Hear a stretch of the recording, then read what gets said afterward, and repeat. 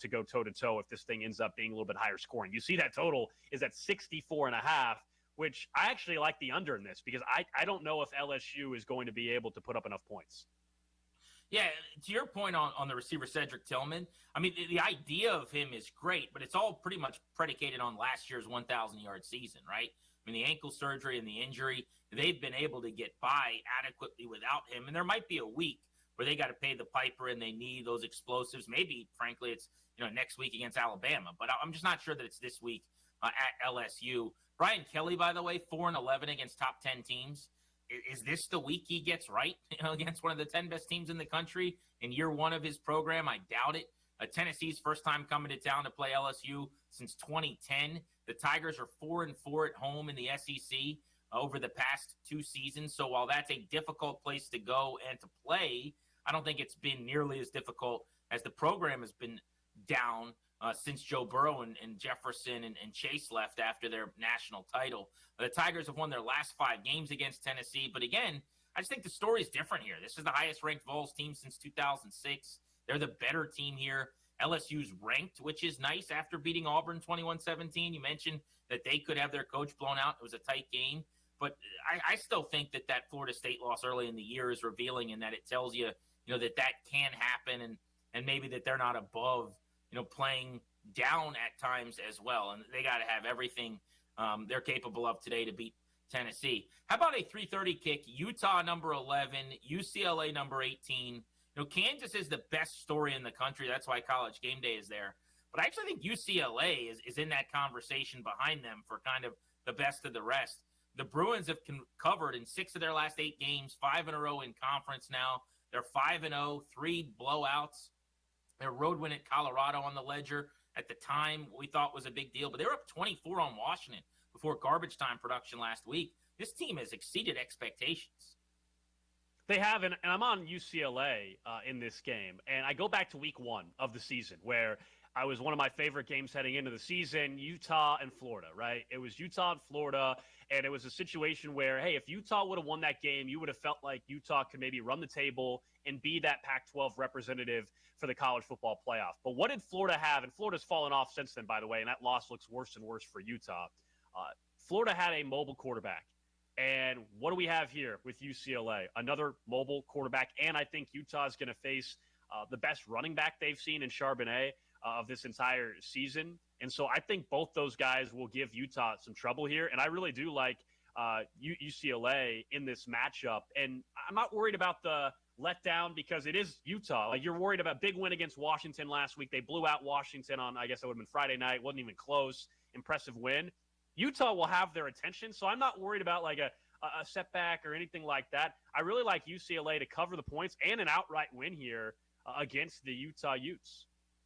Wow, I love that. I mean, I'll say this about the Utes. 4 straight wins, all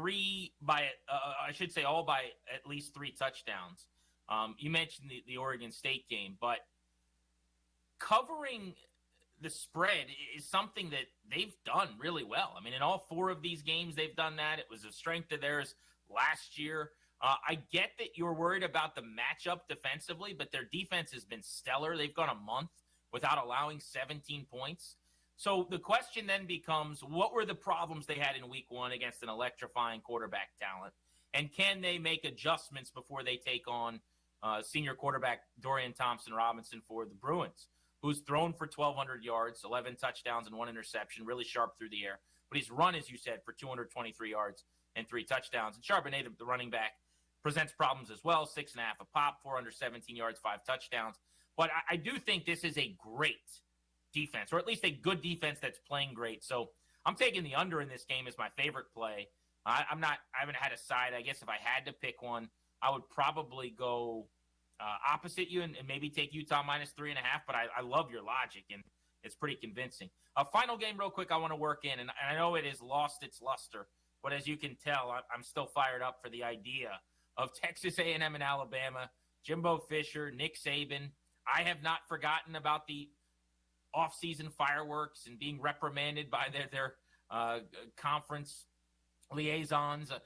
This, to me, is going to matter, I think, to the programs, to the locker rooms, to the players. They're going to try to make their coaches right. I don't know that there's enough firepower for Texas A&M, but I hope this game is close. Remember, last year, 41-38, the Aggies beat Bama, and it was the first time at that point that an assistant of Saban's had ever gone on to beat him. That would subsequently happen in the national title game. We don't really know how healthy Bryce Young is or what's going on there. I mean, if Jalen Milroe has to play, it's a big drop-off. It'd be the Jahmyr Gibbs show, ran for 200 yards and 2 touchdowns last week, and they'd pretty much hand it to him 70% of the time. That could make the game a little bit closer. Because of what you said about the offseason and what you mentioned about Jimbo Fisher and how well they know each other between Nick Saban and Fisher, that's why I think A&M can cover the 24. Maybe you got it at 24.5 earlier in the week as well. I think this is a game where they can cover, but it's not going to be a competitive game, right? 24 points is a heck of a lot of points still to even consider it a game where you're going to sit around and watch. I'm just disappointed that we don't have an A&M team that's coming in, as a top 15 team or top 10 team as well to really spruce this thing up. This game's not going to be that competitive. I know the Bama defense is not the same Bama defense that we've seen in years past, but they still, to me, will give all kinds of problems for an inexperienced quarterback and inexperienced offense really overall of Texas A&M. That just has been a really big disappointment. His record, Jimbo Fisher's record in his first couple years, has been the same as Kevin Sumlin, who they ended up running out of town. And we all know they're paying Jimbo way more than they paid Kevin Sumlin, as Jimbo Fisher's on that massive contract. So I don't think in today's game This is Pirate Radio, WGHB Farmville, 1250 and 92.7 FM Greenville, WDLX Washington, 930 and 104.1 FM Washington. The following is an exclusive presentation of Pirate Radio, the voice of the pirate nation. And you can expect us to play with a lot of effort, a lot of energy, and be able to execute and go make a lot of damn plays for this offense. I love a shark. A shark does two things. One thing, he never goes backward. He's always moving forward. The next thing he does, he never sleeps. You ain't never saw a shark and a catfish in the same fish tank.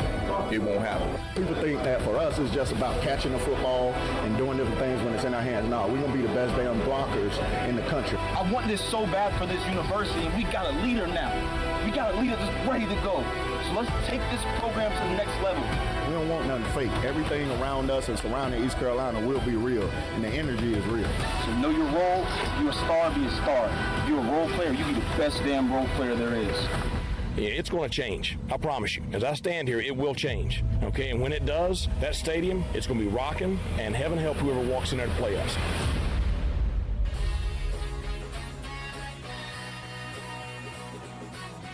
Pirate fans, get ready. It's time to talk ECU football on the Bud Light Pregame Tailgate. Brought to you by Bud Light. The Pirate Radio sports teams will get you ready with a game-winning strategy, live reports from the stadium, a breakdown of all the X's and O's, and all the scores and previews of other games around the country. Let's get ready. It's time for Pirate football on the voice of the Pirate Nation. Now live from the Pirate Radio studios, the Bud Light Pregame Tailgate is on the air.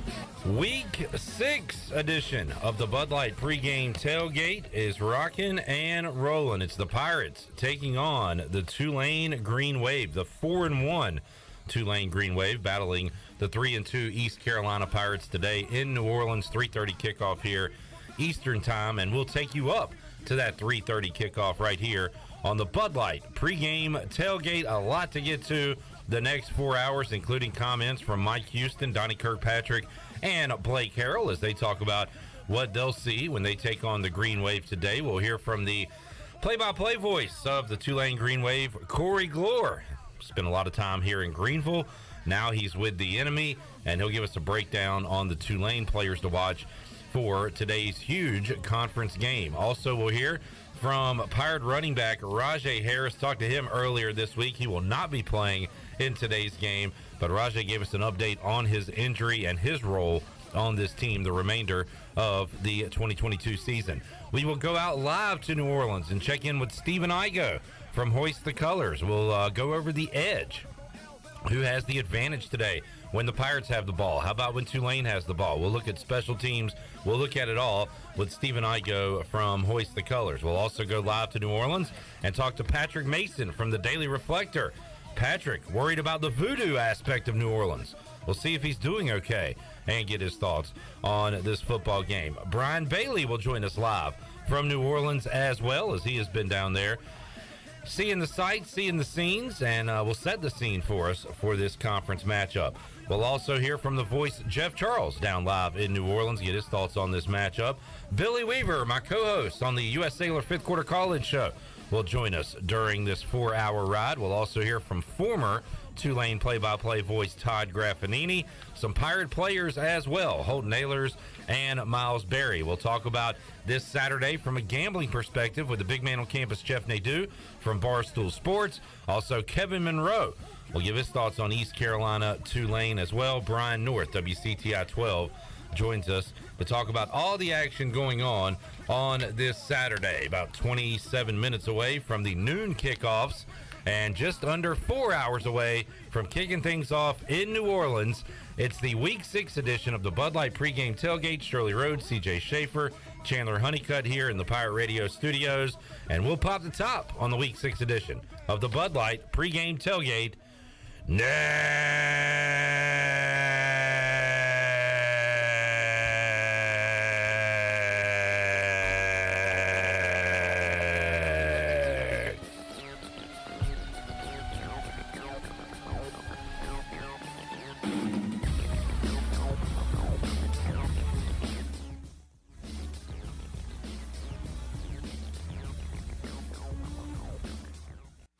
Are you ready for some football, Pirate Nation? Bud Light is America's favorite light beer and the official beer of the ECU Pirates. When planning your fun times this football season, be sure to pick up some Bud Light at your favorite retailer. Bud Light carefully brews their beer to be perfect for anywhere there's fun. Because when there's fun, Bud Light is there. Get ready to have fun this season, Pirate Nation, and always stay in the game and drink responsibly. Bud Light, the official beer of the ECU Pirates, and proudly distributed by Carolina Eagle Distributing since 1989.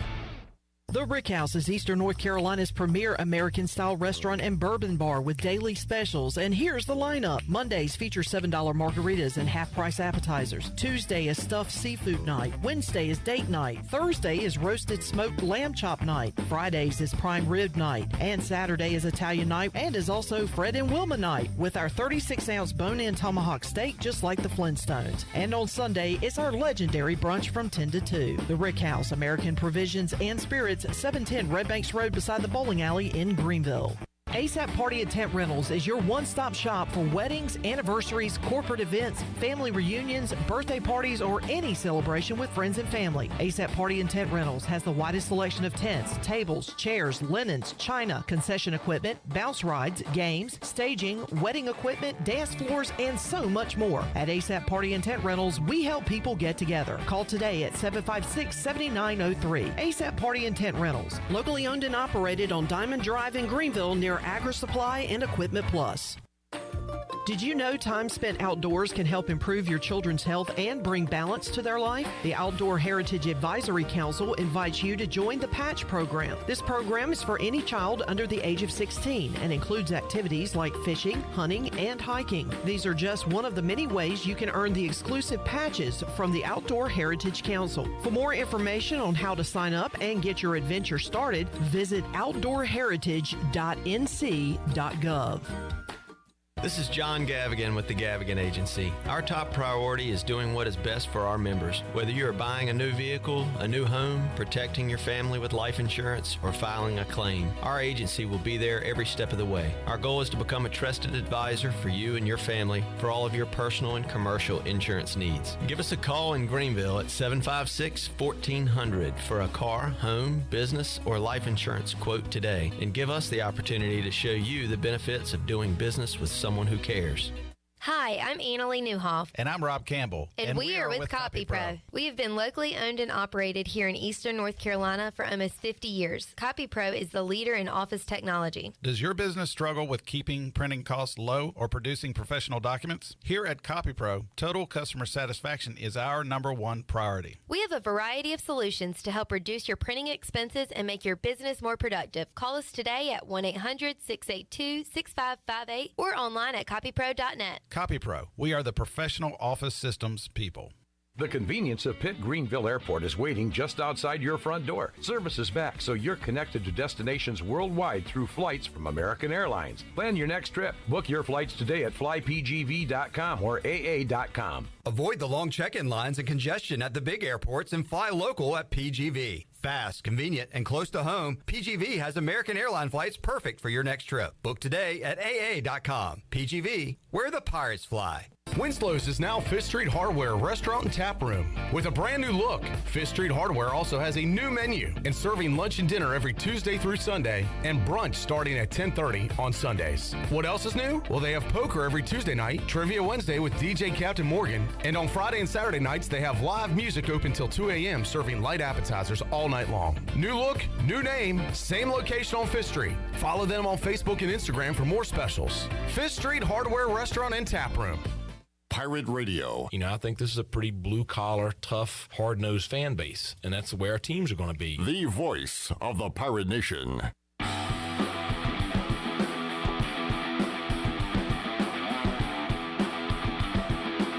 You're listening to the Bud Light Pregame Tailgate, powered by Bud Light, the official beer of the ECU Pirates, and proudly distributed by Carolina Eagle Distributing since 1989. Now, back to the show. Welcome back. For the latest breaking news, interesting stories, and awesome contests that can make you a winner, be sure to follow Pirate Radio on our social media. Follow us on Facebook, Twitter, and Instagram at PR927FM. And you can join the close to 60,000 followers today. Now let's head back into the Bud Light Pregame Tailgate. Here's your host, Clip Rock. All right, good morning. As it's about to be noon and afternoon, we'll get into this noon window of kickoffs.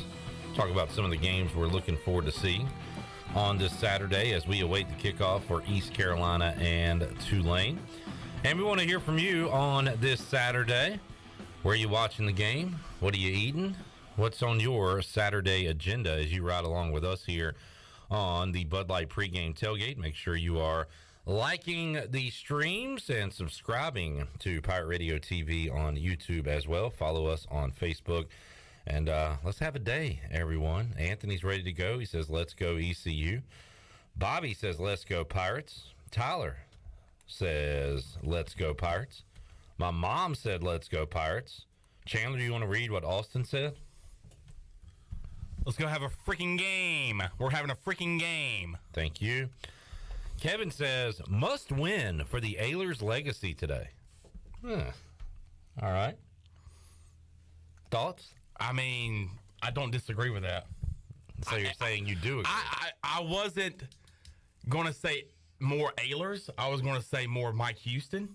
I think this could be a big win in the Mike Houston era at East Carolina. Wow. You're looking at 4-2. You're looking at bouncing back with back-to-back wins after a tough loss, a brutal loss to Navy. Back-to-back road wins after a home loss to Navy.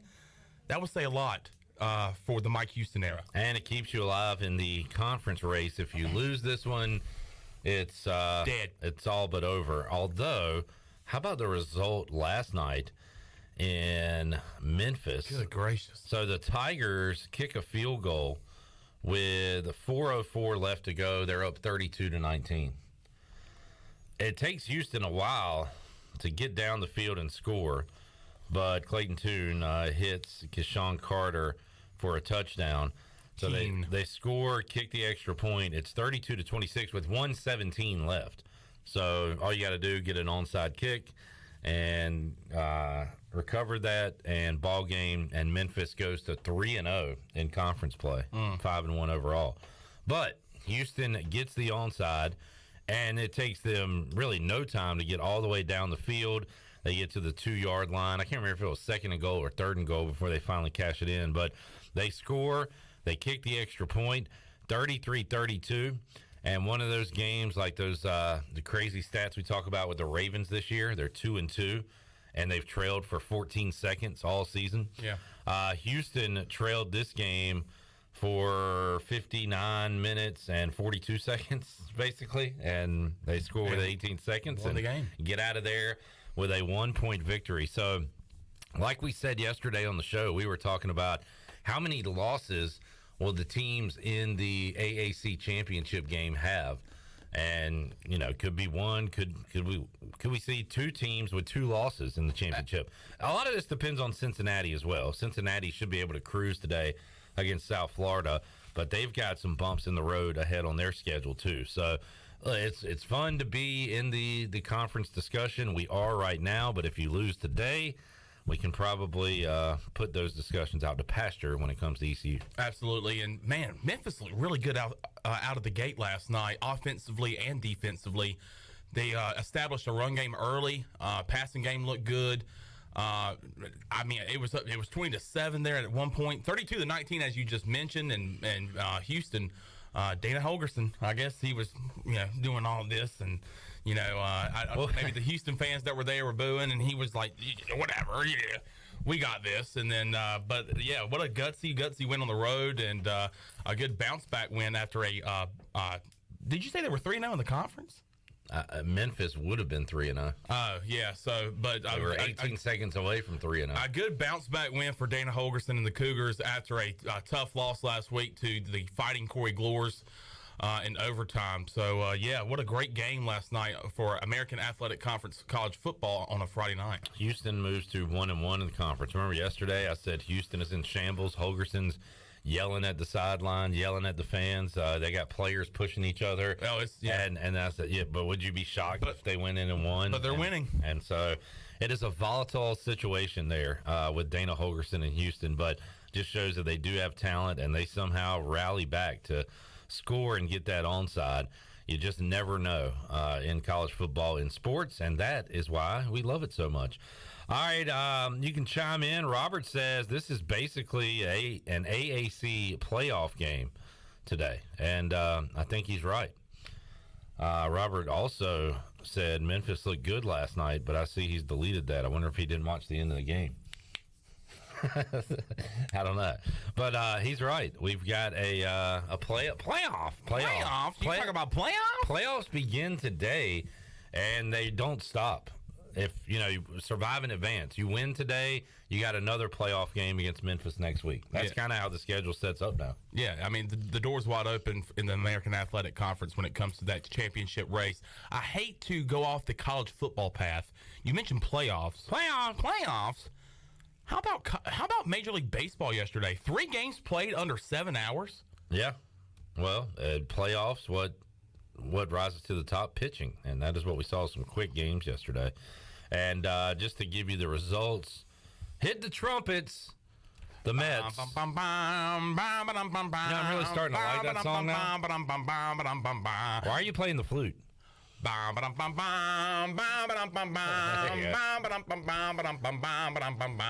Padres beat the Mets 7-1. Yu Darvish dominant. Max Scherzer giving up some runs early and often. So the Padres lead that series 1-0. By the way, these are 3-game wild card series, all being played at the home of the team with the higher seed. So all those games will be in New York. Game 2 coming up later tonight. Rays Guardians. Guardians beat the Rays 2-1 yesterday. And what time is that first pitch today? I will look it up. Do we have day baseball? There's nothing like it. Nothing like days baseball. They are going to throw out the first pitch in about 20 minutes. So Rays Guardians coming up today. Mariners beat the Blue Jays 3-run first inning, and that was enough to do it as they beat Toronto yesterday. So Igo's Mariners can advance to the division series if they can knock off the Blue Jays today at 4:07. And the Cardinals scored the Phillies scored 6 in the 9th against St. Louis. They win at 6-3. And now the Phillies have Aaron Nola on the mound with a chance to advance to L.A. And take on the Dodgers in the divisional round. So that's what's going on. That game is tonight, 8:37. Mets, Padres at 7:37. Mariners, Blue Jays, 4:07 today. On a great sports day, college football, wall-to-wall, and you've got the MLB playoffs. And we'll keep you up to date on the Buccaneer Music Hall scoreboard presented by Dub-Buck. Want to say thank you to CD's Grill. Great country cooking. They've got awesome specials each and every day. But, man, they hooked us up with some breakfast sandwiches. And you want to talk about a match made in heaven, a marriage, more like a throuple, I guess. The link sausage. Oh, my God. The fluffy egg And then that cheese. It's the cheese. You think it's the cheese? It's the cheese that makes it. It's the cheese that smack dab in the middle of the egg, the fluffy egg, as you said, and this sausage. I'm going to take a bite. You know, I think what I'm going to start calling you, Chandler, I'm going to start calling you Big Cheese. Is that, you like that nickname? Big Cheese. The Big Cheese is here. Hey, just call me Big Cheese. Something's missing here at this party. Hey, did you call Big Cheese? Maybe Big Cheese. Did you invite Big Cheese? Is Big Cheese coming? I think Big Cheese could be your new nickname. Is Big Cheese coming? At least for today. So, man, CD's Grill, Fire Tower Road. Again, great country cooking, and the breakfast is top notch because I have had not one, but two breakfast sandwiches. Just like you did with those cupcakes the other day? On this Saturday. That's right. Yeah, go see Lawrence. And I, by the way, I've been on Facebook. I follow CD's on Facebook, and Lawrence has been going live during the week and kind of showing off what they have as specials and stuff. But you're talking about pork chops, collard greens, all kinds of good stuff, all good kinds of country cooking over there at CD's Grill. So go check them out. So I mentioned Robert had said, and Memphis did look good last night for a while, but I saw where he had tweeted, he had put that on YouTube and then taken it down. And sure enough, Robert said, "Yeah, I shut the game off in the third quarter. Thought Memphis ran away with it." And look, that is the great thing, right, about sports. You just never know. And Memphis should have. I mean, they're feeling awful today. Oh my gosh, that they let that one slip away. Yeah. So yeah, that's pretty funny. Steve says, "How about them Mets? Crank up the trumpet there, Big Cheese." Yeah.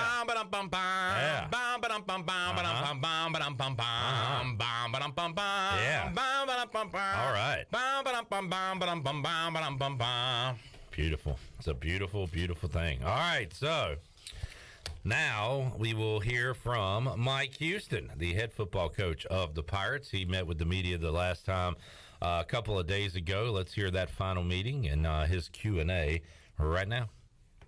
Tuesday, Wednesday practice in the books. So one step closer to getting ready for our matchup down in New Orleans. Obviously, we talked on Tuesday just about what we're up against. Very solid football team. So we've had a solid week of practice. I've got to put our finishing touches on it the next couple of days before we head down there Friday afternoon. So, questions? With Pratt coming back for them, that's another mobile quarterback, but a different type of mobile, I guess, again. I mean, he's much like ours in that, extremely experienced. I mean, he's been a starter for 3 years now and, ton of experience. He's seen every look imaginable, great operator. So just further add to the challenge that we have. The older guys, they've gone against Tulane a number of times. You get the sense they have a feel for how important this game is and how the type of style they play with. They know exactly what they're up against. I mean, I think they respect Coach Fritz and the job that his staff has done there just as much as I do. How has Camaro Edmonds been this week in practice, maybe getting more reps? Excited. I mean, he's anxious. Looking forward to getting some time, and Coach Foster's done a good job pushing him this week, and I think he's stepped up his performance. So, kind of in the same vibe, Marlon Gunn, his kind of first week as the top dog. Well, he's not the top dog, but he's one of the dogs. Okay, but I'm telling you, I've been thoroughly impressed with him. Not just this week, but I mean, this has been something that's been building. He does a great job at practice. His work ethic and the way he competes. He does not practice like a freshman. So really excited for him. At practice the past couple of days, Raji's been out there cheering everybody on. Yeah. How important has that been to the team? It's been good. He stopped by and saw me today before meetings and stuff, and he's the same self, and I know he's not looking forward to what he's got to go through, but he's kept a very positive vibe, and I really appreciate the way kind of Pirate Nation's rallied around him, and I think that shows, number one, just how great our fan base is, but I think number two, it shows just how attached everybody is to him and his personality. So, like I said, he's going to continue to contribute to our program. It'll just be in a different capacity moving forward. What can you draw on from, I guess, the previous week on a road game, moving into another road game? Like, how do you kind of bring that same energy in? Well, I mean, I think that it'll be a different setting in that, it's going to be probably a pretty pretty full stadium. I would expect that we're going to have a pretty large contingency down there from our fan base. But still, I mean, it's a travel game, so I think last week's good, even for the experienced kids. It's their first road game of the year, so it's been a while since we were on the road, so it kind of got everybody back in the groove. Kickoff is a similar time, so that the morning routine on Saturday will be similar to what it was last week. So I think it's good to have that under our belt. Talking about Marlon, he's going back to his home state. Do you think he's pretty excited about that? He's excited. So I think he's used up everybody's allotments. So he'll have a bunch of family there, and that's great. I mean, he's got a great family, and his grandparents and mom and dad and everybody. So it'll be good for him. So, Coach Holton talked about his decision making improved drastically, and obviously the results were there. Did you see that out of him this week in the game and then in practice? Well, I think last week in the game, I thought his decision-making was very good. And, we put a lot on him. I mean, he's very similar to Pratt in that, he's seen about everything. And so he'll be prepared. And I'm sure Tulane's going to throw some stuff at us we haven't seen. They do a great job of game planning, but, he's seen a lot of stuff. So, I think he'll be able to handle it. All right, there is Mike Houston earlier this week talking about his team and their preparation for the Tulane Green Wave. Let's look at some offensive numbers on the UBE stat sheet. East Carolina right now scoring 35 points per contest, averaging 172 yards on the ground, 314 through the air with a big passing day last week. So they are averaging 486 yards per game. This will be I would say second toughest test defensively that they've faced so far, but the way Navy played, maybe the third. I mean, that Navy defense gave us more troubles than we thought we'd have going into that game, but I'd put Tulane probably second on the list behind NC State as far as defenses East Carolina has seen so far this season. On third downs, East Carolina is converting at 51%, 38 of 75. But, man, the Pirates have been really good on fourth down. They've already gone for it 11 times this year, and they have converted 8 times. Wow. So East Carolina 8 of 11 on third downs this year. Pirates really good in the red zone as well, 20 of 23 on the season for 87%. And they've got a good red zone touchdown percentage as well. 16 of those 23 trips have ended in a Pirate touchdown. So 70% there. Looking at some of the numbers on the UBE stat sheet on the offensive side of the ball, let's hear more about the Pirate offense. Donnie Kirkpatrick met with the media this week. Coach, Tulane, they had some injuries last year defensively and seemed to have a number of guys back. Yeah. What's the biggest difference you've noticed year over year for their defense? Well, you're right. Last year, they'd been a really good defensive program. The year before, they had 2 defensive ends went in the draft. And I know we had a hard time blocking them that year, too. Last year, injuries had really, put them in a bad situation, and they didn't have a great year defensively, probably statistically or, realistically either. But that ain't the truth. There's nothing true about that this year. They are, the number 1 pass defense in the nation. Okay, 126 yards a game is what they're giving up passing. That ain't much. I think they're number 9 in defense, total defense overall. So it's the same defense, but they're using different versions of it. It's last year a lot more man coverage, and now a lot more zone coverages. Very exotic in the secondary.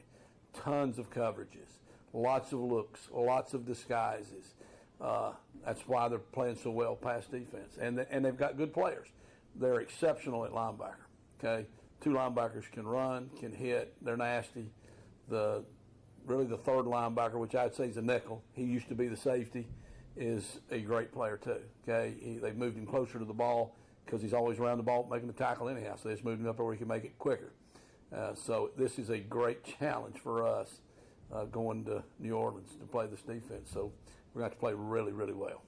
What have you seen from Marlon and Kamara this week in practice with their elevated situation? Well, Marlon is obviously extremely excited about returning back to the state of Louisiana. I think he's had this game marked, on his calendar since we recruited him. And we jokingly had talked with him a little bit the week before about, hey, don't wait all the way to we play Tulane. Why don't we get a couple things going here before, so we'll have even more confidence and get you more playing time. And he's like, I want to, I want to. And so it just so happens that he's starting to get that, and he really responded. And, the thing he did so well wasn't just run with the ball. He did do a good job with that. But his pass protection was great. And that's the thing the young backs struggle with. It was because in high school, they don't block nobody. Why do you have your best player blocking? You give him the ball. You throw him the ball. And so he picked up every blitz that they threw at him. And, that's when Keaton and Raji first started playing. They found out, we'll check the rookie running back. Because everybody knows that. Everybody knows the running backs come in. They don't know anything about pass protection. So they blitzed them to death. And they struggled with that. And, boy, he did a great job with that. In fact, I thought he made probably one of the 4 or 5. There's always 4 or 5 key plays in the game, and he made one of them. On 4th down, we threw him the ball out there in the flat because everybody was covered. We actually had a busted route. And he ran over a guy, spun off a guy, made a first down. That led to our second touchdown. I thought that really changed the momentum of the game. So I've just seen him continue all week to play better with more confidence, more excitement. Camaro's done the same. I think he knows this is why I came here, to get an opportunity to play, and he surely got an opportunity this week. So CJ had a great game last Saturday, but is going through a lot. How has he been progressing this week? CJ has been through a lot. He's been through more than anybody could ever believe, and he's really matured. I think the team has been great for him. I think he's learned how important it is to be on a team, or how nice it is to be on a team. And I think he's very appreciative of that. I think you could see the emotion when he scored the first touchdown.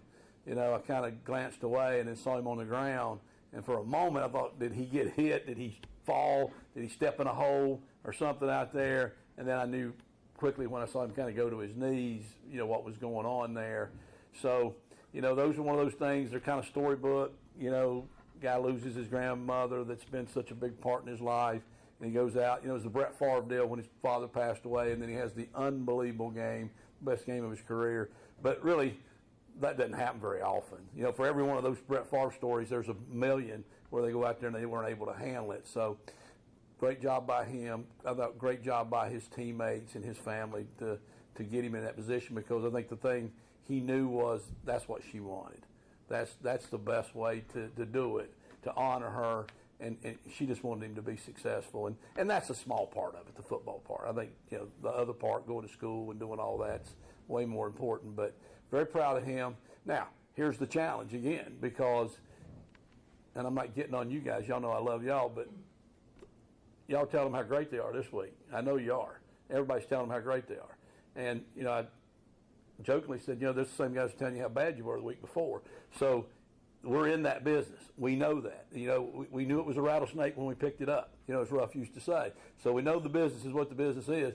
You hope that they can just say, why did I play so well Saturday?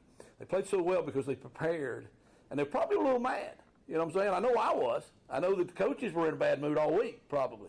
And they probably, put them in a bad mood. So I hope that they'll get back in that same mindset, because that's what it's going to take. It'll be tougher this week, though, than last week, because we'll be playing them at their home. And these suckers are good on defense now. I'm not lying to you now. These suckers are good on defense.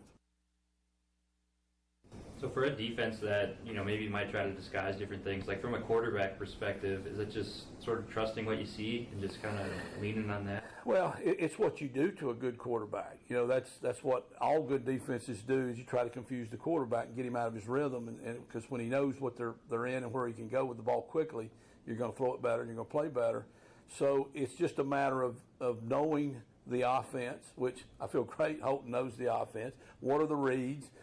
How to read coverage, know what the keys are. No matter what you do defensively, and it's the same offensively, you're going to have some tips. There's some things that you do that are just okay. I mean, you hear our defensive guys, when the back and the tight end on the same side or this alignment, they see a cut split, okay, you're tipping that off because we've studied film. And you do the same thing, studying the defense. So there are some keys. They do a great job of trying to not let you find them. But hopefully Holton, it will be ready by Saturday. And then again, whoever's next, like Mason, they got to be prepared, because you're always one snap away, from that guy being in there too. So I think we will be ready. You know, that's why we practice hard all week. But yeah, they've got some good stuff in now. You guys always, preach next man up, be ready. But for a guy like Camaro, like now that he kind of realizes, hey, I'm right there, I can play. Do you see that light maybe come on? I thought he's had more energy. You know, I thought yesterday in a competitive drill we had against our defense that, he was lowering his pads a little bit. It wasn't a tackle drill. It was a thud drill. But now our thud's pretty live. And he put a little extra into it, and we're like, okay. And everybody is told that. Next man up, you never know you're going to play. But I guess until you can really see the end of the line and say, well, I can really get to that position, it is really hard to probably think, am I going to get in there? And then sometimes you get excited and then you don't get in, you get disappointed. And how many times can you do that before you think, well, it's never going to happen? But I think right now he knows it's a pretty realistic chance that he's going to be in the game, getting that carry or that first block or whatever it may be. So there's a reason we brought him here. There's a reason he came here.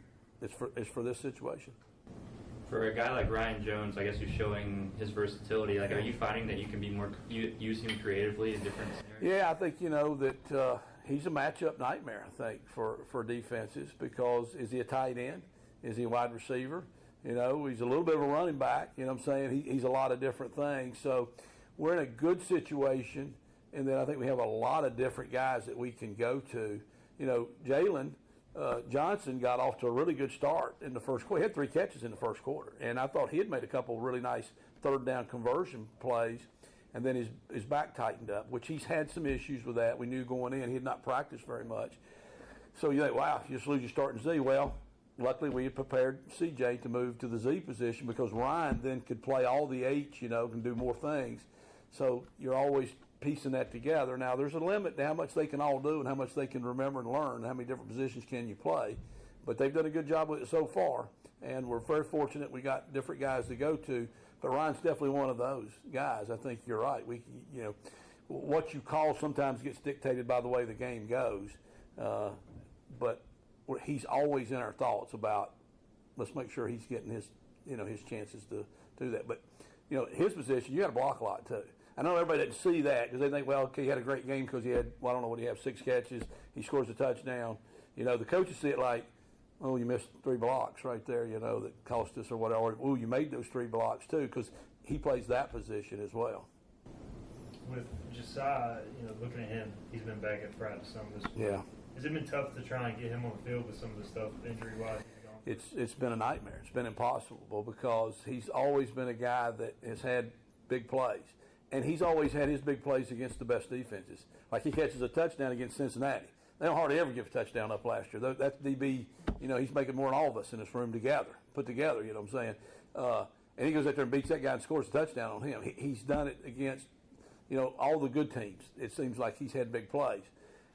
This year, it has just been a nightmare for him and for us. And I don't know when that's going to end. He does seem to be moving around better this week. I think we're a little careful right now that we don't want to use him up and get him re-injured before he's 100% because, I don't know, fast is a good thing to be, but there's something about fast people that get injured more with the soft tissue injuries, those sprinter-type guys, and when they're not full speed and that's your number one asset, you're not nearly as good, you know what I'm saying? So. You go from preparing for a team that runs a lot of man to a lot of zone. How much does that change just throughout the week, what you do this week? Well, you really run in the same plays, but there's different adjustments. When you're in man coverage, there's different reads. So, when you come up and they're in 3 deep, the read might be to throw it over here. And it's man coverage, it's to throw it over here because certain routes are man routes, certain routes are zone routes, and you build your whole, passing game like that. So we'll run the same plays, but it'll probably go to a different player, you know what I'm saying, because of that. But, that's what you see. You see different defenses each week. And, I guess in a way it's the fun part because that's the challenge in it. But it is the tough part because you've got to be in a different mindset, Last week they came up, pressed us. That makes it easy, really. It makes it easy as a play caller. It makes it easy for the quarterback. It's not much decision, right? I got this guy one-on-one. Throw it, he beats him. I make a good throw, we win. He didn't beat him. I don't make a good throw. We don't win on that play. You know, these exotic zone coverages, you're right. You might be catching the ball, and they're changing coverages in the middle of the play, and you're looking left, looking right. And if you're not careful, you'll be sacked, before you get rid of it. Coach, you talked about Camaro. You talked about Marlon. Yep. Keaton practiced last week. Looked like he was good to go, and then he didn't go. Yeah. Where are we at with Keaton this week? I think he's much better this week. Last week, we probably just believe in him so much, probably just wanted him to be better than maybe he was. I think he wanted to be better, and we still weren't sure even up to pregame. But in the pregame warm-up, he couldn't go. He just didn't feel it, and in no way were we going to, risk him losing a career or the year for one game. That's just not a good bang for your buck right there. And we had confidence in Rajai, obviously. So that's why we were a 1-2 punch. That's why we're glad we got two of you. And we felt like Marlon was ready. So now, with Rajai getting hurt, that really did stress us a little bit. I don't know if anybody's that deep or not, but Keaton has he's gotten all the diagnosis. We know what it is. They know how to treat it. Sometimes when you get hurt first, you're not sure exactly what it is until you figure out, what kind of rehab do I need? What kind of medicine do I need? We know that now. They're taking care of that. He's practiced much more full speed this week. So last week I really wasn't very optimistic about it. This week I'm pretty optimistic that he'll be able to go. All right, need Keaton Mitchell in the lineup today when East Carolina takes on Tulane. What are they losing in Rajai Harris? Rajai, 238 rushing yards on the year, but he is doing it near pay dirt around the end zone. Five rushing touchdowns already on the season for Rajai Harris, and unfortunately, that's the number he's going to end on this year. Keaton Mitchell has 3 scores, 386 yards. Keaton Mitchell is averaging 8.4 yards per pop, so he is getting it done with those long runs. A lot more Marlon Gunn we expect to see today, and moving forward, 144 yards on the year. He's averaging 6 yards a carry, and has yet to reach the end zone. He's been close a couple times at the end of games, and then the Pirates will take a knee. So hopefully we'll see him cash one in.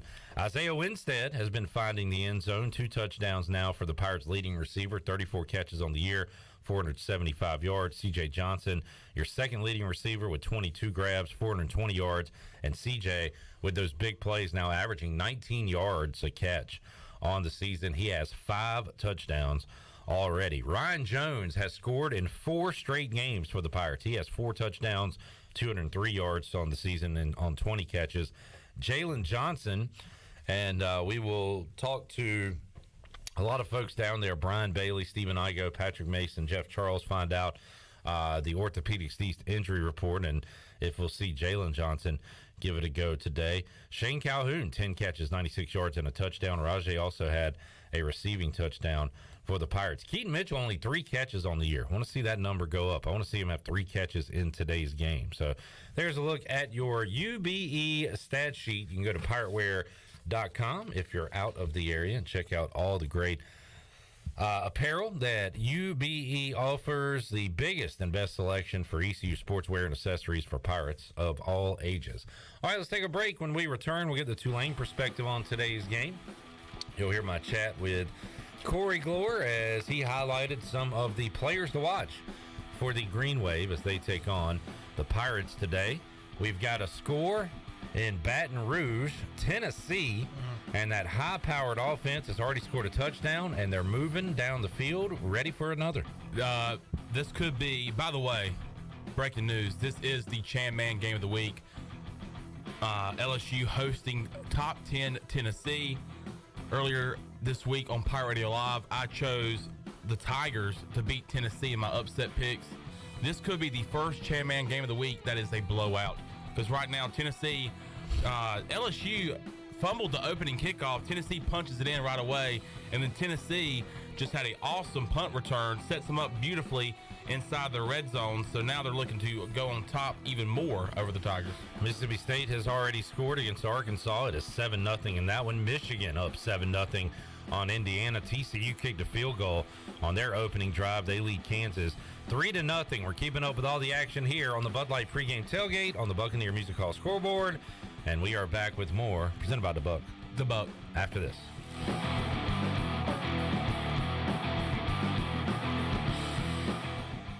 Hey, Ellerby, have you tried our new menu at Clean Eats? I was planning on going there today. Tell me what's new. First of all, you're going to love our new Melts. A Melts is a quesadilla folded over like a sandwich full of things like beef and queso and chicken parm. Scott, tell me you got more. Man, I do. We have pretzel bites with queso, our fabulous meat and taters wrap, and we even have Clean Eats mac and cheese, complete with beef or chicken on top. It all sounds awesome. I'm going to head over there now. Fantastic. I hope to see everybody at Clean Eats, 805 Red Banks Road, Arlington Village.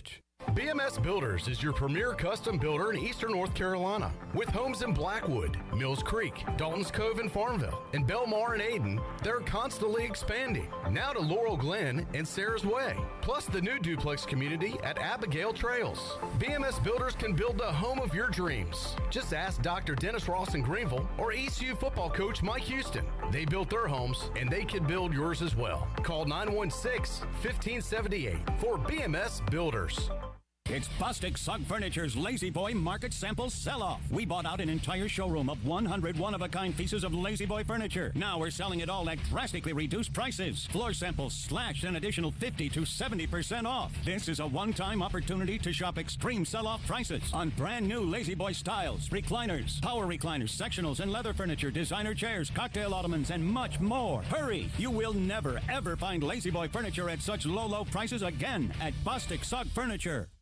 Tired and sluggish? Down in the dumps? Or do you just have the blahs? Well, maybe you need to hydrate. Revive Health and Wellness offers IV hydration, which can help you with lack of energy, improve your mood, assist with immunity, and even fix a hangover. Call today to set up an appointment at 350-1805. Locally owned and operated by Samantha Casper, Revive Health and Wellness has a new location and is ready to serve you. Stop by at 2459 Emerald Place in Greenville or go online at revivehealthwellness.org.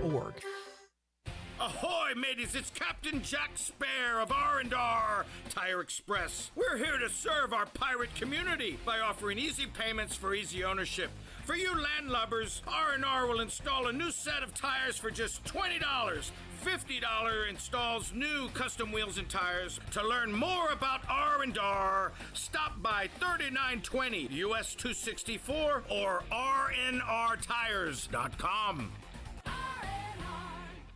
Are you looking for a home loan? Look no further than Amy Goss at Guild Mortgage. Since 1960, Guild Mortgage has partnered with industry professionals to close loans on time and help millions of Americans realize their dreams. Call Amy Goss at Guild Mortgage in Jacksonville, 910-389-4602. Amy Goss is licensed in Florida, Georgia, Maine, North Carolina, South Carolina, and Virginia. Guild Mortgage Company, Equal Housing Opportunity, NMLS 3274. NMLSconsumeraccess.org/for licensing information. Please visit guildmortgage.com/licensing. Guild Mortgage is not affiliated with Pirate Radio.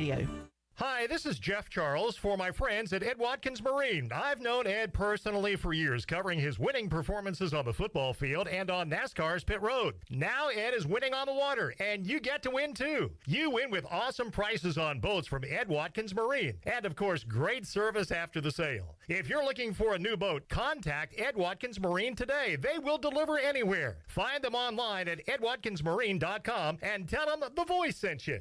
Great food, great atmosphere, and great service is Ottavola Market Cafe. Ottavola is simply a restaurant that focuses on that, being a great restaurant. There's something for everyone at Ottavola. The menu offers a variety of great choices like pastas, pizzas, sandwiches, soups, salads, and seasonal rotating selections. Lunch or dinner, Ottavola is always the right call. Call ahead and get Ottavola to go, or stop by the bar for a drink with friends. It's simple. Come and eat at Ottavola Market Cafe, Red Banks Road next to Food Lion, and OttavolaMarket.com. Ottavola, pirates supporting pirates.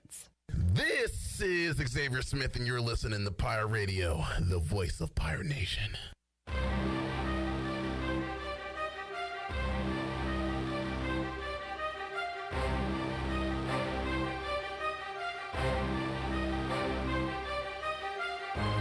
You're listening to the Bud Light Pregame Tailgate, powered by Bud Light, the official beer of the ECU Pirates, and proudly distributed by Carolina Eagle Distributing since 1989. Now, back to the show.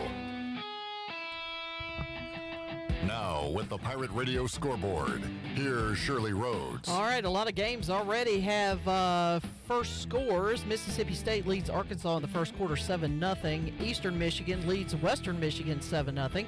Virginia has kicked a field goal. They lead Louisville 3-0 in the first quarter. Number 4 Michigan has a 7-0 lead over Indiana in the first. Missouri and Florida have just about gone halfway through the first quarter. No score as of yet. Maryland has an early 7-0 lead over Purdue. It is TCU 3, Kansas 0. Tennessee kicks a field goal. They now lead LSU 10-0. And Texas and Oklahoma have kicked off. No score as of yet. And that is a look at your scoreboard. And let me double check. The Rays and Guardians have gotten underway in that game. They're in the bottom of the first. No score there either. And that is a look at your Buccaneer Music Hall scoreboard, brought to you by the Buck. It's your beacon of music in the land of the Pirates. And they are open from noon until 2 a.m. with live music every night along with football. Follow the Buck on Facebook and Instagram for updated schedules, and we'll see you at the Buck. Now let's head back into the Bud Light pregame tailgate. Here's your host, Clip Rock. Hi, back with you, Pirate Radio Bud Light pregame tailgate. Clip Rock with the big cheese. Big cheese in the house, baby. In the house. Shirley Rhodes, a lot of scores to keep up with on this Saturday on the Buccaneer Music Hall scoreboard, presented by the Buck. Go Buck. All right, we put out a promo this morning where I exposed my breasts, and not fully. We did mark it off. We did block it. There were black bars over the nips, so nobody would be totally offended by it. But I did put out on Twitter that I need all you fellas to let them free. Oh. Breasts out for a Pirates win. Let's see them. And I'm getting a lot of likes on that, but nobody has exposed their breasts yet. So, yeah. Dudes, gonna need to see those boobs. By the way, guys, man boobs. If you want to see the bare chest, if you want to see the bare nips, you have to pay. If you pay a certain amount of money. Wait, I didn't agree to this. If you pay a certain amount of money, we will send you a unedited, uncensored picture of Clip Brock's breasts. I'm calling my... We will send you a picture of Brock's breasts. I'm calling my attorney right now. And OnlyFans. We cannot have those out in the public. I have been disturbed for the last 20 seconds. Just so we will you know. send them to you. Well, Shirley, they used back in the day, they used to call me 20 seconds of disturbance.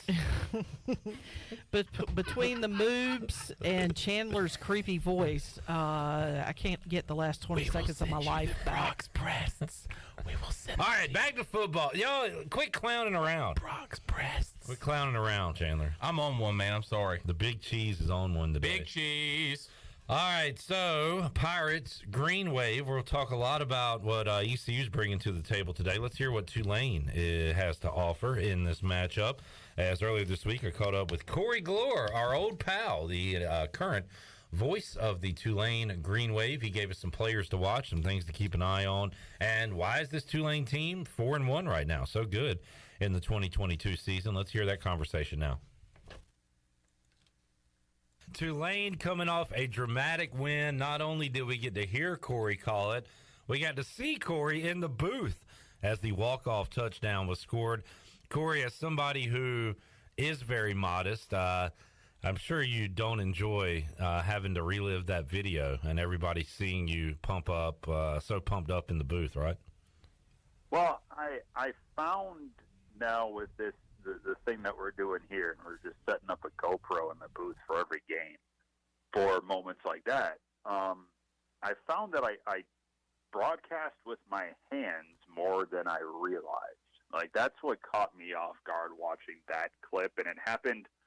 There was one clip that came out when Tulane beat Kansas State a few weeks ago. That was me a little bit more reserved in terms of my physical motion, but there was another one from that game that I saw that was a lot more demonstrative, but nothing topped the one Friday night. Yeah, I use my hands and my arms more than a human being probably should in that scenario. So it's weird, no question. I'm already have to jump over the mental hurdle of hearing myself, and now seeing myself while hearing myself is unpleasant at times.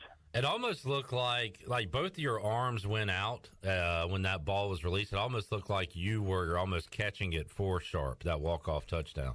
You know what I'm saying? Yeah, Yeah, I mean, if Tajay didn't reel that one in, I had it. Yeah, you had his back on that one. What a call, what a game.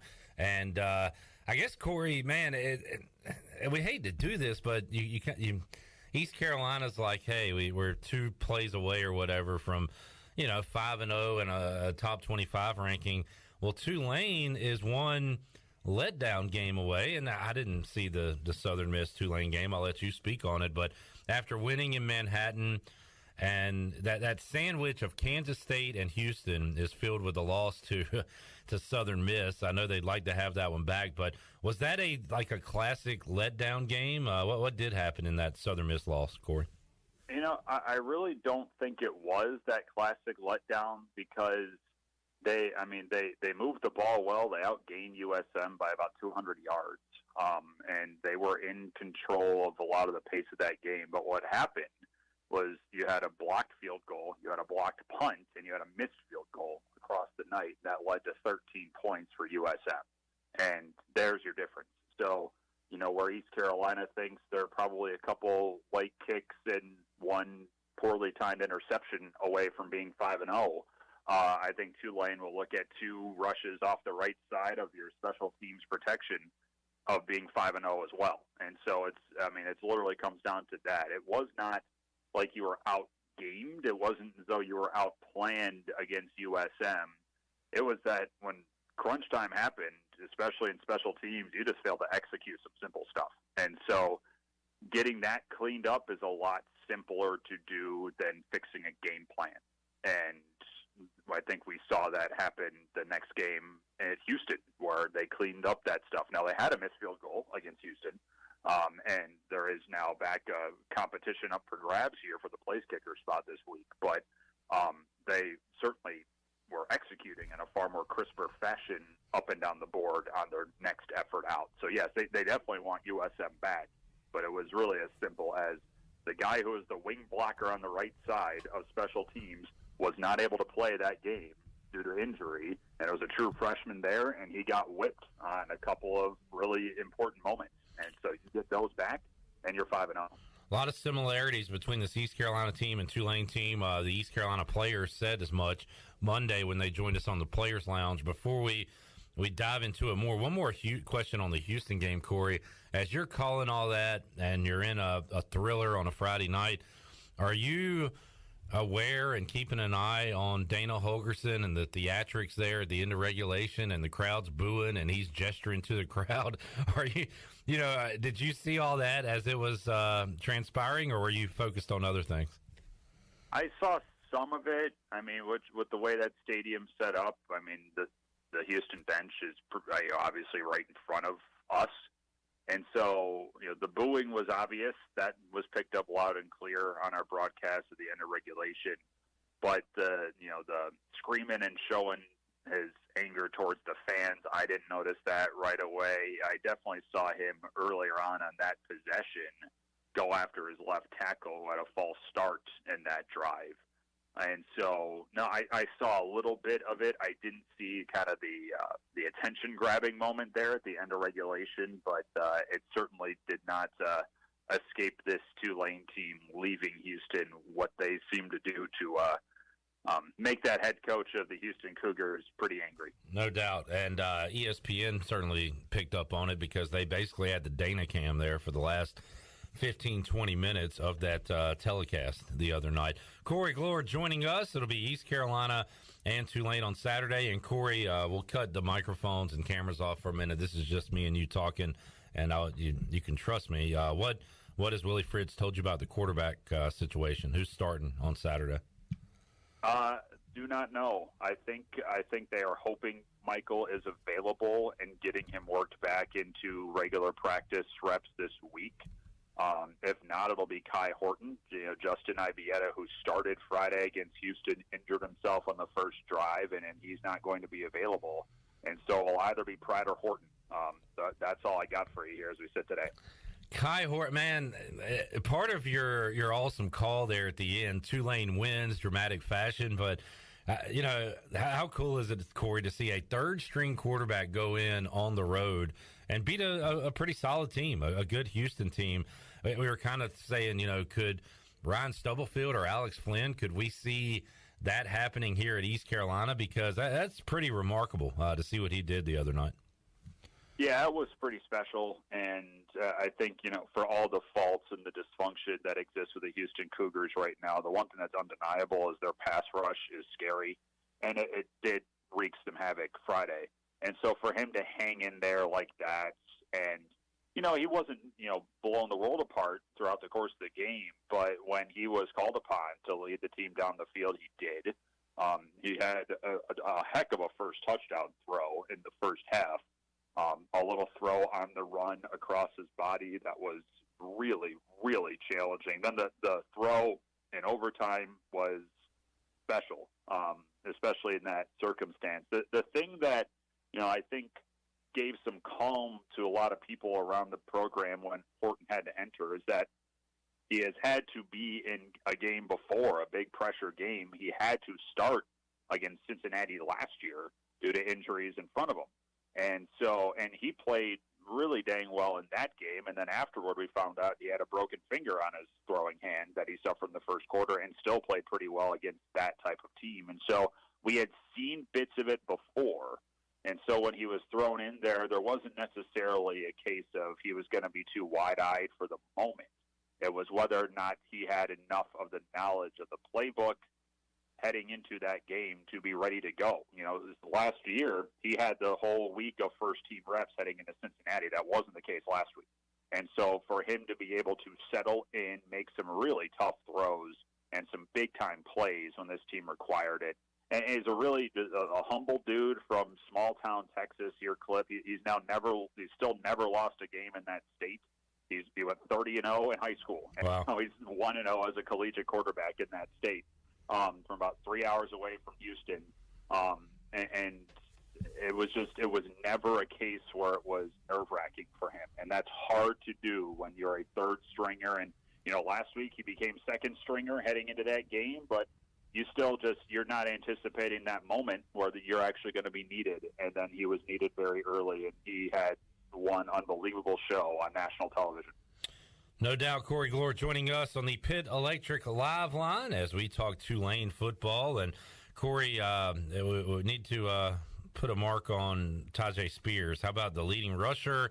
He is the team's leading receiver in terms of receptions, second on the team in receiving yards, and had that one touchdown catch that we all saw and heard Corey call on Friday night. So you got to watch him. Who are the weapons on offense, Corey, that Pirate fans will get to know on Saturday? Yeah, I think I would think this team would prefer that Spears not be kind of the main receiving option here. Now, they did use him in more regular receiving packages Friday. They even put him out in wide formations at times, which we had not seen before. But behind Spears in the backfield, a kid by the name of Iverson Celestine is a really good hard runner. Doesn't really go down on first contact. He just kind of bowling balls his way forward. He's been a nice surprise here so far this year, and he takes over for Cam Carroll, who is out for most of the rest of the year with an injury. And Celestine's come in and done a nice job. I talked about the Southern Miss game and what happened there, Clip. Well, the guy who was out of that game was Will Wallace, one of the two main tight ends for this team. And he came back against Houston, and he's not a major receiving threat, but he is pretty instrumental to how this offense flows. And Tyreek James, who had that game-tying touchdown on the shovel pitch, he just is a reliable guy over the middle that is used quite a bit in this offense. So the two tight ends are utilized quite a bit with how this team moves up and down the field. And then wide receivers, Deuce Watts is now the only Watts twin playing right now. The other one, Bat, tore his ACL back against Alcorn State in week 2. And Deuce had the first touchdown grab against Houston. He had a big-time third down pickup in the final drive of regulation. The key with him was always, can he hold on to the ball? Well, he's holding on to the ball a little bit more here this year. Jaquan Jackson, who was injured a lot last year, he's had 2 punt return touchdowns called back due to holding penalties already this year. He is dynamic when he's in open field and finds a little bit of space, and he looks more like himself. And then Lawrence Keys is a wide receiver transfer from Notre Dame who comes back home to New Orleans. He missed the Southern Miss game as well, and the offense, you could tell, really bogged down without him when they hit the red zone.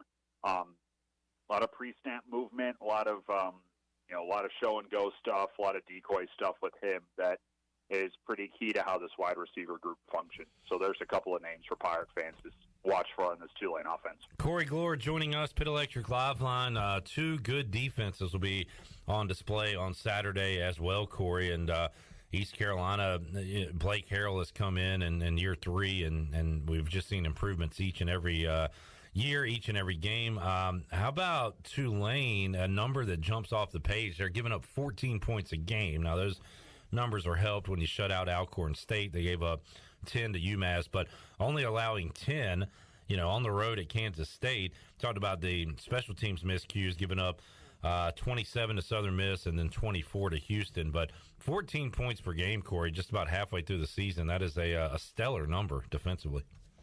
And from where this defense was at this time a year ago to now is a pretty stark turnaround. I remember the game in Greenville last year and how this defense just got straight up torched by Holton and that team.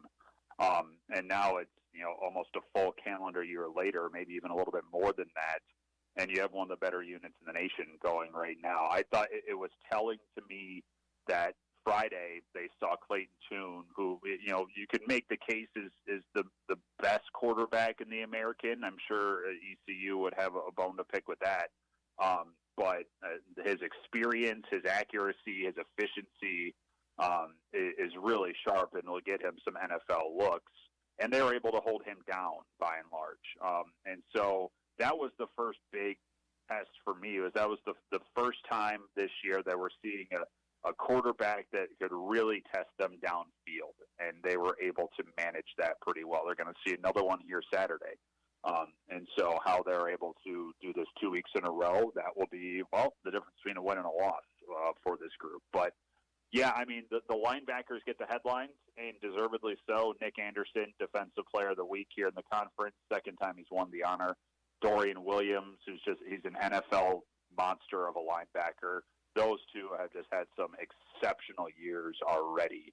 And the front four's been great. They've been pressuring the quarterback. They've been closing the pocket quick. And they're making first contact stick. Like there's no arm tackles. That's when you're hit, you're hit. And with the playmakers that Houston has, with the playmakers that East Carolina will bring in here, that is vital. And so far they have been up to that task of just making sure they land that first blow and make a small gain small and not any bigger. Corey Glore joining us. Corey, I remember commenting on the Tulane basketball crowd last year and saying I'd never seen anything like it. Ron Hunter getting people fired up for Green Wave hoops. Willie Fritz has been there long enough, established his program. Has that translated? Will it translate to an environment on Saturday, Corey? What kind of atmosphere are you expecting for the game? I hope it's a good one. I know that there was a pretty strong push to get people out here for the Southern Miss game a few weekends ago, and that's a big-time rivalry game, too, and so we knew that would have a little bit of extra tension on it. It might have, frankly, it was probably the game circled on most of Tulane fans' calendars was that one. I think where Tulane fans have been for a while, and I think that need to start weaning off of, honestly, is that when highlight moments have happened, they're always it's more of a skeptical, well, let's see how they build off of this sort of deal. And so, I hope that there's a good crowd and a big-sized crowd on hand here Saturday. But just 2 weeks ago was, you got a big-time win on the road and then couldn't do it against arguably your arch rival in front of what was, 23,000 people in this 30,000-seat stadium. So I hope people come out and really start buying into this group because it's a group really worth buying into. Win or loss, what they are showing already this year is worlds beyond what they showed last year. And so it's a group that's worth supporting. And if they're able to notch another win here on Saturday and then they go to Tampa next weekend and, you might be able to start putting some things together. But I think fans are in a let me see you prove it sort of situation right now. And, I mean, the American feels kind of wide open, right, Corey? I mean, the Cincinnati's still the king until they are knocked off the throne, but it doesn't feel like it does in past years where there is, one team ahead of everybody or even a tier that's just far and away ahead of everyone. And I think East Carolina, despite the loss to Navy, still thinks they're in it, and they should be, especially if they can knock off Tulane this weekend. So really makes every game important, makes every game exciting. It's great to have some good football in the AAC and a little bit of parity at the top, Corey. Yeah, I think you're right, Clip, where, right now Cincinnati is the only ranked team in the American, and they had they came close against Arkansas to start the year, but are unblemished since, and that program's a machine now, so it seems like they have filled those massive vacancies from last year's group and at least put things together to the point where now they're ranked, and I think for many around the country it would be called the favorite in the league, but I'm with you. I don't think 5 weeks into the year there is, last year there was a clear front runner in Cincinnati, and then as the year went along, Houston pulled in front of the rest of the pack as they went on their winning streak.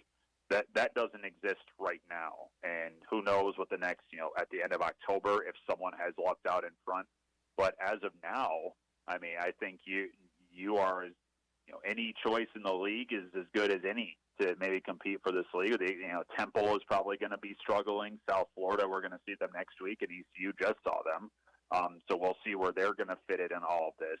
But outside of those two, there's no reason to say that the other 9 teams in this league don't have an honest, legit shot to be in contention here in November. And so that's where a game like Saturday is huge for both of these teams. When I saw the schedule Clip, I saw this was honestly the first swing game I saw on this Tulane schedule. Now, they've gotten to 4-1 in a way that I didn't anticipate they would be getting to here so far this year. Yeah.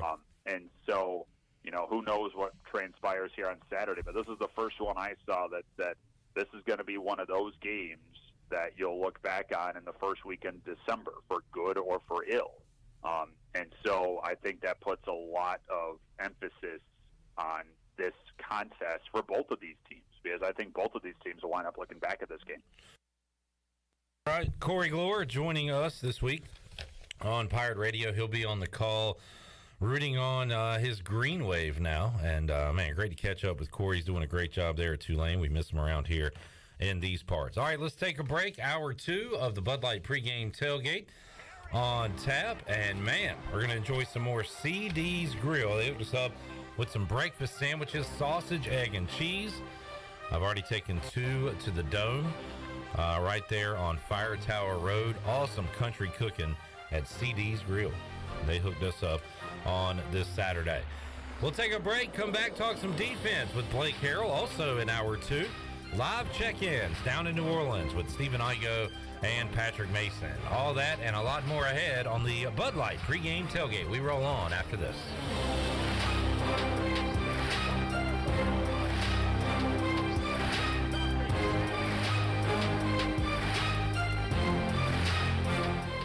Hello, Pirate Nation. This is Jamie Cuccinella, inviting you and your family to come by Cuccinella's Pizzeria and Italian Ice. Cuccinella's has been serving our special family recipe New York-style pizza since 1932. We think you'll taste the difference in just one bite. When you come in for a pie, don't forget to try our house-made Italian ice or gelato. We make small batches every day from scratch with all fresh ingredients. Cuccinella's on Old Tar Road in Winterville, and a new location coming soon to Uptown Greenville. Come and explore great shopping in downtown Washington at Naughty Life. Hi, this is Gina from Naughty Life, and new fall merchandise is arriving every day, featuring all the new Yeti products, like the loadout buckets and waterproof dry duffel bags. We have new fall clothes for men, women, and children. At Naughty Life, we have something perfect for any occasion, like new jewelry and a great selection of sunglasses from Costa, Reflect, and RCI. Visit Naughty Life on Main Street in historic downtown Washington, and like us on Instagram and Facebook. Hey Pirate Nation, this is Brian Buck with Buck Insurance Agency. This season, when you attend your favorite sporting event, take the Game Day Pledge. If your team is playing, win or lose, support your team to the end of the game. When you leave early, you risk missing your favorite athlete making the play of their career. When our family buys a ticket, we always plan to stay to the very end. Take the Game Day Pledge this season with Buck Insurance Agency. Play to the end, stay to the end. Country Mart has been locally owned and operated for over 40 years and is your premier country store serving the best cheese biscuits and country food around. Country Mart is open every day and has 2 locations in Bethel on Highway 11 and in Stokes on Highway 903. Both Country Mart locations are top-of-the-line fuel stations serving Shell gas, including 93 ethanol-free high-octane gas, which is the best for all you boat owners. Country Mart, fueling you up with great food in your engines with great gasoline. Go Pirates!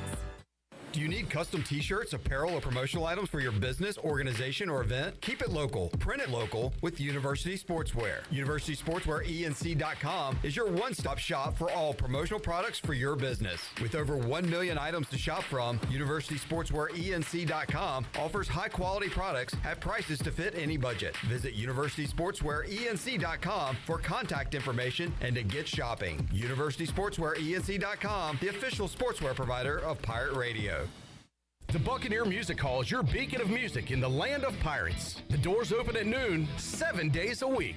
And the Buck has live music every night along with football. Monday is open mic night the first Monday of each month. Tuesday, it's karaoke with DJ Captain Morgan. Wednesday, it's acoustic night. Thursday, it's the dance party with DJ Kid Scene and live music every Friday and Saturday night with the best bands on the East Coast. Follow the Buck on Instagram for information and schedule of events. This season, party like a pirate at the Buck. Be sure to check out David Price Construction for all of your commercial or custom residential renovation and building needs. Run by ECU alumni, David Price Construction specializes in commercial projects, maintenance on facilities, and large-scale residential renovations and additions. Proud to be voted the Remodeler of the Year by the Home Builders Association of Raleigh-Wake County in 2018 and Best Business Commercial Remodel Project winner for 2020. David Price Construction, the proud ECU Home Services partner. Wings Over delivers. Wings Over delivers. Wings Over delivers. If you're looking for wings to be delivered to your home, Wings Over Greenville has you covered with no third party needed. Wings Over Greenville has its own in-house delivery service. Be sure to try the all-new tender sandwiches by ordering ahead on the Wings Over mobile app. Open till 3 a.m. on Friday and Saturday, Wings Over has everything to cure those late-night munchies. Give them a call at 758-9464. Wings Over Greenville. They deliver. This is Pirate Radio, WGHB Farmville, 1250 and 92.7 FM Greenville, WDLX Washington, 930 and 104.1 FM Washington.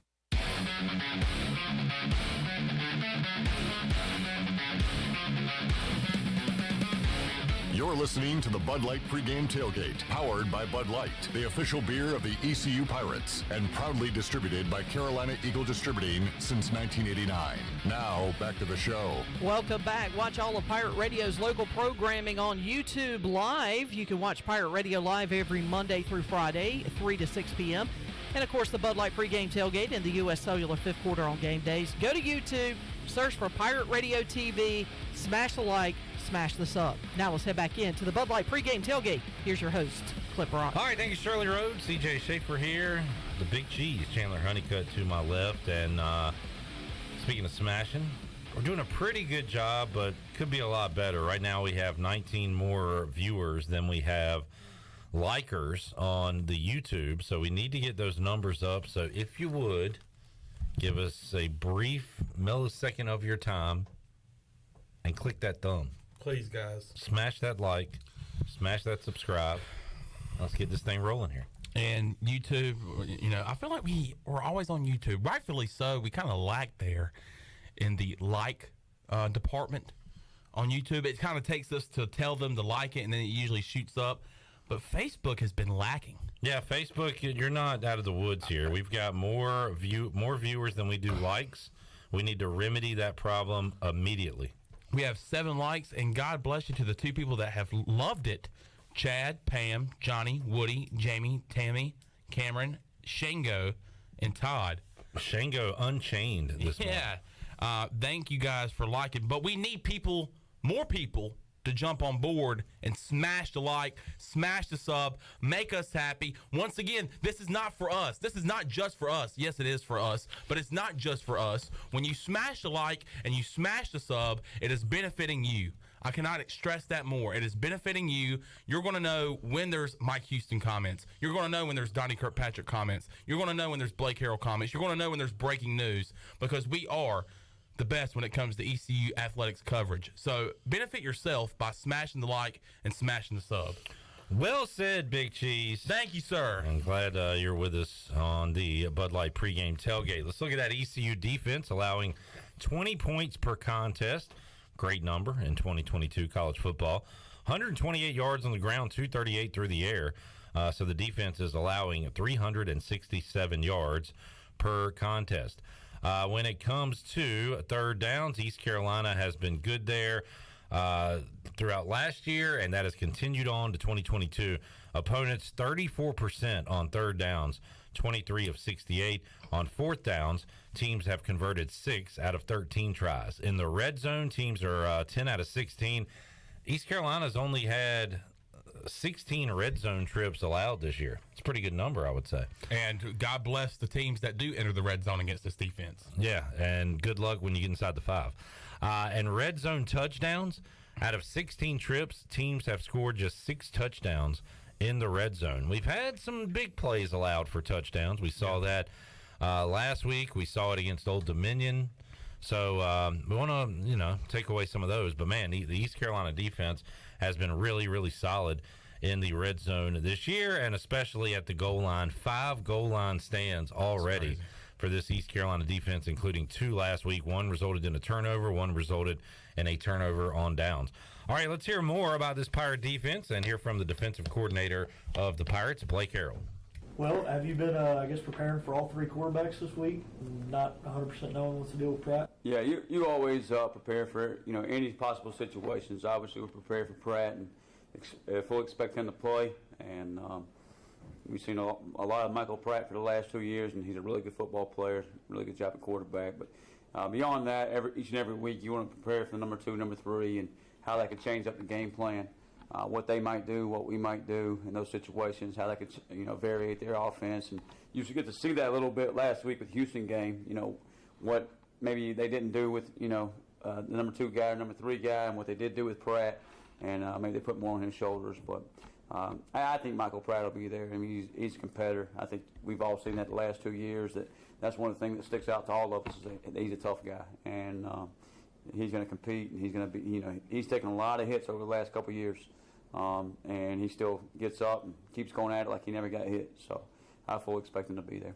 This is the first time this year you've seen a true passing quarterback, which you saw the previous year, I guess in his case, previous 2 years. Does that make the preparation a little easier? Yeah, I don't know if I would tell the kid at NC State he's not a true passer, but I forgot you'd seen him twice. I was thinking the kid from Navy. Yeah, when you go back just conference-wise in the last couple of games, he's certainly a true passer, and I think he was at the Manning Passing Academy camp, wherever it was this summer with Holton and those guys, and he's a special talent, special arm talent, makes really good decisions, and can throw it down the field, make any throw on the field he wants.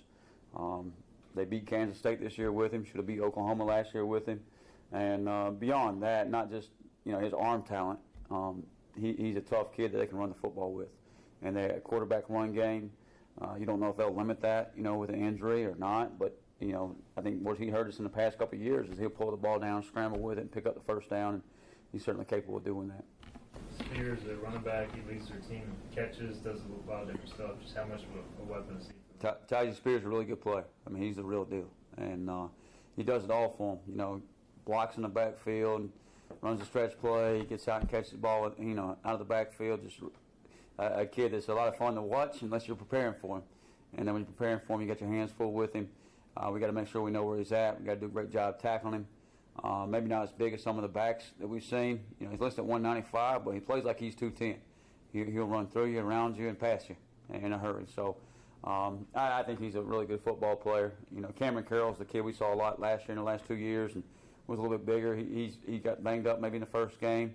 Might be back, don't know. But Tyjae Spears has certainly been the workhorse for him and kind of, led him on a good run so far and has done a really good job there in the backfield.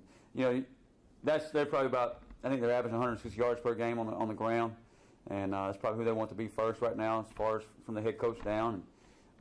he leads that. And they got a rotation back there, but Taji is certainly the guy. Goal line stands are becoming a commonplace occurrence for this team. Yeah, I got a text about that the other day. I said, the goal line stands awesome, but I wish we could let them down there. But that's a little bit of the mentality. We get backs against the wall. We got to come out and knock it back. And we've done a really good job of just, forgetting about the last snap, what happened, how they got down there, whatever the situation was, and bowling our backs a little bit. And guys have just done a good job of competing down there. So you keep them out of the end zone, taking pride of it. And I think it's, happened 4 or 5 times. The goal now is not let them down there. So we'll see about that. Coach, all the guys talked about that yesterday, and they said that it's all because of practicing for it. Now, do you do something special that nobody else in the country is doing, or what? No, you practice situations each and every week, whether it be goal line, whether it be red zone, whether it be third down, coming out. You probably try to put them in all the situations they could get in a ball game. And even going back to preseason camp, we practice that against our offense. So, and you change up what you're going to call down there defensively, maybe the mindset defensively of how they play the game. So you put them in those situations so they feel comfortable with it. I think Coach Houston hit the team today is you don't rise to the occasion, you follow to your training, and that's kind of where those guys are. They've trained for those situations, they prepare for those situations, and they go out and do it. They've done a great job, the players have, doing that. For a guy like Juwan Powell to lead you guys in tackles from the cornerback position, how have you seen him grow into that role he's playing right now? Yeah, he played field safety for us the last couple of years and was one of our better tacklers out there and really come downhill and fit the run. And he's doing the same thing at corner. So just proud of him and what he's doing in the run game. And he's gotten better each game as the years went on, getting more comfortable out there at corner. I think that's still growing on him. And I think he'll get better as the season goes, and he'll feel more at home out there on the edge. Y'all were pretty dominant in the first half against South Florida. Obviously, they had success up until the goal line stand second half. What did you see on film that changed in the second half? Yeah, I thought we came out and, made some stops in the first half. Got a couple 3-and-outs early. You forced a turnover down there and did some really good things, and kids were playing their tails off. In the second half, you let them get a few big plays on you, and then all of a sudden they're down the field. And you can't give up big plays in this game. I mean, you get up explosives, it puts you behind, it keeps them on pace, they get the momentum. And then a few times we had the third down, get them in third downs, we let the quarterback get out of it. We have Bohannon sack back there, and he's a pretty good player and does a good job. His feet gets out of it and spins around for the first down a couple of times. So if we can do a better job on third down, and we try to focus on that a little bit more today in practice. We work in third downs, we work more third and medium, third and long situations, and just making sure we're doing a better job of eyes on the quarterback, doing those things of getting it on the ground and getting off the field. So we got to take advantage of that and get off the field and get the ball back to our offense. It seems like y'all have been close to getting a number of sacks in multiple games this year, and the quarterback, obviously y'all played mobile quarterback as part of it. Yeah. Like, is that something you can practice, or is it just a game? It's tough. It really is. I mean, part of it's credit to Bohannon, the kid from Campbell, the kid from Navy. I mean, 3 athletic quarterbacks right there. So it's credit to those guys. But in practice, you're going against a scout team. And I know we talked about simulating Navy a couple weeks ago. It's hard to simulate sacking a quarterback because you never hit the scout team quarterback, because you're going to give him a chance to throw the ball down the field, work your DBs. All those situations in the pass game you want to work. And now all of a sudden you're getting back there and you're just kind of letting off and stopping because that's how you work it in practice. Now you go drill it, and we have what we call chase the quarterback around drills, that we put them in a box and let the kids scramble around. We try to get there with the D-line, linebackers, whoever may be, the blitzers, and put them in those situations. But that's hard to simulate. We much like Navy's offense is hard to simulate. Sacking a quarterback is hard to simulate because you're not going to the ground with it, and versus a pretty athletic kid, that can be tough. So we just got to keep putting ourselves in those situations, and the fact we're getting back there is a good thing. If we'll keep doing that, I think good things will happen. East Carolina defensive coordinator Blake Harrell. A couple of things I want to see today. Some pass rush, and I think we talked about it last week, Chandler. I want to see more turnovers for this team. More turnovers and more pressure from this defensive front for ECU. Defense doing a great job, being very aggressive, very physical, and they're competing. But really want to see a lot from this defensive front when it comes to pass rush. And I think it all starts with a guy like Jeremy Lewis off the edge. Getting to the quarterback, and if Kai Horton is the guy for the Green Wave today, let's get after him and let's cause some havoc for him back there. So, let's get it started today when it comes to pressure. Top 25 matchup going on in Lawrence, and Kansas just hit their first big play of the game. It is TCU 3, Kansas nothing, but the Jayhawks are threatening. And update in Baton Rouge, it is the Chan-Man Game of the Week. And, guys, I am so sorry. For the first time all year, Chan-Man Game of the Week is a snoozer. Tennessee rolling over the Tigers. It is a family affair when it comes to the Volunteers, 20-0. All right, Michigan has a 10-7 lead on Indiana. That score a lot closer than I thought it would be, and Indiana has the ball in the red zone, trying to take the lead or tie the Wolverines. Mississippi State up 14-0 on Arkansas. Those all the action in the top 25 at this moment on the Buccaneer Music Hall scoreboard, presented by Dub Up. Take a timeout, come back, go out live to New Orleans. See if we can hook up with Stephen Igo from Hoist the Colors. He'll join us on the other side of this timeout on the Bud Light Pregame Tailgate Hour 2. Back with you after this.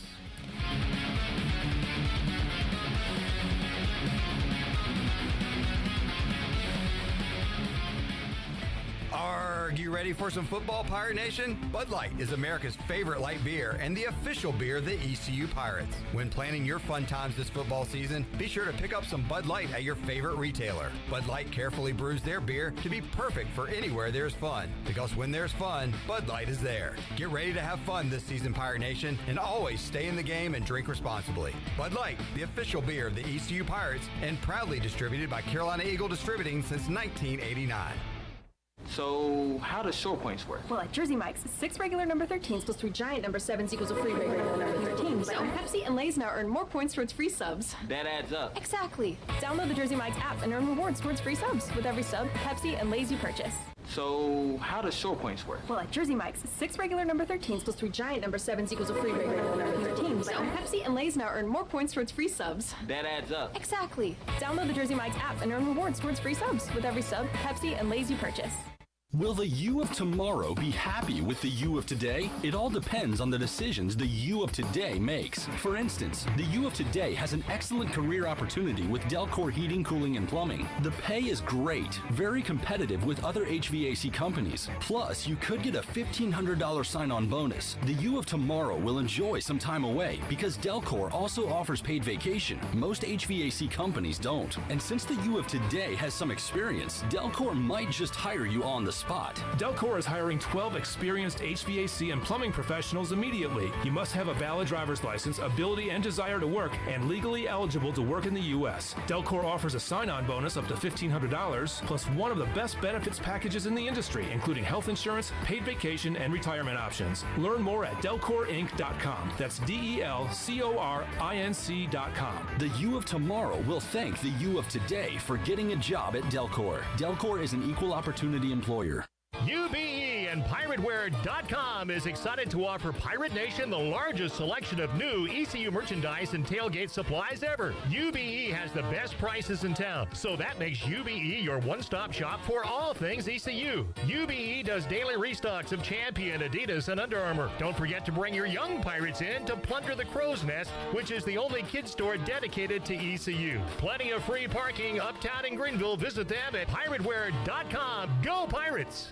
Here today with Jeff Stein from Brown & Wood. Hey Jeff, how's inventory going? Inventory levels are increasing. For the first time in over 45 days, we have Mazdas in stock, Buick in stock, Cadillac in stock, and GMC in stock. I highly encourage the customer to go to GMC.com, build and price their vehicle, share that with Brown & Wood, and let us place your order. We need some price protection for these customers, and you got to place an order to have that. Brown & Wood, your #1 dealership in Greenville, and the home of the lifetime powertrain warranty. Hey Pirate Nation, Lindsay Gray here with Carolina Caliber. In 1960, my granddaddy started his firearm business right here in Eastern NC. Still family owned and operated, we have the area's largest selection for outdoor shooting sports and accessories and are one of the nation's top firearm dealers. At Carolina Caliber, we have everything you need from hunting, home defense, and personal protection, including a wide variety for ladies and youth. We buy, sell, and trade. It's a time-honored tradition. Visit us at Carolina Caliber on Fire Tower Road in Winterville.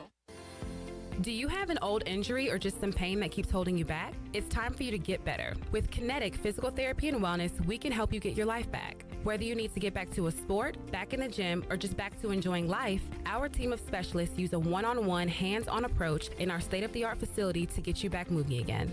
Don't settle for where you are. Don't stay in pain. Visit kptonline.com today to see how Kinetic Physical Therapy and Wellness can help you live well, move more, and hurt less. This is Jeremy Lewis, and you're listening to Pirate Radio, the voice of the Pirate Nation.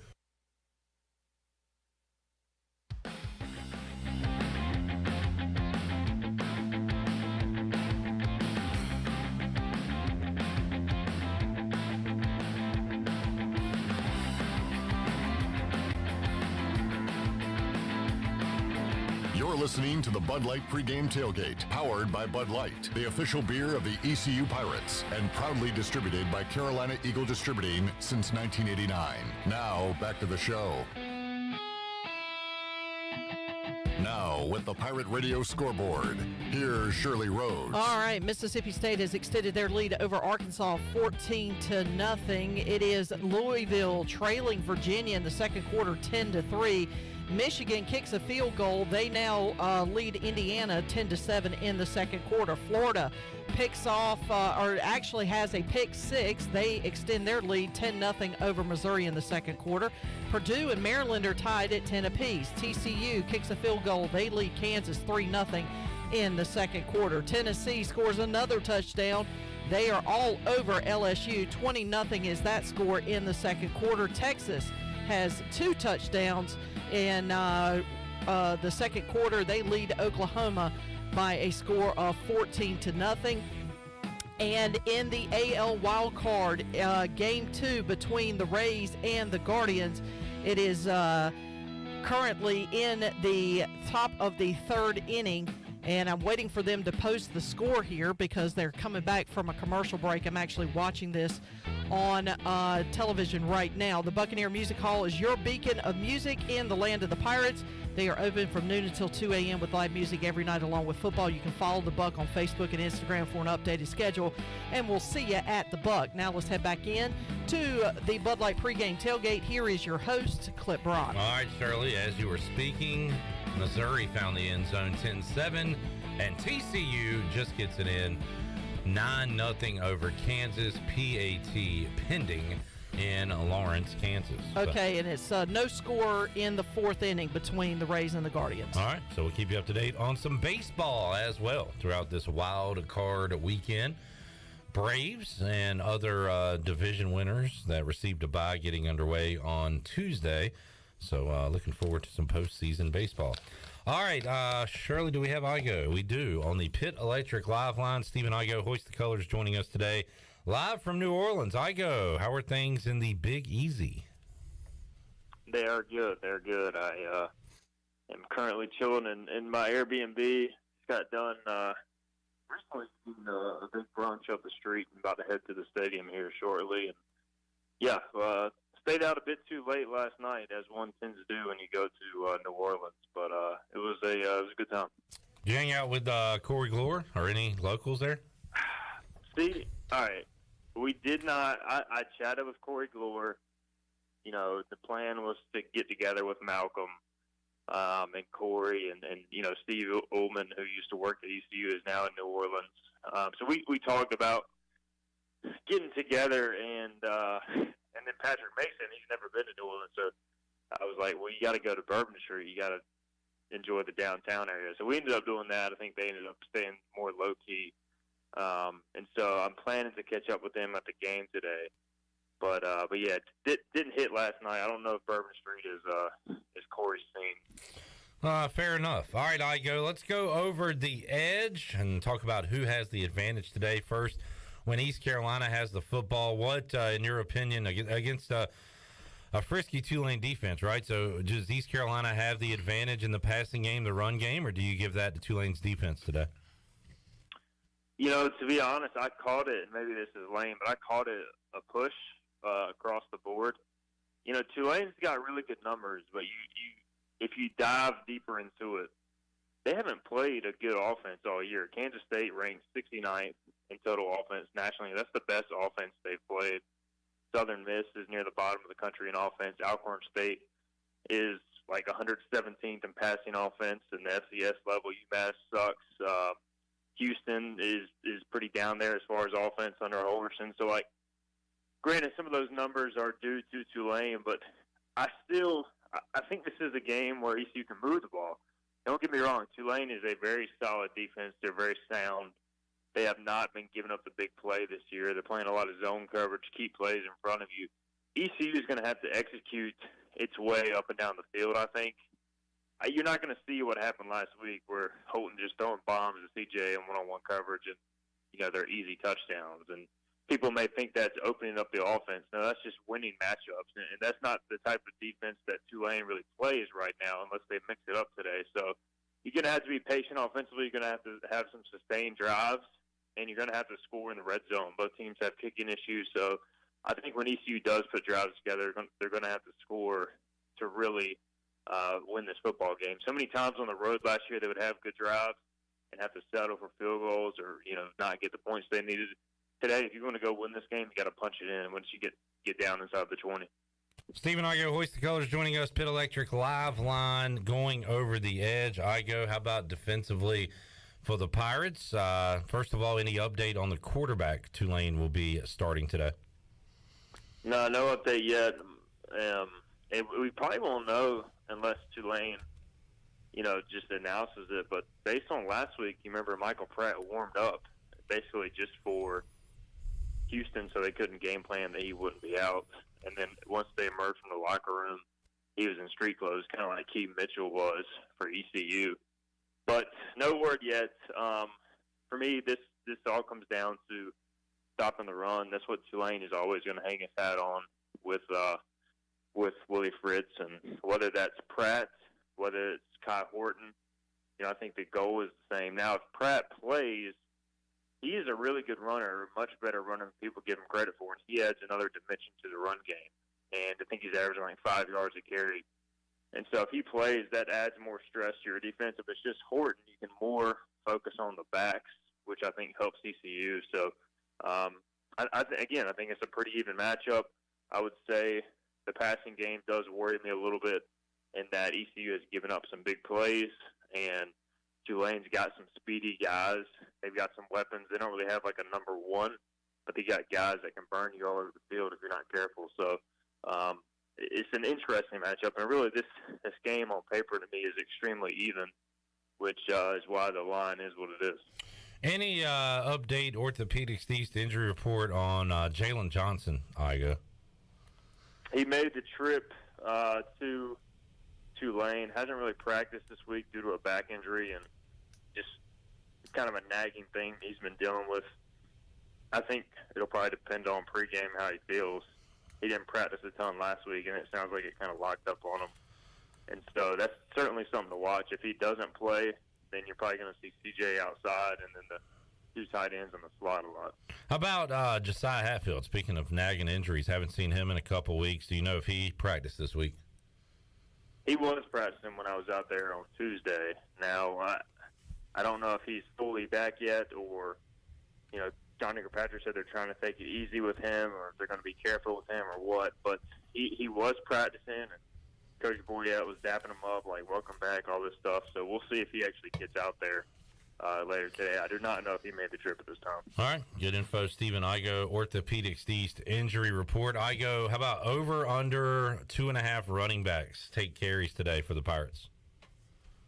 Man, that's a good one. I'm gonna go over. I think they'll give Edmonds one drive. If Keith Mitchell plays, I could definitely see it being under, but I'm gonna say over. I think he gets one carry.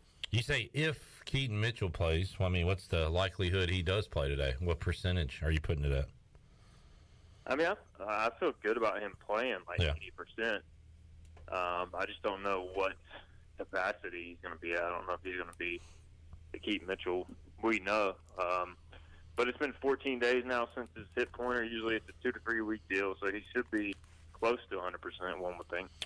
I go Marlon Gunn, Louisiana native, right? So what was, I remember you highlighting him during recruiting, but what was his recruitment like? And I've seen a lot of questions about how did this Louisiana kid get here to Greenville, North Carolina? So did Tulane, did any other area schools go after his services?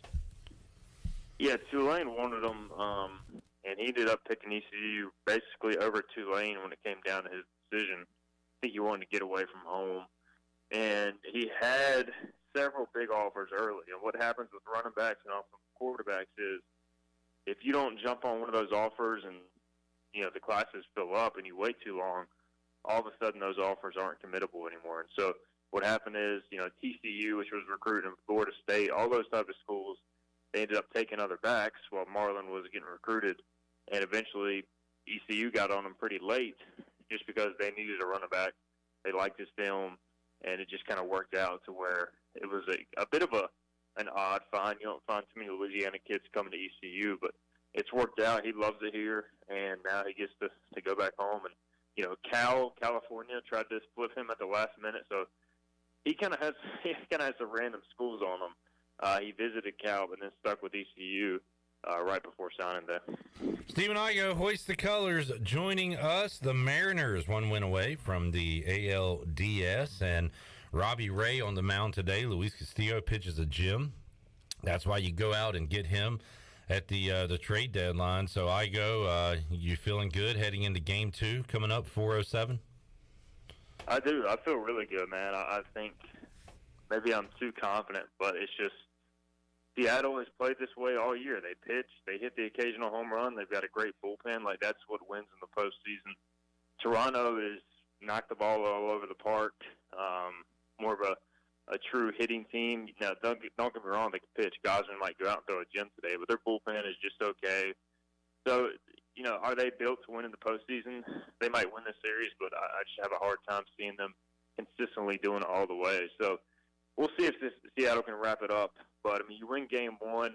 If you're the away team, it puts so much pressure on the home team coming back for Game 2. And I think if Robbie Ray's on his game today, pitching against his former team, I think they got a good shot at winning. But, who knows, man? Postseason baseball is crazy.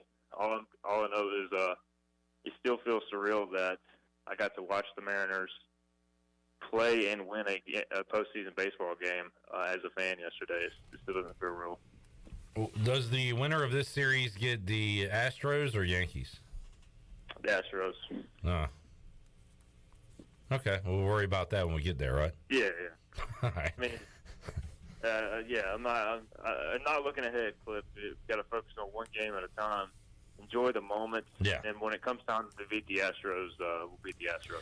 Let's give Igo some good mojo likes here. We've got 19 more people viewing than we have likes right now, Steven, and we want to see that number go up. You challenged the Pirate Nation last week. They answered the call. So for Igo, while he's here, before we let him go, let's get some more likes going, Igo. Right? Yeah, Pirate Nation, the last thing you want is to be the reason East Carolina football lost today. Yeah. It worked last week. I'm putting out the challenge again today. How many likes are we at right now? We're at 27. All right. We got to get to 50, and if we don't get to 50 by the end of this hour, I'm trying to do the math. All right, it's 1:15 Eastern time. If we don't get to 50 likes, if we don't get to 55 likes by 2 o'clock Eastern, good God, East Carolina is going to lose this football game. Oh boy, Igo, the only person on Hoist the Colors that picked the Pirates to win. I picked Tulane, so let's get those likes up and prove me wrong. Hey. What? Thrash it. Yeah, thank you. Steven, enjoy the game, and we'll see you back here on Wednesday. All right. See you guys. All right, let's get that number up. Let's get it up. We're up to 30. So Smash. We got a ways to go, but we can do it. Call a friend. If you're listening on Facebook, jump over to YouTube. Give us a like over there because we got to get to 55. You heard Igo. He said the standard, and the standard is the standard. So it worked last week. Why tempt fate? Let's let it happen again. We're up to 32. Let's keep it rolling. We've had a nice little bump here, 33. Got to get that number up. And, it's Saturday in the fall. There's a lot of events going on. You might be going to a birthday party of some age. Mullet Fest, Mum Fest. You might have a wedding shower to go to. You might have a baby shower to go to. You might be taking a shower. You might be taking a shower. Whatever event that you're going to, as soon as you walk into the event, you have to yell, hey, guys, get on Facebook, get on YouTube, go to Pirate Radio TV, or go to Pirate Radio on Facebook and smash the like and smash the sub. And if you're at an event like a wedding with a microphone, please get on that microphone. Say, hey, Mr. DJ, can I borrow this for a moment? Get on it. Pirate Radio TV on YouTube. Smash the like. If you go to a restaurant, get on that microphone where they call people that say their table's ready and say, excuse me, restaurant. Entire restaurant, party of 100. Go to YouTube. Click in Pirate Radio TV. Go to the Pirate Radio Bud Light Pregame Tailgate 10-8-22 ECU football versus Tulane and hit the like button and hit the subscribe button. Your table's ready. Here's another good one. If you go to the grocery store, say a Walmart. Yeah.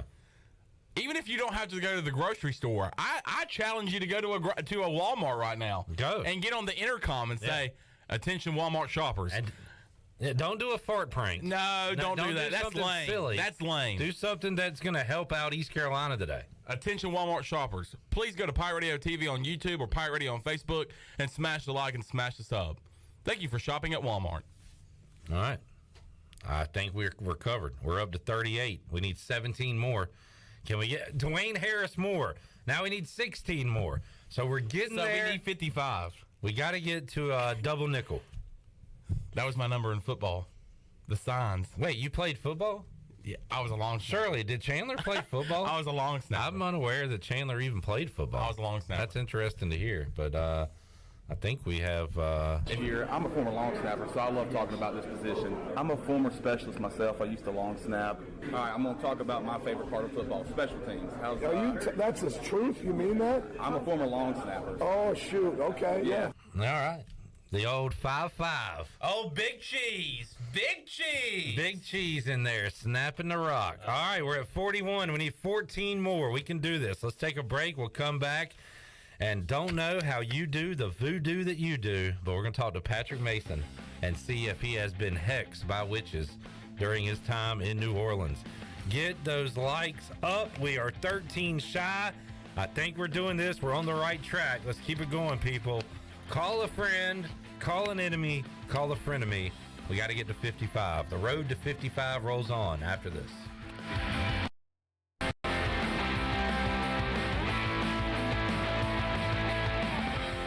It's bow time. The Mumfest concert featuring CMA New Artist of the Year, Jimmy Allen, is coming. Give you my best shot. Join Bojangles Friday, October 14th at Lawson Creek Park in New Bern for Jimmy Allen. Down home. Oh, you know mama's still cooking and down home. Gates open at 4:30. Coolers are not allowed. The Mumfest concert, Friday, October 14th at Lawson Creek Park in New Bern.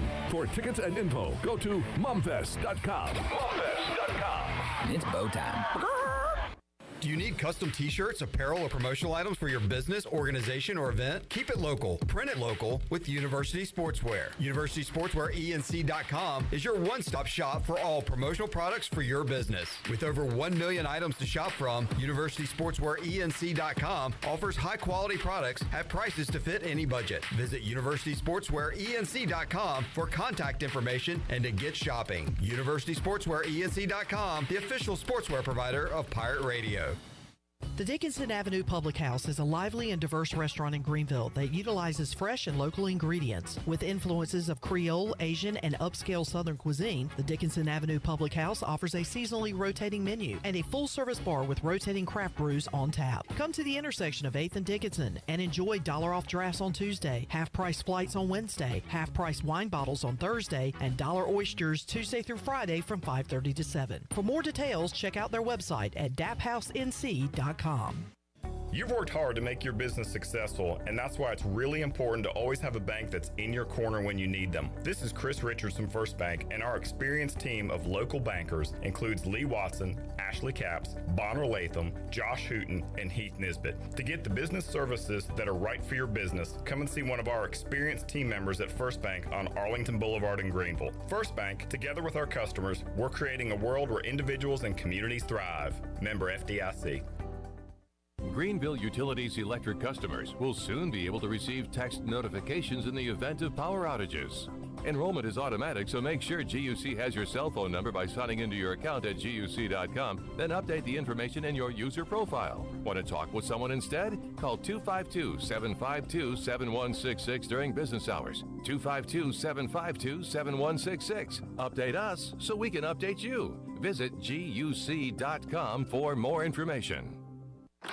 Welcome to US Cellular, where new and current customers choose any phone they want for free. Free? Even the one with 5G and lots of storage? Free. And the one with the latest everything? Free.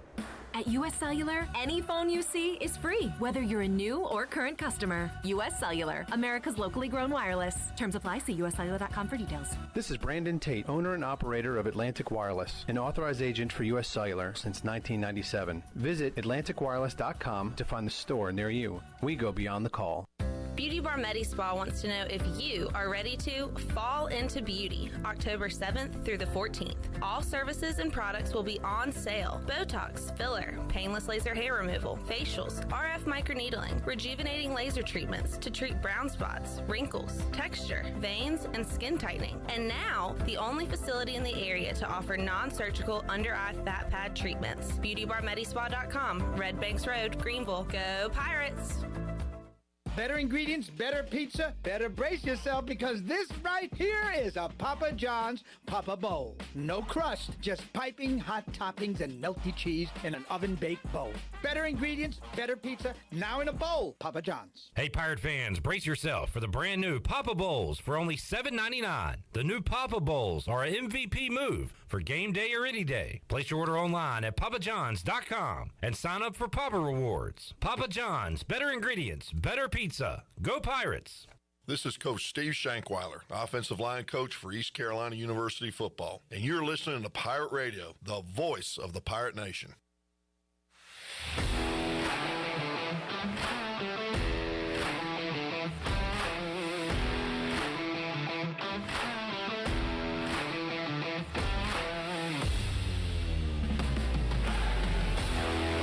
You're listening to the Bud Light Pregame Tailgate, powered by Bud Light, the official beer of the ECU Pirates, and proudly distributed by Carolina Eagle Distributing since 1989. Now, back to the show. Welcome back. For the latest breaking news, interesting stories, and awesome contests that can make you a winner, be sure to follow Pirate Radio on our social media on Facebook, Twitter, and Instagram at PR927FM. You can join the close to 60,000 followers today. Now let's head back into the Bud Light Pregame Tailgate. Here's your host, Clip Brock. All right, Mizzou has a short field goal coming up in the Swamp, and if they make it, they will tie the game at 10. That kick coming up. Just went to halftime in Lawrence, and the Jayhawks intercept a pass as time expires in the first half. It is 10-3 TCU with the lead over Kansas. Michigan is tied with Indiana. Wolverines have it in the red zone. Looks like they'll probably attempt a field goal here, but it is 10-10. That's a surprising score in the second quarter. Mississippi State all over Arkansas, 21-3 is that score. Purdue with the lead over Maryland, 17-10 as they are playing in the second quarter. Louisville 10, Virginia 10. And then Chandler, you just showed me a highlight from the Red River Shootout. Texas is all over Oklahoma, 21-0. And we just saw one of the grossest plays ever by Oklahoma. It was like I think that was their halfback in a wildcat formation, and it was one of those deals where he takes the snap, acts like he's going to do like a little power play up the middle. Instead, he holds up and then chunks it over the middle, and it's picked off by Texas. Oklahoma is getting their ass handed to them in the Red River shootout, and back-to-back weeks. Last week, they got throttled against Texas Christian. I can't believe I just said Texas Christian instead of TCU. But anyway, got their ass handed to them against TCU last week. It looks like they're doing... Watch your language. Sure. And now they're doing the same this weekend against Texas. God bless Texas. Clip, LSU is now on the board. They scored a touchdown, so it's 20-7 Tennessee in Baton Rouge. Thank you. All those scores brought to you by the Buccaneer Music Hall. Buck Scoreboard Update presented by the Buck. The Buck. We head out to the Pit Electric live line and talk to Patrick Mason, Daily Reflector. He joins us live from New Orleans. Patrick, how have you enjoyed your first trip to spooky New Orleans? Hey, how's it going, guys? It's It's been pretty good, and I don't think I got voodooed yet, so I'm off to a good start. Good to hear. Good stuff. What'd you do last night? We went out and ate a little bit. I actually met up with Steven for a little while, and we wandered Bourbon Street, and it was interesting. it was something, man. Walking around this city is something else. Does it smell like pee? Chandler. Yeah, there's a lot of interesting smells. I'm sorry that was random, but I every time I bring up New Orleans to somebody that has gone, they always talk about the smell, the weird stench of New Orleans. Yeah, it's definitely supposed to say it's not like, the cleanest city at all. Definitely some odd smells, but definitely it's like ripe for people watching. I mean, my goodness, you could just see all sorts of things, man. Patrick Mason joining us, Pit Electric Live Line.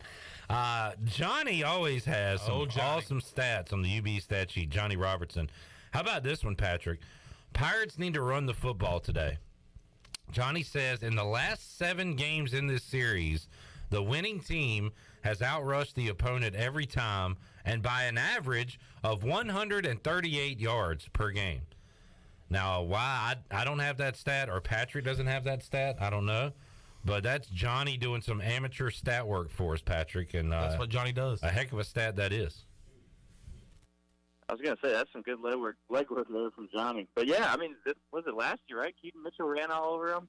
So, I mean, running the ball for both these teams, today is definitely going to be what both teams are going to try to do. I mean, I think the passing games are is what it is. But, I mean, the running game, if you can, run the ball, I think you're going to be in good shape.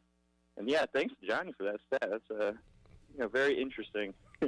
Pirates got to keep Holton Ahlers clean in the pocket. We saw 2 weeks ago against Navy, a lot of pressure, a lot of midshipmen in the face of Ahlers, and then last week a cleaner pocket to deliver the ball down the field. So, I don't know, what were the biggest differences you saw in the passing game and its ability to get clicking, Patrick, against Navy, and then last week when it was working against South Florida? I think last week was really just kind of what word am I looking for? It was a lot of just one-on-one matchups that, receivers were able to win and just kind of allowed to win. And I even asked, I think it was Coach Houston afterward, that, Holton did have time against South Florida, and he was able to step into his throws. He wasn't throwing off his back foot too much. He was getting into some throws. So he did have some time, but, he definitely had just winnable matchups. And, yeah, just let the receivers go, say, hey, go beat this guy. And against Navy, that wasn't the case. He was really flushed out of the pocket, running around, a lot of different zone coverages, different looks. So I think maybe that'll be more similar today, just in relation to the Navy game of what we'll see from Tulane's defense. It's not just going to be here's the ball and throw it and, go win. You're going to kind of have to find some soft spots in the zone. You're going to have to be quick with the ball, kind of trust what you're seeing. So it'll be a different game, but yeah, I think that's what worked last week, just having some time and, putting it on a man. Patrick, give me 2 defensive players who need to play well for ECU to win today. Who needs to have impact games defensively for the Pirates? I would say maybe one of the linebackers. I just think you're going to have to be kind of active with your eyes in the passing game, and also you got to really defend the run against this team. And I wrote down Juwan Powell as well. Just because he's such a good tackler in the secondary and such a good tackler from that corner position.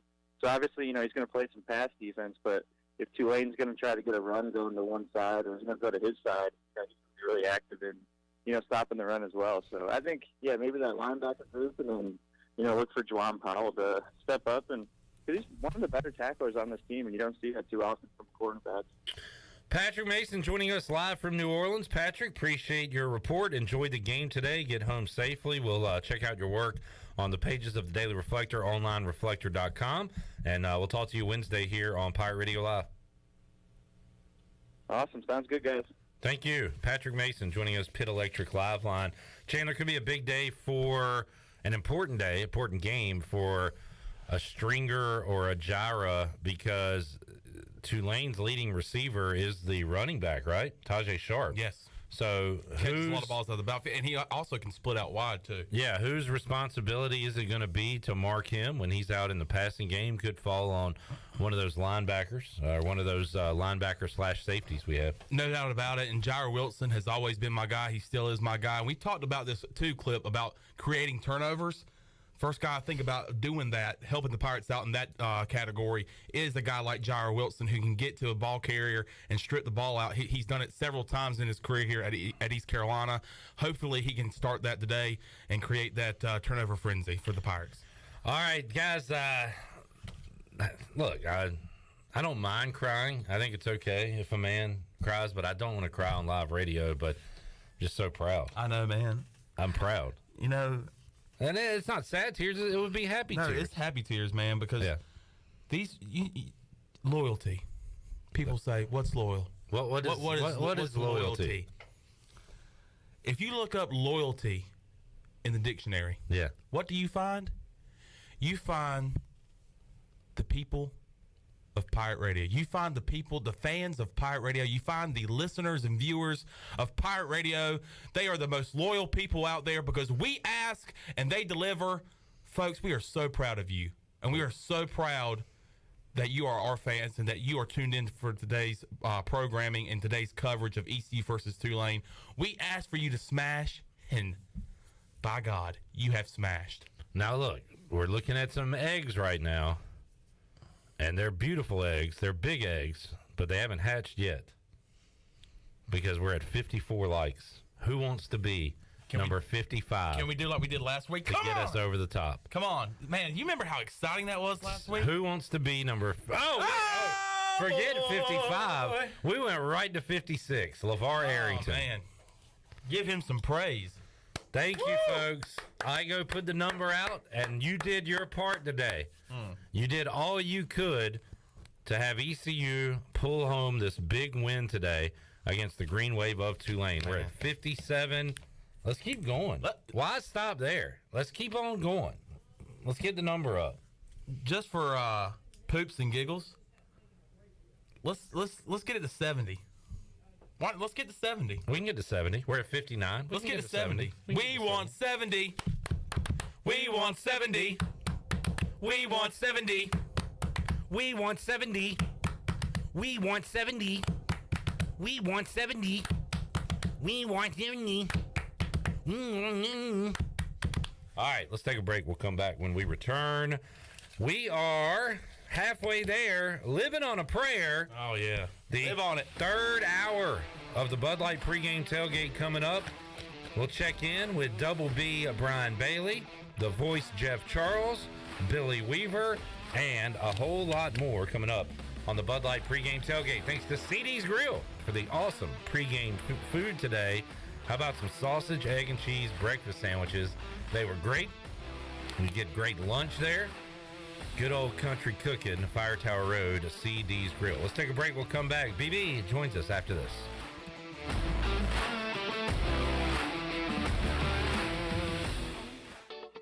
This is Holt Nailers. I've been eating at Parker's Barbecue since I was a kid. Now, all these years later, I still love to eat at Parker's. In fact, I love it so much, I bring my entire offensive line with me. They protect me, and I look out for them with great food from Parker's Barbecue. So whether you bring the team like me, or just your friends and family, the awesome barbecue, chicken, and seafood at Parker's is a win every time. Parker's Barbecue, where they always treat you like family.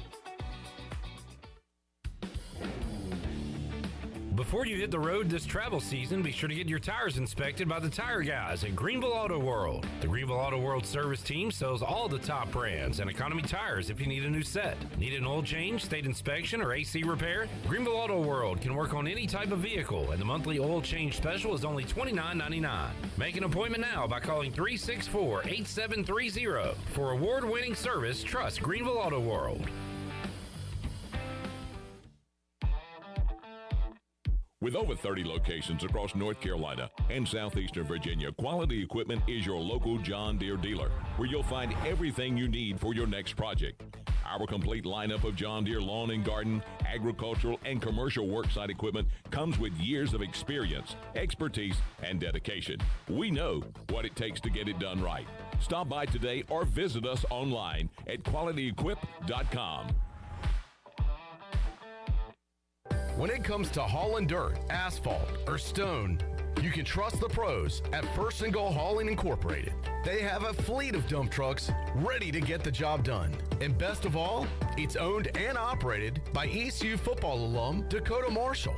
When you have a big job and you need it done right, count on First and Goal Hauling, where it's a touchdown every time. Keep up with Dakota Marshall and First and Goal Hauling by following them on Facebook today. Have you experienced increased aches and pains recently? Have you heard of CBD? Hemp Garden is your premier CBD retailer in Eastern North Carolina. Do you find yourself having anxiety or in need of extra sleep support? Hemp Garden has a variety of Delta 8 and hemp-derived Delta 9 products that can assist with those issues. If you're unable to stop by the store, don't worry. Give them a call today at 413-6100 for a consultation, and they'll ship right to your door. Hemp Garden, 3040 South Evans Street in the Target Shopping Center in Greenville. Portable, super quiet, and fuel efficient. Honda EU Series generators are ideal for camping, tailgating, home backup power, and more. All feature Honda's CO Minder carbon monoxide detection system for added peace of mind. Select models include Bluetooth connectivity for wireless control with Honda's My Generator smartphone app. Go with a Honda EU Series generator. It's power you can trust. See Ron Ayers Motorsports, Highway 11, north of the airport in Greenville. This is Dr. Christopher McDowell from Orthopedics East and Sports Medicine Center. Our practice has been caring for athletes at ECU and the residents of Eastern North Carolina for more than 35 years. Whether it's time for your sports injury or it's time for that joint replacement, Orthopedics East provides the latest in operative and non-operative orthopedic care. We also offer on-site physical therapy and MRI services, as well as walk-in urgent care on the weekends from 10 a.m. to 2 p.m. For experience and professional care, call us at 757-BONE or visit us online at orthoeast.com. Go Pirates! Chico's Mexican Restaurant is where the fiesta never ends. Grab your amigos and head to Chico's every Wednesday for shrimp tacos for only $9.99. Plus Wednesdays means all Mexican imports for just $2.99. Thursdays, enjoy your favorite beef, chicken, or vegetable fajitas for only $9.99. For Mexican food and fun, it's got to be Chico's Mexican Restaurant in downtown Greenville and online at chicosrestaurant.com. Chico's, where the fiesta never ends. This is Pirate Radio, WGHB Farmville, 1250 and 92.7 FM Greenville, WDLX Washington, 930 and 104.1 FM Washington.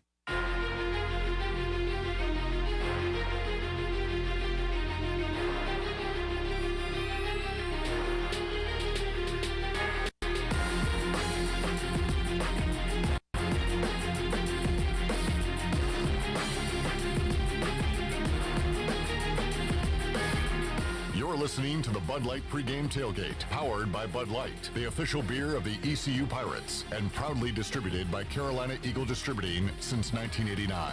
Now, back to the show.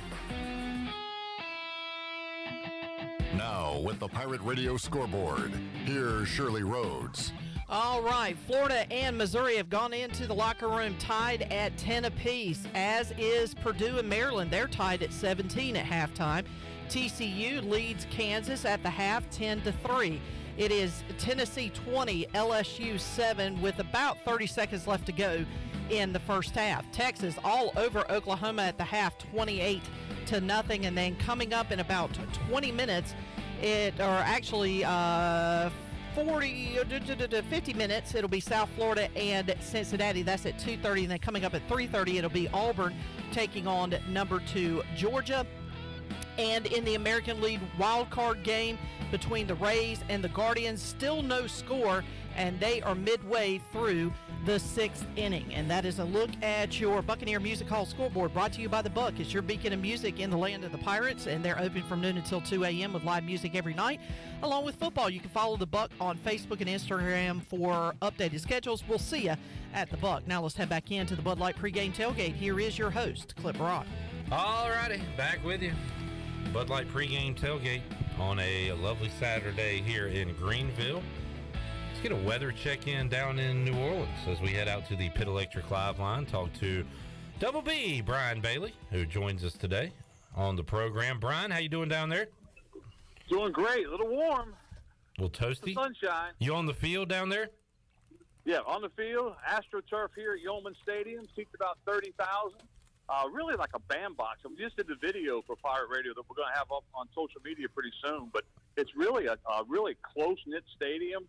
The press box is the lowest press box I've ever seen for a stadium. So that's a little different here. But it kind of gives you the feel of like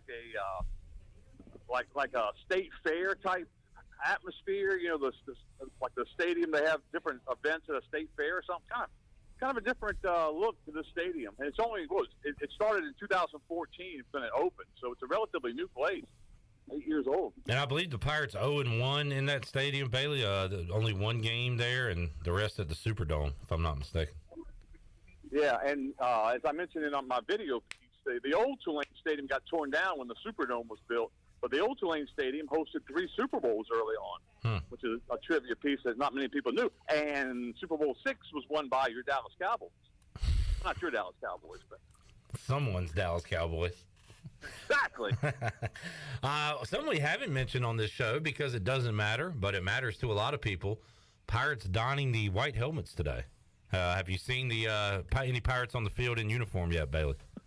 So far, the guys that are out here have the gold pants and the black T-shirts that they're wearing. I did see one Pirate walk through with the white helmet early on, but right now on the field, most of the players have jogged back in. There's only a couple of 1, 2, maybe 3 still on the field right now, so most of them are going to go back in relatively shortly, and then they'll come out later on. But so far, we have seen the white helmet one time. And there's a lot of lore and, voodoo stuff going on down there in New Orleans. Maybe they took those white helmets to some deep, dark place down there on New Orleans street and got those things fixed, got the hex taken off maybe. Maybe so. You remember the one year that Tulane was in Dowdy Ficklin Stadium and they were pouring something on the Pirate at midfield of the logo? Remember that? Yeah. Turned out to be holy water? Yeah. Brian Bailey joining us. Bailey, I guess if you're a first-timer down there like Patrick Mason was, Stephen Igo took him around Bourbon Street. That's like the touristy thing to do, I guess. And then he said veterans like Malcolm and Corey stayed off Bourbon Street and did other things. How about you, a veteran of New Orleans? What do you do when you get to hang out down there? I've only been here a couple of times. And what I did last night, I was in bed at 9:15. And I was asleep at 9:20. Oh, come! Melissa's not listening, Bailey. What'd you really do? No, I swear. I had a little too much fun in Boca Raton. I decided to do a little better this week. But we actually went down, and we're in a big city. New Orleans is a big city. We walked down to a place, and it was across from Manning Sports Bar. If anybody knows where anything about New Orleans, it's right down from the hotel. And we sat outside last night and had dinner. And our beverages were $1.25 a pop. Wow! So you got that. Can't beat that with a stick. All right, BB Brian Bailey joining us, Pit Electric Live line. Bailey, man, how about an encore performance from this offense this week, facing a much tougher defense? But what do you expect to see from Donnie's side of the ball today? Well, I expect, like normal, I think they're going to come out and try to run the football against this squad. I mean. Tulane's 9th in the country in pass defense, number 1. They just really play well. I mean, they've got a really good defense in the games that they've played. But East Carolina, 15th nationally in total offense. So I think they've got the guns and the weapons. They can, do some things. I think it's going to be a very entertaining game. If you look at the American this year, they've had some classic games. I mean, there's been some, wild stuff. And Coach Houston said it a couple of times, you got to come out, you got to be ready to win a close game. Steve Logan used to always say, you got to be ready to win the game on the last play of the game, and that may come down to something like this today. They're only expecting about 15,000 today for crowds. The place seats 30. They're expecting 15. So they don't support the Green Wave all that much. And the Green Wave, 4-1, they're getting votes in the national polls right now. Yeah, good team and not a lot of support down there in NOLA. Bailey, you mentioned guns and getting those clicking. You actually got a gun on the field, Marlin gun, but your big gun, Keaton Mitchell, didn't play last week. You expecting to see him on the field today? Yeah, I think so. That's what Coach Houston has said all week, and we do expect – I haven't seen him out here so far today, but we do expect to see him. And just the glimpses we've seen of Marlon Gunn Jr., I mean, goodness gracious. I think he really looks good, and this team's got the makings of, having 3 outstanding running backs. I just talked to Roger a minute ago, asked him how he was doing. I think he said his surgery was set for this coming week, but he's got a great attitude, just a super kid. I know you guys had a chance to get to know him, with the Pirate Radio Players Lounge and everything, but what a super kid, and he's got a smile on his face, and, he said, I'm going to be working with these guys, and I can't wait to get back, and I'll be bigger, faster, stronger when I get back. And I said, Roger, you keep working hard, you'll be fast as me someday. I was laughing. How about defensively, Bailey? The big talk this week for Tulane, they had their third-string quarterback go out and win a game in overtime against Houston last Friday. So it might not matter who plays today, but they're hoping they get Michael Pratt back. What is that, a game-time decision? Have you heard any word on Pratt? I hadn't heard. I read some of the stories this week that said they might know by Friday. But when I talked to Coach Houston yesterday in that last interview that we do before game day, he said that they do expect to see Pratt. So they think that they will see their first-string quarterback. He's got a bad shoulder, and so, you don't know how long he can go, if he can go the whole game or not. If not, then they'll go from there. Their number 2 guy's the one that really got hurt last week, so he's not going to play. And then they may have to go to their third-string quarterback. But they do expect Pratt to start, and they expect him to play. Brian Bailey, great report. Thanks for joining us today on the Bud Light pregame tailgate. We'll check out all you got going on WNCT Channel 9, and look forward to seeing you Monday for the Brian Bailey Show. Sounds good. Looking forward to kickoff later on today. Yes, sir, and we'll check out that video. BB's got a video coming up on our Pirate Radio social media accounts, so look for us there, Facebook, YouTube, Instagram, and we'll have that out there for you to check out as he is live on the scene down in the Big Easy. I wonder what player walked by him while he was talking to us on the Pit Electric live line, because it seems like the player that walks by him during pregame warmups while he's talking to us on the show seems to have a big day. If I'm not mistaken, I might be wrong, but last week I want to say it was C.J. Johnson that he said walked by him. And as a lot of people know, he went on to have a huge game in a week that had a lot of adversity for him last week. So hopefully that carries on into today's game for C.J. Johnson. That was Shirley's fantasy pick. She was the clear and easy winner last week with C.J. Johnson, who she has been going with. We'll have some fantasy picks before we wrap it up here on the Bud Light pregame tailgate. Let's take a break. Kansas scores. We are tied at 10 in Lawrence in the battle of unbeatens, Kansas and TCU. Keep you up to date on what's going on. Buccaneer Music Hall Scoreboard presented by Da Buck. All right, let's take a break. We'll come back. When we return, we'll go back to New Orleans again for the 4th straight segment and talk to the voice, Jeff Charles. He joins us on the other side. Back with you after this.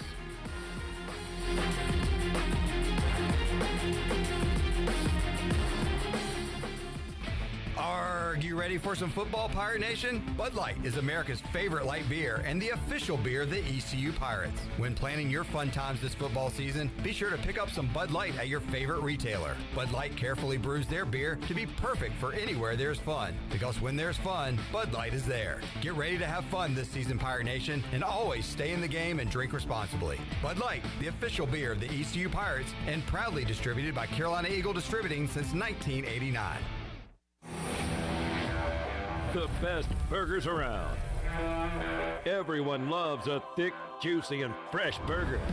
Tiebreakers in Greenville, plus the all-new Tiebreakers in Winterville, do real burgers better than anybody. So don't just go to any burger-themed restaurant chain. It's time to break the chain and eat local. Tiebreakers, real burgers at its best. Everybody loves burgers. Welcome to US Cellular, where new and current customers choose any phone they want for free. Free? Even the one with 5G and lots of storage? Free. And the one with the latest everything? Free. At US Cellular, any phone you see is free, whether you're a new or current customer. US Cellular, America's locally grown wireless. Terms apply. See uscellular.com for details. We all love using Uber Eats, DoorDash, and grocery pickup. It makes life so much easier. Well, now there is cellular delivery, and the team at Cellular Warehouse has perfected the process. They will deliver your new phone right to your door with all your information loaded on the new phone, and the best thing is there is no charge for this awesome service. And you don't have to waste half the day sitting in a Cellular store. Call Toby Williams Williams today at 252-799-7051 and let his team of experts make your cellular delivery today. Cellular Warehouse, your local U.S. Cellular authorized agent, serving all of Eastern North Carolina. I'm Michael Vaughn with East Coast Grading and Utilities. Many of you know my dad, David Vaughn, and his work in putting in subdivisions all over Pirate Nation. But East Coast Grading and Utilities is not just for those type of big jobs. We're here for the homeowners. Whether it's concrete, driveways, hauling rock, or sand, whatever you need, East Coast Grading and Utilities can get the job done. Call us at 252-531-7494 or check us out on Facebook at East Coast Grading and Utilities. Every team knows that the two-point play can be a winning move. That's why I'm here. State Farm agent Timothy Sawyer and my team are here to help you go for two by combining your home and auto insurance. It's a great call that saves you time and money. So go for the win and score some savings by combining your home and auto. It's just another way we're here to help life go right. Call me, Timothy Sawyer, at 493-0002 today. We know that juicy, cheesy, grilled to perfection burger sounds amazing, but it does sound like something is missing. Pepsi, baby! The yin to this burger's yang. Burgers and Pepsi go together like burgers and Pepsi. This perfect blending of flavors makes every bite of lettuce, every sesame seed on the bun, and every sip of that crisp, refreshing, ice-cold cola a journey to Foodtopia. Burgers, better with Pepsi. That's what I like. Is that the sound of an ooey gooey, cheesy, crunchy slice of P-I-Z-Z-A? Obviously, but as good as that sounds, we think it can get even better. Oh yeah, that's the sound of a freshly opened fizz-filled Pepsi. The only thing that can take this flavor medley of crunchy dough, mouth-watering cheese, and savory sauce to the next level. How about another bite? Pepsi and pizza sound like a match made in heaven and taste even better. Pizza, better with Pepsi. That's what I like. Warren's Hot Dog Pizza, homemade lemonade. Hungry for game day, Pirate Nation? Take advantage of the Warren's Hot Dogs tailgate special of 10 or more hot dogs for only $1.50 each. And the best part, this special is available every day. Just call ahead and Warren's will have your order ready to go. Hungry for breakfast? Warren's Hot Dogs in Chocowinity opens at 5 a.m. with cheese biscuits, chicken biscuits, sausage dogs, and more. Warren's Hot Dogs in Greenville, across from Ron Ayers, or in Chocowinity next to the fire station. Go Pirates! Pirate Radio. And you write that down, because when you're at East Carolina, you go for it every time. Or you don't coach at East Carolina, you don't come to East Carolina, you don't play at East Carolina with a weak heart. Write it! The voice of the Pirate Nation.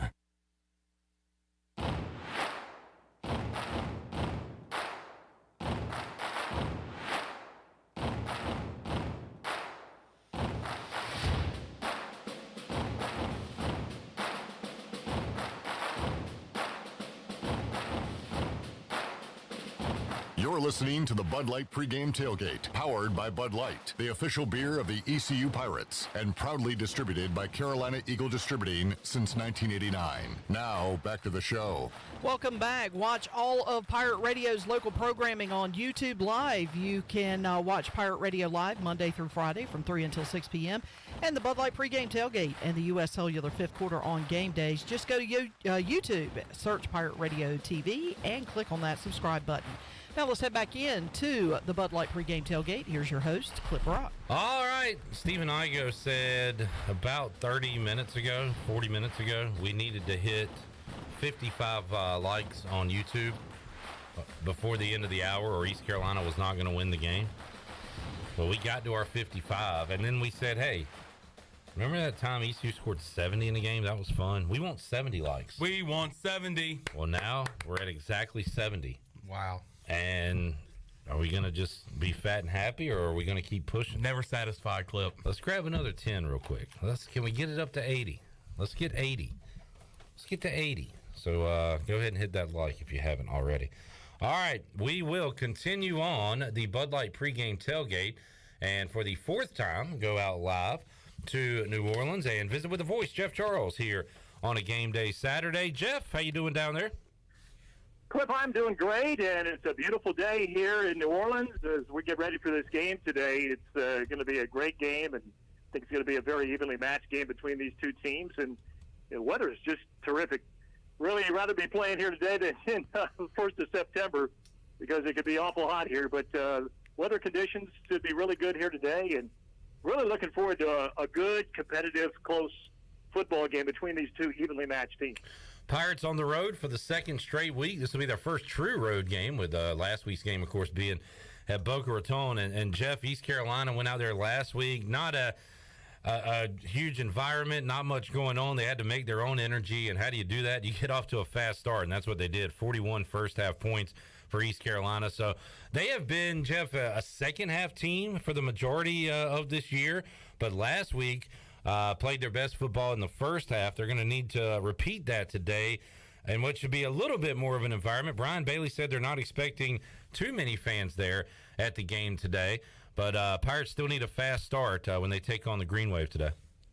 Yeah, still you're playing on enemy turf, and Tulane, of course, is the home team here today, so you've got to deal with that being on the road after being in a neutral situation last week, Cliff. But you're right. I think the attendance today will be about half full or so. I was just talking to Corey Galore, who many of our fans remember from his days as the baseball announcer, play-by-play announcer for ECU. And Corey is here now with Tulane, and in fact, I was just visiting with him about 5 minutes ago. He says he thinks it'll be about half full or so today. It's not a big stadium. It seats 30,000, and they've been averaging right at 16,000. We understand it's fall break for a Tulane student, so not as many students will be at this game today. So, again, you're still playing on the road, and we'll see what the Pirates can come up with. One thing we haven't talked about, Jeff, today, and we'll talk about it with you, the offensive line for East Carolina. On the year, opponents have 7 sacks against East Carolina. Not a bad number. I don't have the advanced numbers with the hurries and quarterback hits and pressures and things like that. But we clearly saw last week when Holton Ahlers has time, he can deliver. And did that last week. He did not have that time when the Pirates took on Navy a couple of weeks ago. So give him time. This offense will move the ball. If he's pressured, watch out. How about today, this Tulane defense? Really good numbers, Jeff. And what do you think about that matchup, the O-line of East Carolina versus Tulane's D-line and their blitzing? Well, you're going to have to be ready for it, Cliff. And the guy that scares you coming off the edge for Tulane is number 6, Darius Hodges. He had 14.5 tackles behind the line of scrimmage last year.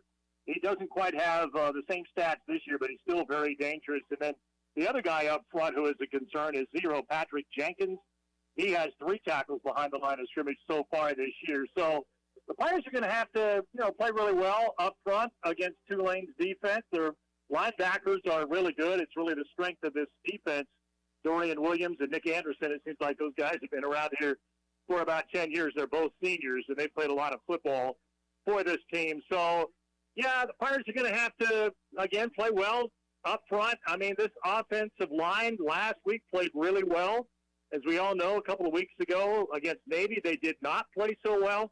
So you go into every game kind of wondering what the offensive line is going to do. But you're right, Cliff. If you give Holton Ahlers enough time, he is going to be able to deliver. Now, I don't know if Jalen Johnson, his status, I think he's going to play. But as most Pirate fans know, he went out last week in the first half, and he's got a lower back issue.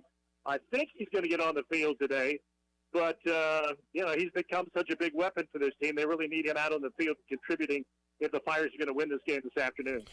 Another person we've talked about a lot this week on the Orthopedics East Injury Report is a Green Wave, and that's Michael Pratt. We've seen him, Jeff, throughout the years grow up as the Tulane quarterback. Was out last week, and it was Kai Horton, who the third stringer, winning it for Tulane on the road at Houston. How about Pratt? It sounds like Mike Houston thinks he's going to play. Any late word on Michael Pratt?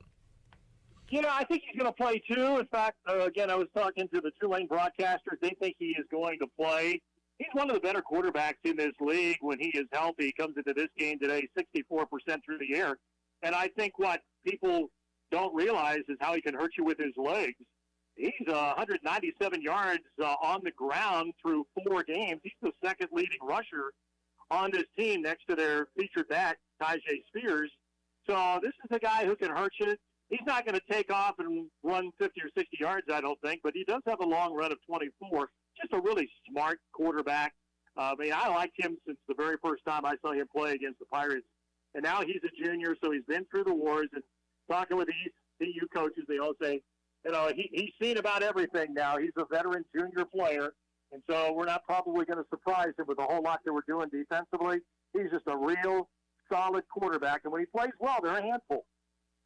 Visiting with the voice, Jeff Charles, on the Pitt Electric Live Line. East Carolina on the year, and Owen Daffer 20 of 24 on point after touchdown attempts. We've seen a couple missed field goals as well. And Jeff, as far as that goes, I know Mike Houston was asked about it in the press conference this week. Is there any kicking competition, or is it Owen Daffer moving forward today and for the remainder of this season? I don't know about the remainder of the season, Clip. Coach Houston did mention in the press conference on Tuesday that Carson Smith, the backup, has had some injury issues. So that's maybe one of the reasons he hasn't gotten on the field, although even if he's been healthy, I don't know if he would have or not. Owen Daffer is the guy that they believe in.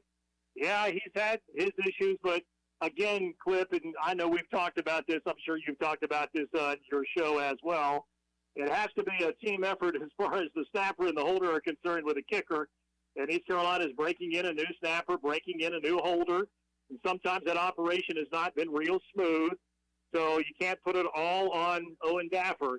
So let's hope they get that situation ironed out. He's 4 of 6 on field goals. And as you mentioned, he's missed the 4 extra points this year. So he needs to have a really good game, I think. If he can go out and kick 3 field goals and be perfect on his extra points and, nail a long one or two, I think that would do a lot for Owen's confidence and kind of get him back on track. The voice, Jeff Charles, visiting us here live from New Orleans. He'll be on the call this afternoon. Jeff, great chatting with you, and have a great call today. We'll check in with you again next week on the Bud Light Pregame Tailgate. We'll have you back in studio for another home game after 2 straight on the road. Sounds great, Cliff. Always enjoy it. Thank you, voice. There is Jeff Charles joining us. We got a touchdown in Lawrence. Kansas has put up 2 touchdowns in about 7.5 minutes, and they lead TCU 16-10, PAT pending. That is how you answer after a costly fumble by TCU. They were driving, got the first down, but sometimes these receivers just refuse to go down. And ball out. And sometimes it costs you, and it costs them there. Kansas drives down the field and throws it to the back of the end zone, and the Kansas receiver's all by himself, and he makes a pretty good catch where he keeps both feet in bounds. That's an NFL catch right there.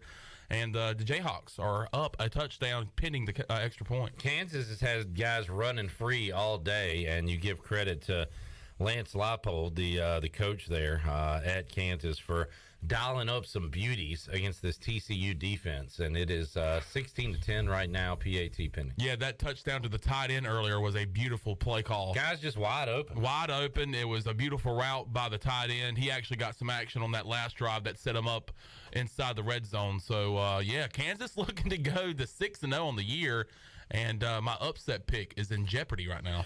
All right, we are at 76 likes on YouTube. Wouldn't you love to be number 77 or like 78? 79 is a cool number. How about let's make it a race to 80? Who wants to be the 80th like? Yeah, it could be you.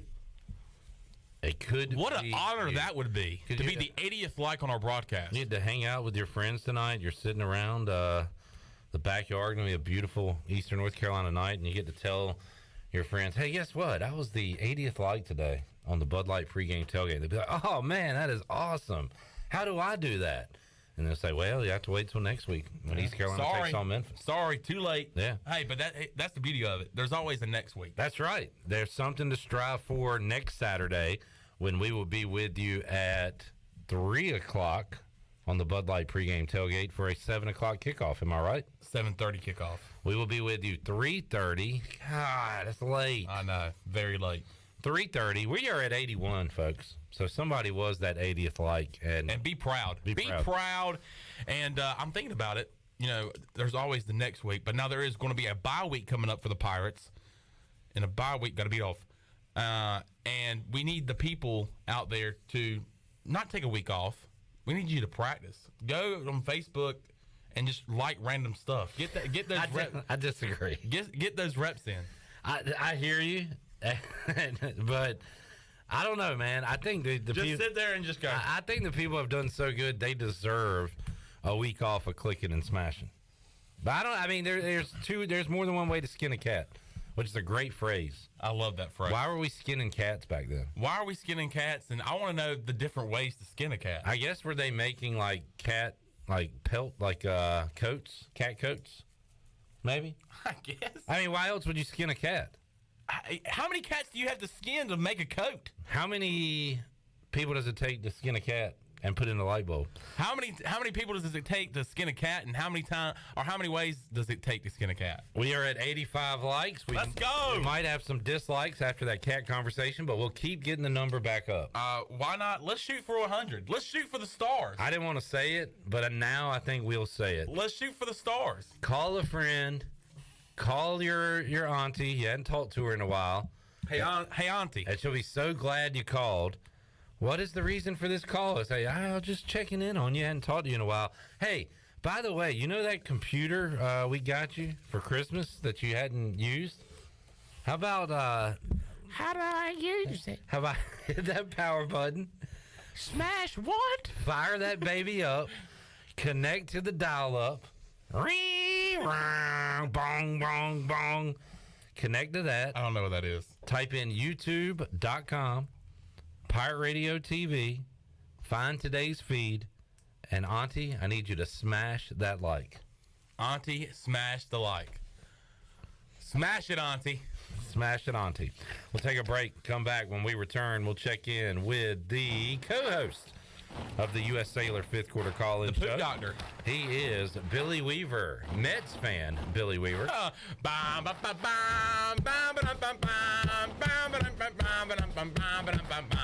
Talk to him about his Mets, about the Pirates, and more when we return. Bud Light pregame tailgate rolls on after this.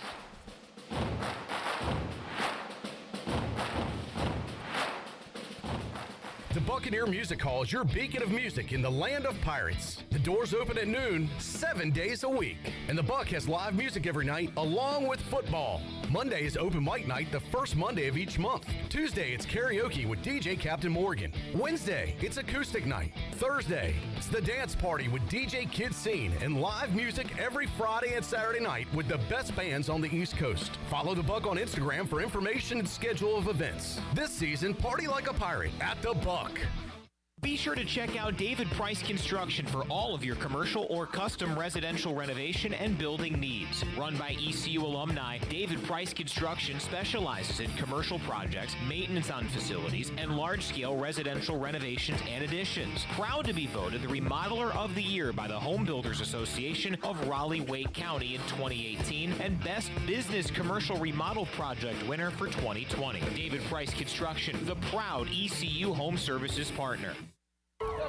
My whole business just went up in flames, but my agent was there before the fire was out. We started a plan. I've got 25 employees who could be out of a job if we didn't get this place running again.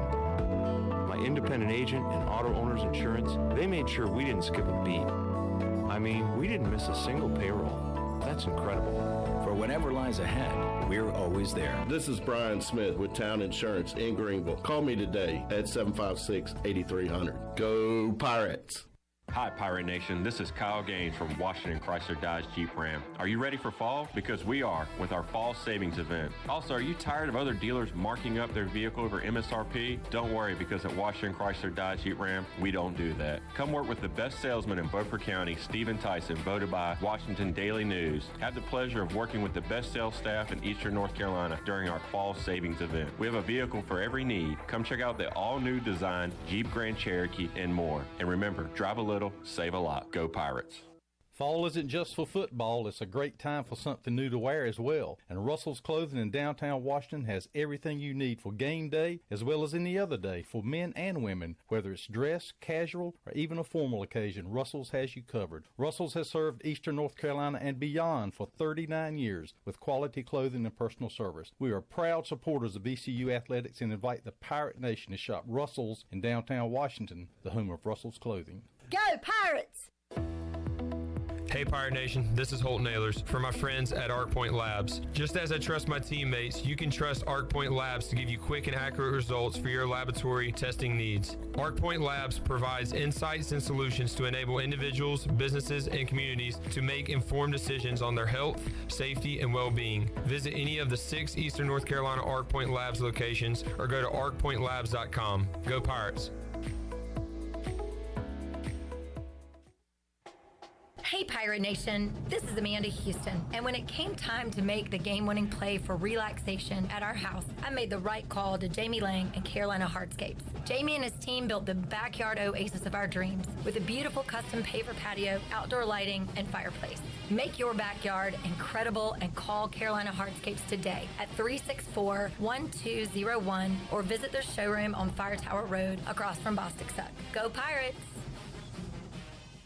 Country Mart has been locally owned and operated for over 40 years and is your premier country store serving the best cheese biscuits and country food around. Country Mart is open every day and has 2 locations in Bethel on Highway 11 and in Stokes on Highway 903. Both Country Mart locations are top-of-the-line fuel stations serving Shell gas, including 93 ethanol-free high-octane gas, which is the best for all you boat owners. Country Mart, fueling you up with great food in your engines with great gasoline. Go Pirates!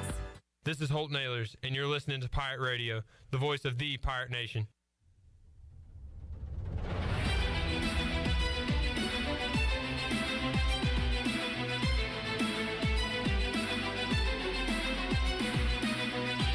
You're listening to the Bud Light Pregame Tailgate, powered by Bud Light, the official beer of the ECU Pirates, and proudly distributed by Carolina Eagle Distributing since 1989.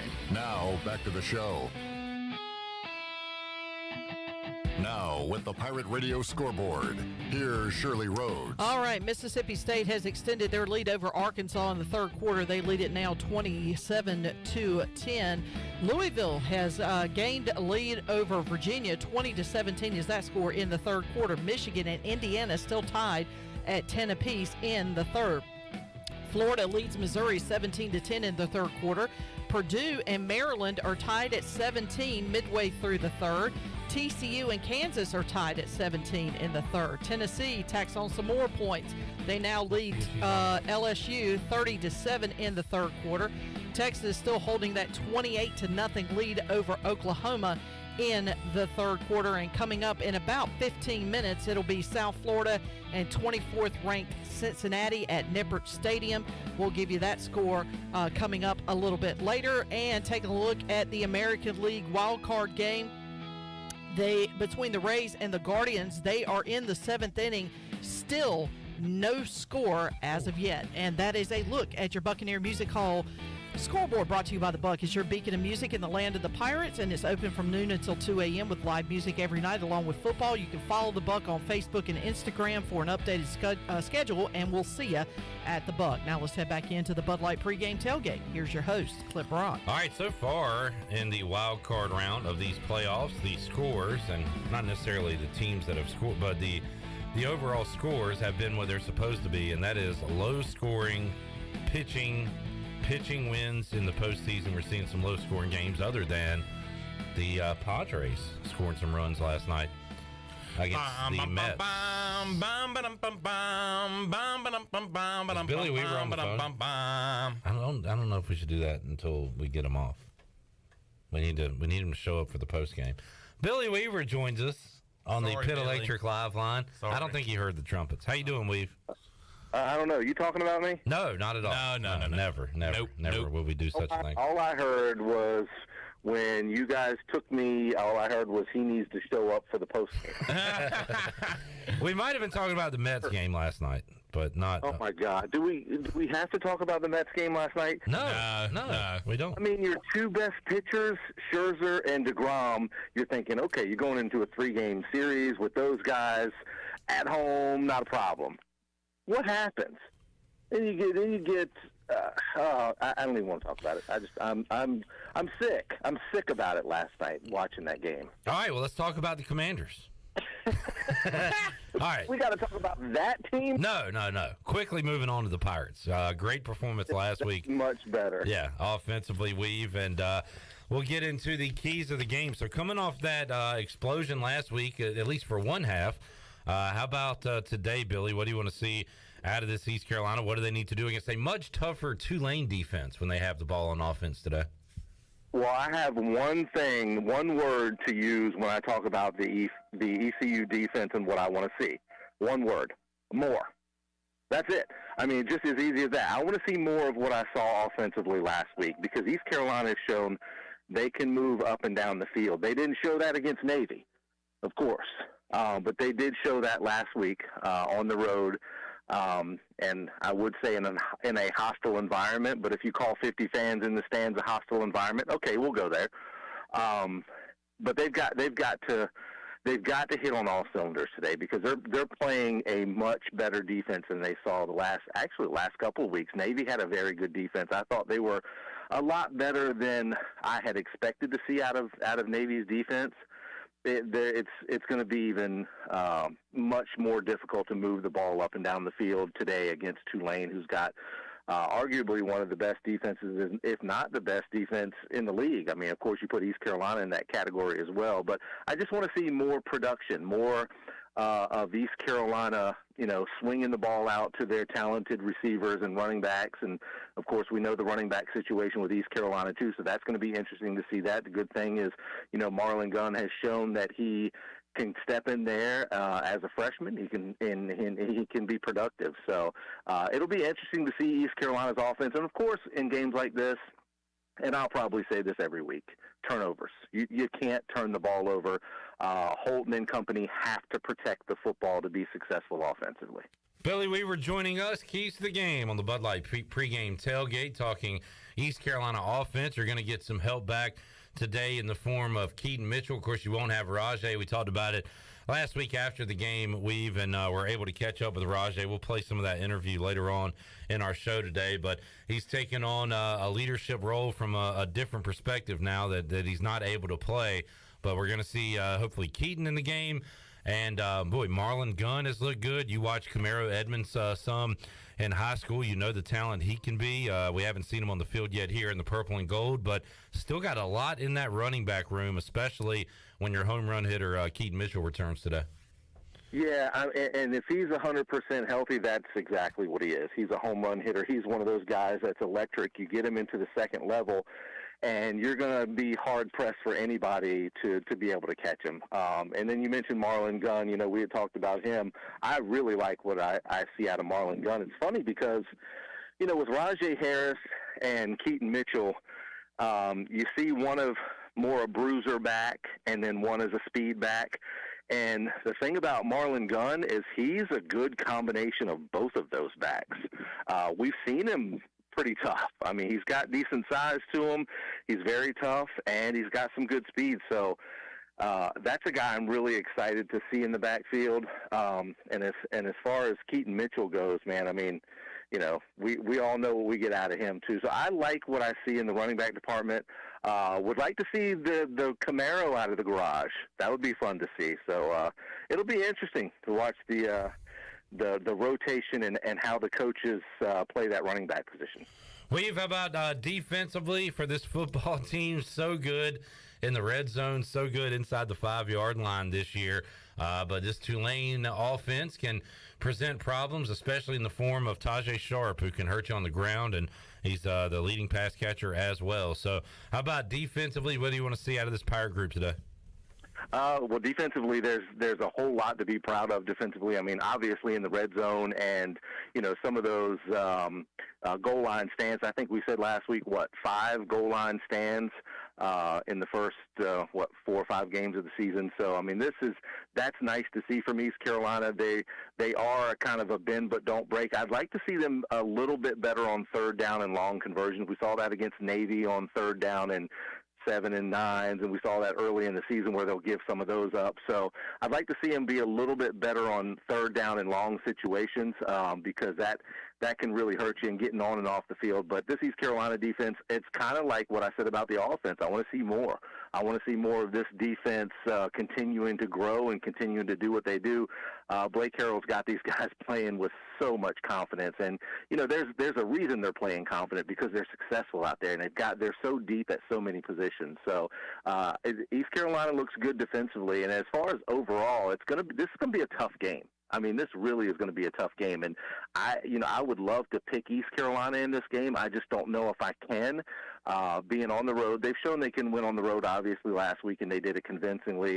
This is a different Tulane team than the team from last year. I mean, this is a much improved Tulane team, and one that could, legitimately contend for the AAC title. So I think it's going to be a very close game. But if I had to bet on it, I'd probably take Tulane by like 3 points. Well, here's some positive news. The line, which began at a pick'em, went up to 3.5, is now down to 3. So some unbiased folks out there are putting some money on the Pirates. So that is a good thing as we creep closer to this kickoff. But in a game that could be decided by 3, that Vegas says will be decided by 3, that Billy says will be decided by 3, special teams is a key. We know that, Weave. So a block kick, a big return, field goals. Pirates special teams has not been great this year. They're going to have to show up today. Well, we've seen all that this year. We've seen missed extra points. We've seen missed field goals that could win a game. We've seen blocked punts. We've seen it all. We did see a little bit of the punt return game for East Carolina as well, with a big return. That was last week, right, if I remember correctly. Yep. Fleming with a big return last week. So, and I think that's where East Carolina needs to continue to do well and improve. Obviously, I mean, we've talked ad nauseum about the kicking game.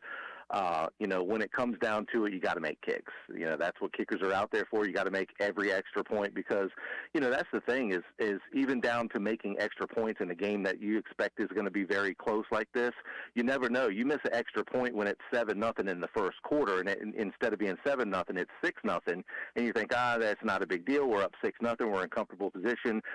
Next thing you know, you're in the fourth quarter. That 1 point could hurt you. So, I mean, every aspect of the kicking game has to be very good today, because when you're in those close games, anything could swing that pendulum. We have good stuff. We'll talk to you after the game. We'll see you here inside the Pirate Radio studios on the U.S. Sailor 5th quarter call-in show. Looking forward to talking to the Pirate Nation after today's game, win or lose. We'll see you then. Well, and I'm hoping it's like last week, that people are actually calling in and don't have a whole lot to gripe about. If I had to predict it, I don't think that's going to be the situation, because either way, I think this is going to be a close game, win, lose, or draw, which obviously if it's a close game and, there's not going to be a draw. But, you get the gist of it. I mean, I think fans are definitely going to have something to talk about tonight, but just hopefully it's on the other side of a Pirate victory. We'll be talking to you after the game. U.S. Sailor 5th quarter call-in show. We appreciate your time, man. All right, man. We'll see you. All right. There is Billy Weaver, Pit Electric Live Line here as we wrap up hour number 3 of the Bud Light pregame tailgate. Horned Frogs, baby. They get a turnover. They go and drive down and score. 24 points for the Horned Frogs now. A lot of points last week. They just showed the offensive coordinator for TCU on the sideline. Who is that guy? Garrett Riley, younger brother of Lincoln Riley, and he was a GA here at East Carolina back in the day under Coach Ruff, I believe. And now it looks like he's doing a good job there with Sonny Dykes. He actually went to TCU from SMU with Sonny Dykes. And look out for Garrett Riley. He might be a head coach in college football one day. You watch these games. You watch Thursday night, and what was the difference of Russell Wilson, bad interception, cost them the Broncos the game. You watch this TCU game, just had a fumble that Kansas turned into points. TCU goes down and scores. Immediately, Kansas turns it over on an interception. TCU score. I mean, turnovers, and we know it, and you try to avoid them. But that's the key. When Ehlers has been good and not turned it over via the interception, Pirates have won ball games this year. So going to have to keep that going today. Yep, protect the rock, but also force turnovers on the other side. And we've talked about that a lot. We haven't seen that a lot this year. We want to see more turnovers, and the offense did good last week. But let's let the defense. I mean, there's not much we can complain about with this defense. but let's let the defense help out the offense by creating some turnovers and setting up the offense in good field position and allowing them to score and score often and score early, too. Come out and punch them in the mouth. All right, hour 4 of the Bud Light pregame tailgate coming up next. We'll hear from Rajay Harris, Miles Berry. Also, Brian North will join us on the Pit Electric Live Line, and the big man on campus, Jeff Nadeau, Barstool Sports, talking about East Carolina Tulane and the other action on this college football Saturday. It's all ahead. We roll on Bud Light pregame tailgate. More to go after this.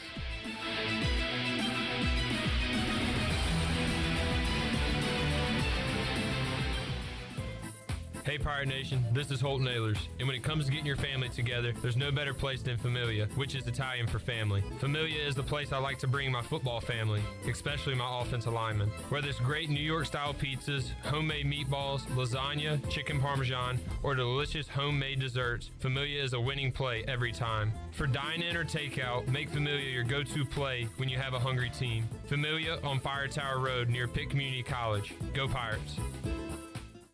Take a hit from a 300-pound linebacker, and you better be wearing pads. Take a hit on the road, and you better have good auto coverage. When you've got North Carolina Farm Bureau Auto Insurance, you've got the best local agents ready to help you bounce back. If you don't, well, you'll probably play football without a helmet, too. In Pitt County, call Carlton Venters or C.J. Messerly at 252-756-3007. North Carolina Farm Bureau Mutual Insurance Company, Farm Bureau Insurance of North Carolina Incorporated, Southern Farm Bureau Life Insurance Company, Jackson, Mississippi, an independent licensee of the Blue Cross and Blue Shield Association. Do you have any real estate questions about buying or selling residential or commercial properties? Are you curious about this current real estate market? Do you need a property manager for all your rental houses? This is proud ECU alum Scott Harris with RE/MAX Preferred Realty and SD Harris Properties, and I would love to help answer every question you have and show you a real estate experience that will be memorable and enjoyable. Every step of the way, I'm here to make your dreams a stress-free reality. Call me today at 347-1857. That's 347-1857. Go Pirates. Hey Pirate Nation, Shimmer Boutique is your one-stop shop for all your tailgate essentials. This is Holt Nailers, and if you need a Yeti cooler, apparel, shoes, or accessories for the season, Shimmer has you covered. Shimmer Boutique is also the exclusive retailer in Greenville carrying the largest selection of built-when broken gear for adults and youth. Be ready for game day and every day at Shimmer Boutique on Greenville Boulevard behind Starbucks and in Winterville across from Lowe's. Go Pirates! Love is finding the internet of your dreams from MetroNet. Get ready for fast, reliable, 100% fiber speeds with unlimited data so you can stream, study, surf, and game on all your devices simultaneously. No lag times or buffering. MetroNet offers student deals. Get 100 megabit internet for just $39.95 a month. Switch today at metronet.com/switch. MetroNet. Love your internet. Do you need custom t-shirts, apparel, or promotional items for your business, organization, or event? Keep it local. Print it local with University Sportswear. UniversitySportswearENC.com is your one-stop shop for all promotional products for your business. With over 1 million items to shop from, UniversitySportswearENC.com offers high-quality products at prices to fit any budget. Visit UniversitySportswearENC.com for contact information and to get shopping. UniversitySportswearENC.com, the official sportswear provider of Pirate Radio. This is Braxton Green with Angel Oak Home Loans. If you're looking to purchase a home, it is still a great time, and being pre-qualified before you begin shopping is an advantage. At Angel Oak, we offer a wide variety of programs ranging from conventional, government, and portfolio loans that can fit most financial situations. To get started, contact our experienced team of Talbot Green, Joanne Weir, Wanda Hager, or myself, Braxton Green, at 751-2060. NMLS 1719250, Equal Housing Lender.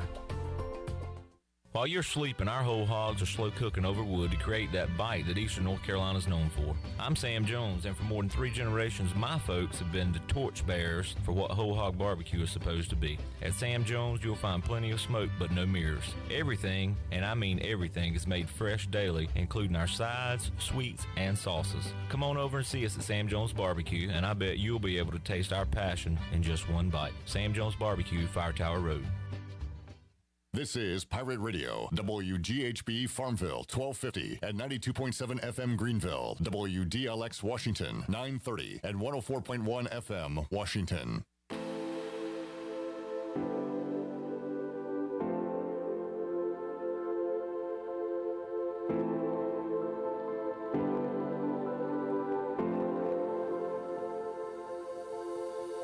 You're listening to the Bud Light Pregame Tailgate, powered by Bud Light, the official beer of the ECU Pirates, and proudly distributed by Carolina Eagle Distributing since 1989. Now, back to the show. Welcome back. For the latest breaking news, interesting stories, and awesome contests that can make you a winner, be sure to follow Pirate Radio on our social media. You can follow us on Facebook, Twitter, and Instagram at PR927FM. Join the close to 60,000 followers today. Now let's head back in to PRL. Oh, no, not PRL. The Bud Light Pregame Tailgate. Here's your host, Clint Brock. All right. The Big Cheese going for another breakfast sandwich from CD's Sausage, Egg, and Cheese. They are dynamite. I took 2 to the head early in the day, and Chandler going for 2 now. And look at this guy. Look at Big Cheese. Mustard. Throwing a little mustard on it. Okay. You got some mustard. Mm-hmm. Hey, man. I went back there, and I'm late to the segment because I went and got my sandwich. And I said, you know what? I said, wait, hold up. Wait a minute. Let's put some mustard in it. Let's put some mustard in it, and that's what I'm going to do right here. A little spicy. Okay. Yeah. Need a little kick to your Sammy. Yeah. CD's Grill, man. Check it out. Great country cooking and some awesome breakfast foods as well. And looking forward, Chandler's going to be cramp-free today because we learned from Miles Berry this week, mustard, good for cramps. Oh, yeah. And we'll hear from Miles in just a moment. But right now, we will hear from Rajay Harris. We talked to Rajay earlier this week. He joined Troy D and I Thursday on Pirate Radio Live to talk about what he went through and what he is going to go through in the future. And I wanted to play part of that interview. So let's hear from Rajay Harris earlier this week. You're always positive, no matter the circumstance, but we'll talk about what happened on Saturday and what is to come. And I guess we'll kind of start with the negative here, Rajay. You know, what happened on that play looked like one of those dreaded kind of non-contact deals. What transpired from your perspective there? I came through the hole. I honestly thought like nobody was right there at first, but I came through the hole. I seen the safety, and I could have easily just ran him over or just stiffed on them. But I tried to do a move that I've been doing since I was a kid, and my knee just gave out, and I was right there on the ground. And that moment, I knew something was wrong. I never felt that pain before. I couldn't even feel my knees, like my kneecap. So immediately I just started praying, and the doctor told me that he was going to take me out for the rest of the game. So then I started figuring out, like, dang, something must be wrong. And he was bending my leg, bending my knee, and I seen them look at each other, and I was like, dang, this cannot be good. So get on the flight, we went on the way back. That whole night, I'm looking at my knees, and they was looking pretty decent, not swollen yet. I woke up the next morning, though, and it was just like swole. So I went to get an MRI, and the doctor had told me, he was like, I want to just let you know that we're thinking it's your ACL. And then right there, and it hit me, just to put in all this work, man, and then, you get told your ACL is torn. That's just a bad feeling. It don't feel good at all, but everybody's been posting stuff about me and keeping me in great spirit, and I really appreciate it, man. Just seeing how much everybody cares, and just seeing that I chose the right school, man. It's the greatest feeling ever, and I love that from the fans, from the players, the coaches, and just great feeling. Talking to ECU running back Rajay Harris, and Raj is Troy. Let me just first of all say, man, I'm really sorry about what happened. You're one of our favorite people, and as we've all mentioned, always so positive and upbeat. Hate that this has happened, but let's talk about the future now. What is the road to recovery like for you? What is the rehab like this year? And is it possible to get a medical red shirt for something like this, or is that not possible? Well, the rehab's been rehab. I can't do much yet.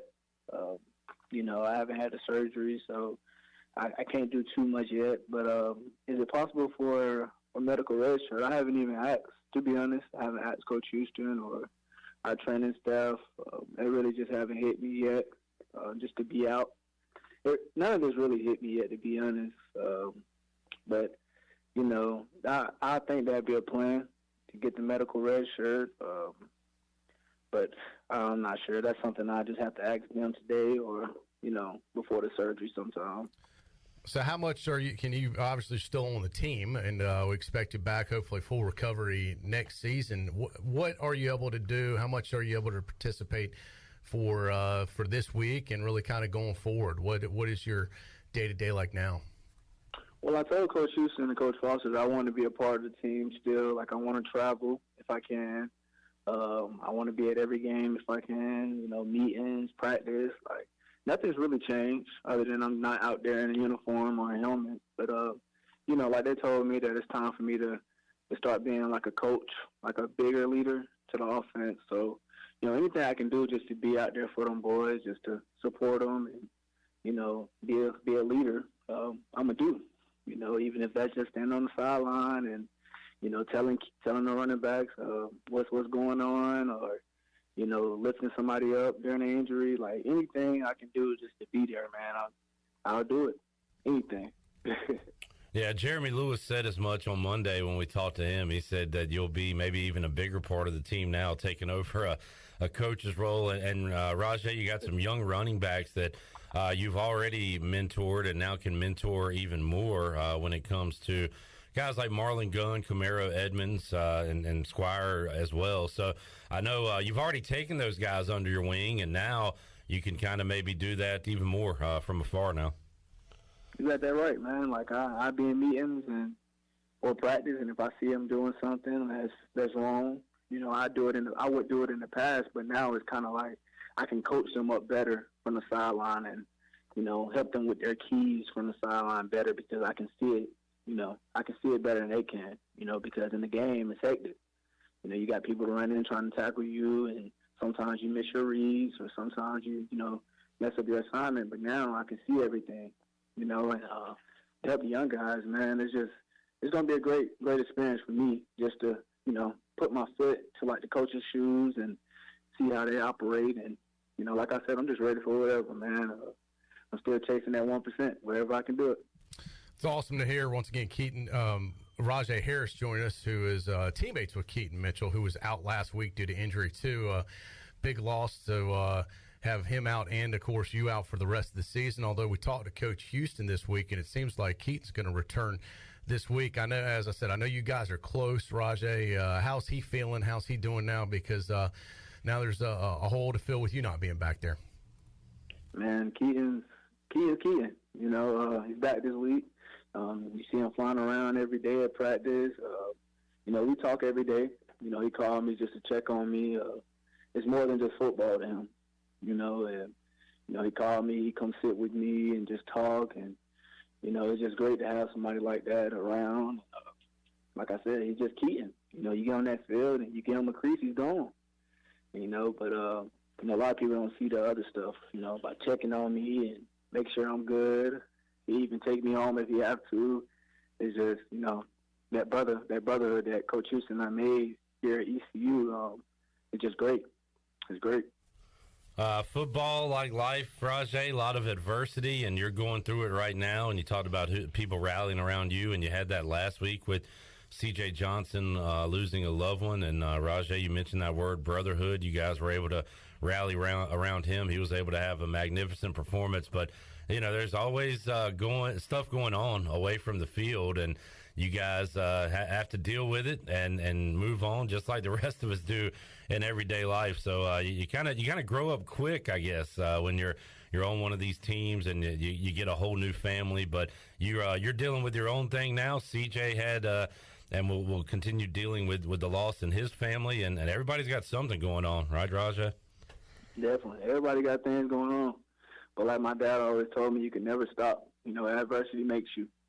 You know, it's going to make me to a different animal. And I truly believe that God has a plan. You know, the strongest battles that I'm gonna take is going to make me and going to form me to the man that I want to be. So, you know, I don't look at this as a mistake or anything. I look at it as a lesson, just to build from it, just be a better Rajay Harris, just to show people in this world that, you know, no matter what you go through, you got to keep fighting, keep swinging, and you know, eventually you'll come back on top. That is Rajay Harris joining us earlier this week on Pirate Radio Live. Myself, Troy D, and Rajay will not be on the field, but will be certainly a part of the team. Brian Bailey, when we talked to him earlier down in NOLA, said that he had already talked to him down there, so great to know that he traveled. He'll be having surgery this week, and we plan to keep getting updates from him, talking to him about his road to recovery. Going to miss him on the field, but what a great teammate he is. He is still a big part of what the Pirates will do in 2022, just not on the field. A guy that is on the field that'll be a big part of the defense today is Miles Berry. We enjoy catching up with Miles every Monday on the Players Lounge. He went one-on-one with the voice, Jeff Charles, earlier this week. Let's hear that, Shirley. A visit now with Miles Berry. And, Miles, I wanted to talk about in crunch time with this defense, how you guys are really able to rally and make such big plays. You know, you get the turnovers, you get the goal line stands. Where does that all come from? Really just us playing at the standard that we know we can play at. And shout out to Coach Harrell for, you know, scheming the offense up and being able to put us in the perfect play at that time to make really good plays, especially like in red zone and goal line stops. But yeah, we just know we have a lot of experience, a lot of quality guys on the defense, and we play physical, we play fast, and we play with each other. And I feel like that's what amounts to the huge successes that we've seen this season. Let's talk about Tulane offensively. Have you had a chance to look at them on tape, and what is your opinion of the Tulane offense? Great offense, really, really downhill, very physical offense like our own. They have a lot of good skill players, good running back, number 22, a couple very fast, explosive receivers, a good tight end, and then their starting quarterback is good dual quarterback. He can run the ball, he can throw the ball. So we're just going to have to be sound in all of our responsibilities and our gap control. But it's going to be a matchup this weekend. Yeah, it is going to be a really exciting game. It's a big game in the conference, as we both know. Miles, how about going on the road? You know, we kind of got spoiled in September, had 4 straight Saturdays here, and then you go on the road last week, and there aren't a whole lot of folks there. There will be a bigger crowd at Tulane. What's your mindset? Does your mindset change at all from playing at home to playing on the road? And what are some of the things you have to overcome playing on the road? Well, we love playing in the FIC, you know, most definitely. But going away to a team, especially this past weekend where there's no fans in the crowd, we have to generate our own energy. And we really got to play together and be excited for each other. One play, if one person makes a play, everybody makes a play. So we have that type of mentality going into a stadium with no fans, and then going into enemy territory like Tulane, we're going to also have to bring our own juice because we're not going to have a lot of fans there. So, but playing with each other, that's what fuels us, honestly. And these away games, we have a lot of away games coming up, and that's what we're going to need to be. We're going to need to be united going into those games to win them. That's Miles Berry. Miles Berry with the voice, Jeff Charles, earlier this week leading up to East Carolina and Tulane. All right, let's take a break. We'll come back here from Brian North. Man, we got a lot going on. TCU and Kansas going back and forth here, and Kansas has the ball down 7, 31-24. We're keeping an eye on that and other scores going on in college football. Indiana sticking around with Michigan. It's 17-10, and Indiana has the ball. Tennessee hammering Brian Kelly and LSU, 37-7. That score. Mississippi State all over Arkansas, 33-17. Florida with a 24-10 lead over Mizzou. Oh my goodness! Red River rivalry shootout blowout, 49-0. Good grief! Texas over Oklahoma, and the Sooners. Brent Venables, year 1, about to drop to 3-3 on the year. Purdue and Maryland tied at 17. Louisville has a 27-17 lead over Virginia in the 4th. And that is a look. Oh, South Florida 7, Cincinnati 0. Oh, now. 9:24 left to go. First quarter. Bulls trying to pull a huge upset in Cincinnati. All right, those are some scores on the Buccaneer Music Hall scoreboard presented by Dubuck. We'll take a break, come back, talk about the action today, and get a look at ECU Tulane with Brian North when we return after this. Here today with Jeff Stein from Brown & Wood. Jeff, how's the service department? Service is going great. Like I told you before, 2022 is the year of the customer. We've been voted #1 dealership in Greenville for 3 years in a row, and there's a reason why. For service, we still offer free pickup and drop-off, so we're trying to make it super convenient for the customer. And right now, our customers are repairing their vehicles more than ever. How can people make a service appointment? They can go to brownwood.net or dial 355-6080. So, how does short points work? Well, like Jersey Mike's, 6 regular number 13s plus 3 giant number 7s equals a free regular number 13. So, Pepsi and Lay's now earn more points towards free subs. That adds up. Exactly. Download the Jersey Mike's app and earn rewards towards free subs with every sub, Pepsi, and Lay's you purchase. So, how does short points work? Well, like Jersey Mike's, 6 regular number 13s plus 3 giant number 7s equals a free regular number 13. So, Pepsi and Lay's now earn more points towards free subs. That adds up. Exactly. Download the Jersey Mike's app and earn rewards towards free subs with every sub, Pepsi, and Lay's you purchase.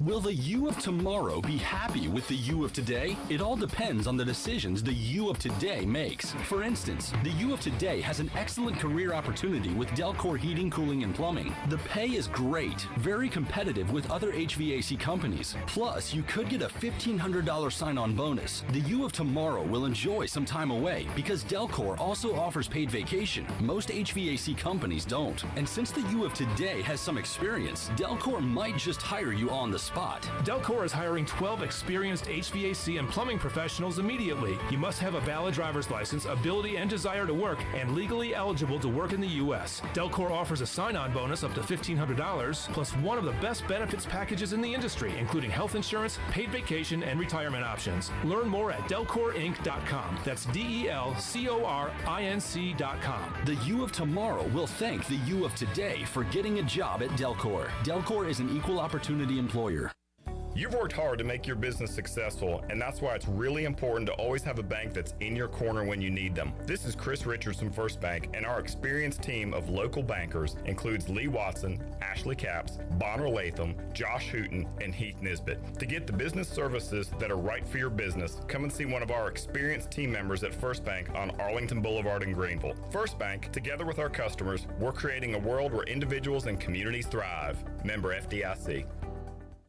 UBE and PirateWear.com is excited to offer Pirate Nation the largest selection of new ECU merchandise and tailgate supplies ever. UBE has the best prices in town, so that makes UBE your one-stop shop for all things ECU. UBE does daily restocks of Champion, Adidas, and Under Armour. Don't forget to bring your young Pirates in to plunder the Crow's Nest, which is the only kids store dedicated to ECU. Plenty of free parking uptown in Greenville. Visit them at PirateWear.com. Go Pirates! With over 30 locations across North Carolina and southeastern Virginia, Quality Equipment is your local John Deere dealer, where you'll find everything you need for your next project. Our complete lineup of John Deere lawn and garden, agricultural, and commercial worksite equipment comes with years of experience, expertise, and dedication. We know what it takes to get it done right. Stop by today or visit us online at QualityEquip.com. The best burgers around. Everyone loves a thick, juicy, and fresh burger. Tiebreakers in Greenville, plus the all-new Tiebreakers in Winterville, do real burgers better than anybody. So don't just go to any burger-themed restaurant chain. It's time to break the chain and eat local. Tiebreakers, real burgers at its best. Everybody loves burgers. This is Miles Berry, and you're listening to Pirate Radio, the voice of the Pirate Nation.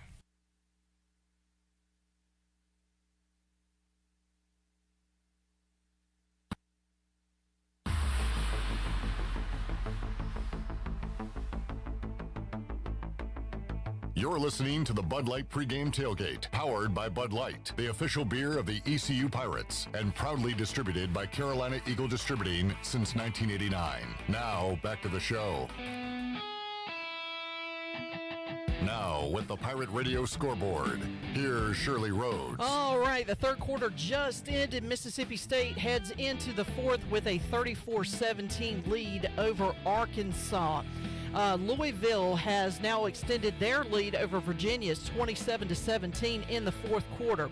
Michigan clinging to a 17-10 lead over Indiana with about 40 seconds left to play in the third quarter. Florida leads Missouri 24-17 in the fourth. Purdue and Maryland are still locked at 17 apiece with 9.5 minutes to go in that game. TCU has extended their lead. They now lead Kansas 31-24. Tennessee is whooping up on LSU. 37-7 is that score, and half of the LSU fans have already poured out of the stadium in Baton Rouge. Texas all over Oklahoma.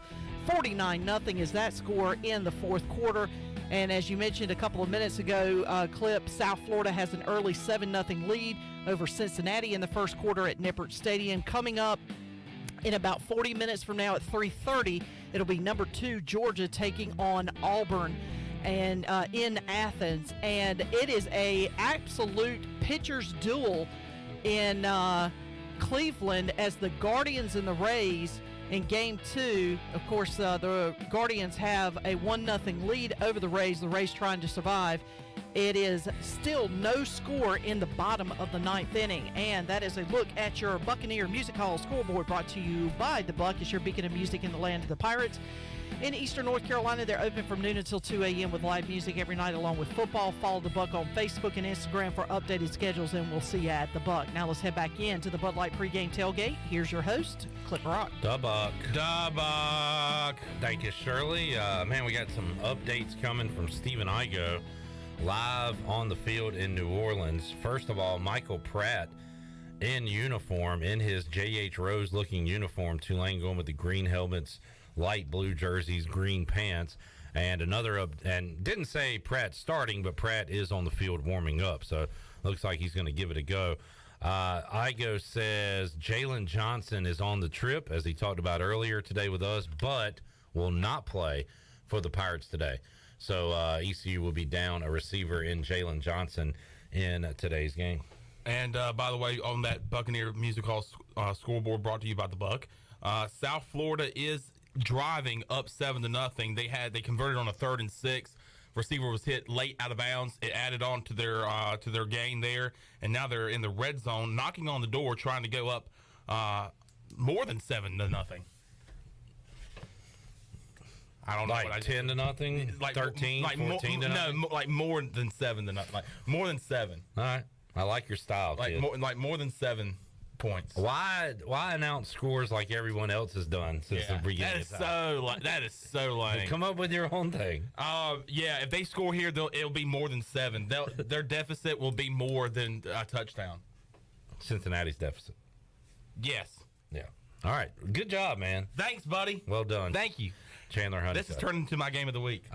Shirley, do we have Brian North? Yes, we do. Let's get to him quickly. Brian North joins us, Pit Electric Live Line. Brian, happy game day. How you doing, sir? Oh, man. I was enjoying a good nap, and Chandler almost put me right back into it again with the Do you need any help there on the sports desk at CTI? Because I got the guy for you. We could always use some sort of help. I need help. Help, yeah. Brian North joining us today. Brian, East Carolina, Tulane, always a pivotal game, it seems, every year on the schedule, and it's no different this year. One of our watchers said it's playoff football. Playoffs begin today, and it's true, because you win today, you got another playoff game with Memphis at Dowdy-Ficklin Stadium next week. So you're winning right now to stay alive in this conference race, or obviously you're trying to stack wins and get to that bowl eligibility. But this is a crucial one today on the Tulane side, but certainly here on this East Carolina side as well. Yeah, it probably started last week, right? I mean, so having that chip on their shoulder, we'll see if how they respond to that. Some teams do well with that, some teams don't. Certainly, ECU responded last week, but as Holt Naylor said during his press conference, you got to stack good wins now, right? Always coming back from adversity. That's good that you can do it. It's bad that you have to go through adversity. So let's now start dealing with some success here a little bit more and getting some of these wins. So yeah, this is a huge game if they're going to keep the conference championship hopes alive. And then there's bowl eligibility. There's all these things still to play for this season. But in the short term, what motivates you, if that's what motivates you and gets you to play better, then by all means, go ahead and do it. Brian North joining us. Brian, this East Carolina offense has, over the years with Holton Ahlers, has, teased me into thinking, all right, we got something here. We got a juggernaut. We're gonna put up 40 a week, and then they'll have a setback like they did against Navy a couple weeks ago, and you have to temper your expectations. They come out last week and light it up in the first half. So where's the confidence level right now in this ECU offense to go out and put up points against a team that's given up less than 20 a game so far in 2022?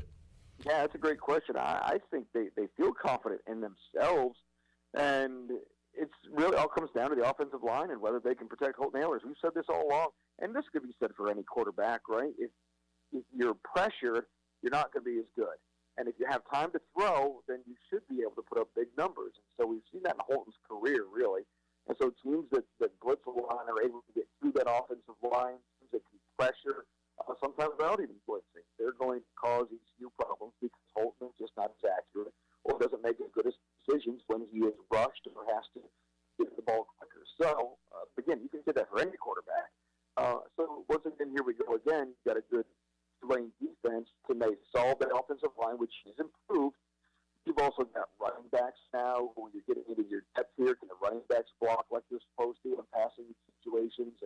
And so there's a lot of it's really just complicated, but if that offensive line gives Holton Ahlers time and the running game some room, then, yeah, they can put up great points. Mike Houston, before the season, said and told me one practice, he goes, I really think we're going to be dynamic offensively. And so they've shown it most of the time, but that Navy game's that outlier that always is kind of in the back of our minds right now. And, Brian, one thing they are adding to the arsenal today is Keaton Mitchell back in the mix. So to score 48 without him, pretty impressive because we've seen he gets a little bit of daylight. He can put 6 on the board quick. He's done it a couple times already this year. Yeah, no, speed. You can't replace speed anywhere else. The guy I'm really interested in watching today is Marlon Gunn because he's returning to his native state. He grew up in, the Baton Rouge area, I guess.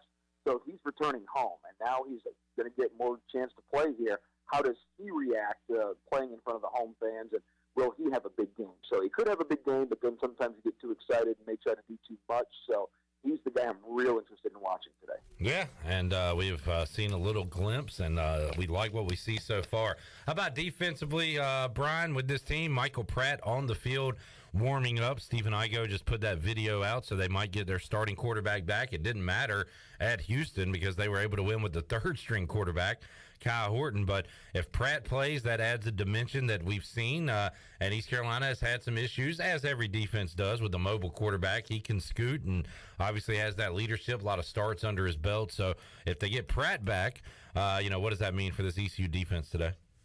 Yeah, I don't know if it means much. I think they're just going to do their game plan. We've seen what Mike Houston wants to do with his defense is he wants to blitz, he wants to confuse, he wants to try and create turnovers. And so I think they're just going to come at whoever. Now, certainly when you have a younger quarterback, you can confuse them a little bit more. But I just think they're going to try to do what they do. And, I've loved Julius Wood watching him. He's a smaller guy who creates some havoc and hits hard. And that's kind of the dog mentality that Mike Houston always wants with his players. And so I just think they're going to just come at you. Whoever's there, they're just going to come at you hard. And the deal is creating turnovers with this defense. And they've done okay with it. I think they're really waiting to go to that next level of creating some turnovers where it gets you good field position and even scoring.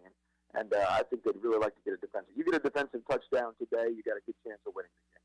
Brian North joining us. Brian, how about the Bounce Back Bowl tonight in Raleigh? NC State coming off the loss to Clemson. Florida State coming off the loss to Wake Forest. Who bounces back tonight in that one?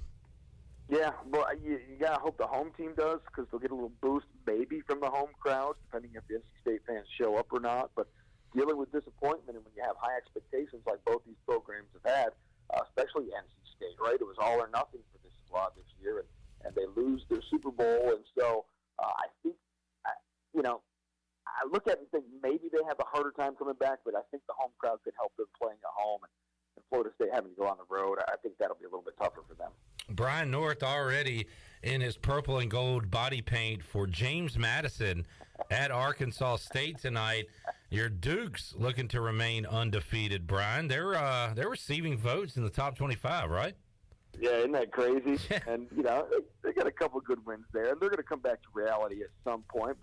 Arkansas State probably isn't that team today, and they're going to play on national television tonight, which they never get to do. Now, it's NFL Network, but this is, the way the program is ramping up right now. Kurt Signetti just had a birthday this week, and so how did they deal with expectations? I don't know if anybody – this is kind of gravy right now. Everybody thought moving up to the 1A division, they take their lumps at first, but the way the schedule's set up, it's been pretty good. And that win at App State is just – that's the outlier right now, coming back from 28-3 down to win at 32-28. That's been the real eye-opener. The rest of the games have been winnable, and they've done that. So one more tonight, and then they start hitting a real good part of the Fun Belt Conference schedule. I'm looking at the schedule, Brian. If you could beat Arkansas State tonight, Georgia Southern the following week, Marshall at James Madison, Saturday, October 22nd would be a big game.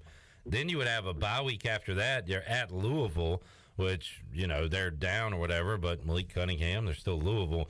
And then to close out the year, Old Dominion, Georgia State, and then, boy, that game against Coastal at home could end up being for a lot, depending on what happens between now and then.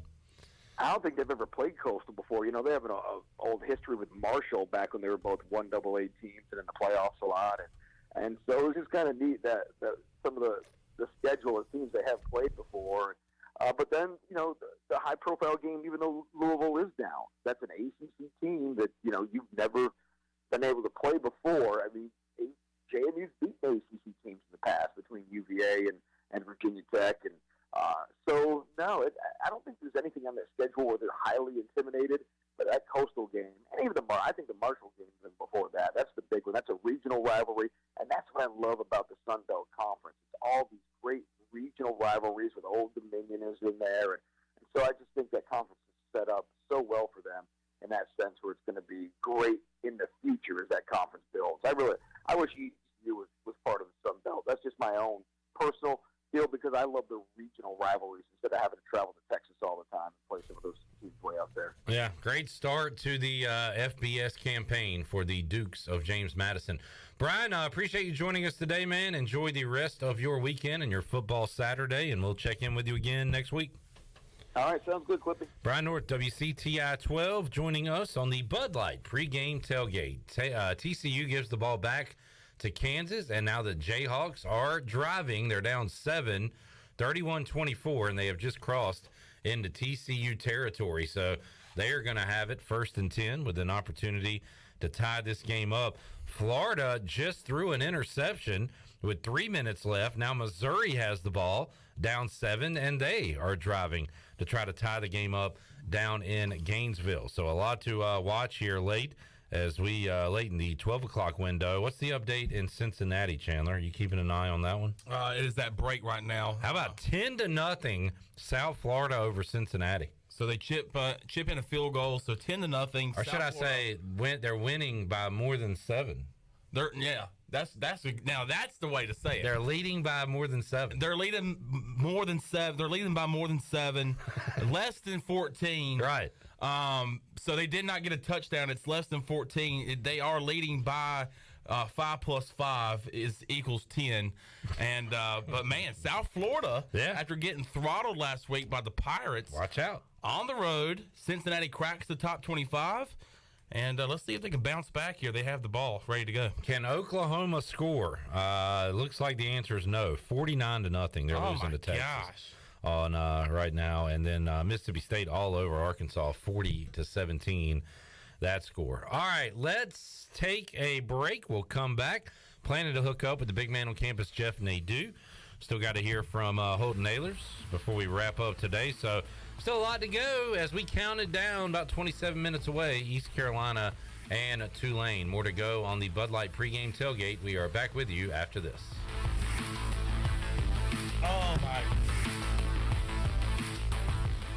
I'm Sam Jones, and for more than 3 generations, my folks have kept the fires burning for Eastern North Carolina Whole Hog Barbecue. At Sam Jones, you'll find our smokehouse pumping out wood-fired meats, cooked fresh every single day. There are no freezers at our place. Everything, and we mean everything, is made fresh daily, including our sides, sweets, and sauces. Stop in and see us, and I bet you'll be able to taste our passion in just one bite. At Sam Jones Barbecue, you'll find plenty of smoke, but no mirrors. Welcome to US Cellular, where new and current customers choose any phone they want for free. Free? Even the one with 5G and lots of storage? Free. And the one with the latest everything? Free. At US Cellular, any phone you see is free, whether you're a new or current customer. US Cellular, America's locally grown wireless. Terms apply. See uscellular.com for details. This is Brandon Tate, owner and operator of Atlantic Wireless, an authorized agent for US Cellular since 1997. Visit atlanticwireless.com to find the store near you. We go beyond the call. Beauty Bar Medi-Spa wants to know if you are ready to fall into beauty. October 7th through the 14th. All services and products will be on sale. Botox, filler, painless laser hair removal, facials, RF microneedling, rejuvenating laser treatments to treat brown spots, wrinkles, texture, veins, and skin tightening. And now, the only facility in the area to offer non-surgical under-eye fat pad treatments. BeautyBarMedispa.com, Red Banks Road, Greenville. Go Pirates! Hey Pirate Nation, Lindsey Gray here with Carolina Caliber. In 1960, my granddaddy started his firearm business right here in Eastern NC. Still family owned and operated, we have the area's largest selection for outdoor shooting sports and accessories and are one of the nation's top firearm dealers. At Carolina Caliber, we have everything you need from hunting, home defense, and personal protection, including a wide variety for ladies and youth. We buy, sell, and trade. It's a time-honored tradition. Visit us at Carolina Caliber on Fire Tower Road in Winterville. Greenville Utilities electric customers will soon be able to receive text notifications in the event of power outages. Enrollment is automatic, so make sure GUC has your cell phone number by signing into your account at GUC.com, then update the information in your user profile. Want to talk with someone instead? Call 252-752-7166 during business hours. 252-752-7166. Update us so we can update you. Visit GUC.com for more information. Do you have an old injury or just some pain that keeps holding you back? It's time for you to get better. With Kinetic Physical Therapy and Wellness, we can help you get your life back. Whether you need to get back to a sport, back in the gym, or just back to enjoying life, our team of specialists use a one-on-one, hands-on approach in our state-of-the-art facility to get you back moving again. Don't settle for where you are. Don't stay in pain. Visit kptonline.com today to see how Kinetic Physical Therapy and Wellness can help you live well, move more, and hurt less. Your vehicle is a big part of your life. That's why you should trust the team at Greenville Auto World for all your vehicle needs. Greenville Auto World believes in fair prices, superior service, and treating customers right. Visit greenvilleautoworld.net to see their fully stocked inventory of SUVs, trucks, and cars. Need a lift kit, custom rims, or wheels? Greenville Auto World can upgrade your vehicle today. For sales or service, visit Greenville Auto World on Highway 43 in Greenville. The Buccaneer Music Hall is your beacon of music in the land of pirates. The doors open at noon, 7 days a week. And the Buck has live music every night, along with football. Monday is open mic night, the first Monday of each month. Tuesday, it's karaoke with DJ Captain Morgan. Wednesday, it's acoustic night. Thursday, it's the dance party with DJ Kid Scene and live music every Friday and Saturday night with the best bands on the East Coast. Follow the Buck on Instagram for information and schedule of events. This season, party like a pirate at the Buck. This is Coach Blake Harrell, defense coordinator for East Carolina football, and you're listening to Pirate Radio, the voice of the Pirate Nation.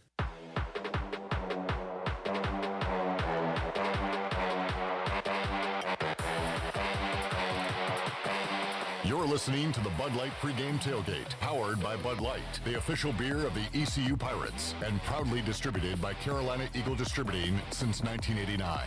Now, back to the show. Welcome back. Watch all of Pirate Radio's local programming on YouTube Live. You can watch Pirate Radio Live Monday through Friday from 3 until 6 p.m.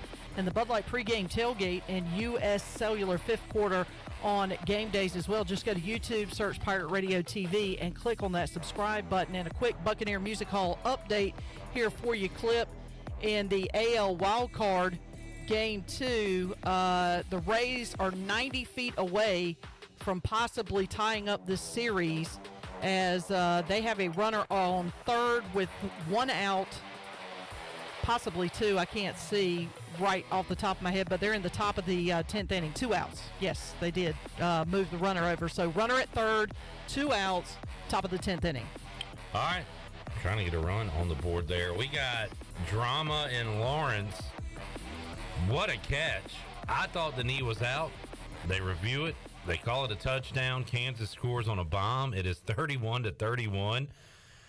Chandler, you should have chose that one as Chan Man's game of the day, because that one was a good one. Well, the one you went with, not so good. I planned on having 2 games of the week. I was going to have 2 tabs open. Can't do that. With Tennessee and LSU, and then Kansas and TCU.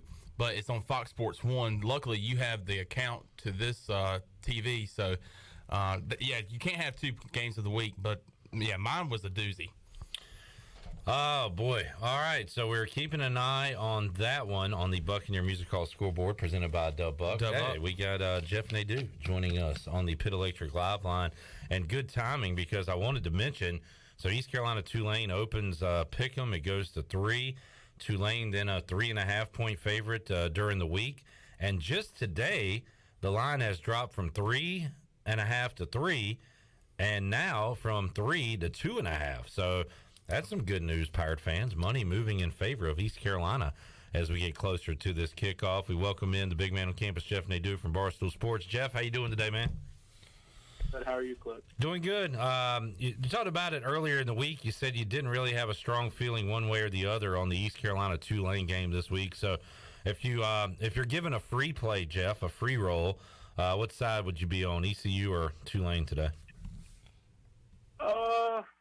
I don't know. Probably lean ECU. I think that line's really just telling you that, Ty Horton's probably going to be the quarterback for ECU. You may know a little bit more than me at this point, but... Well, they had Pratt's warming up, Jeff, and I don't know if he's 100% or what, but he was in uniform taking snaps on the field pregame. So, yeah, I'm still not quite sure about the QB situation.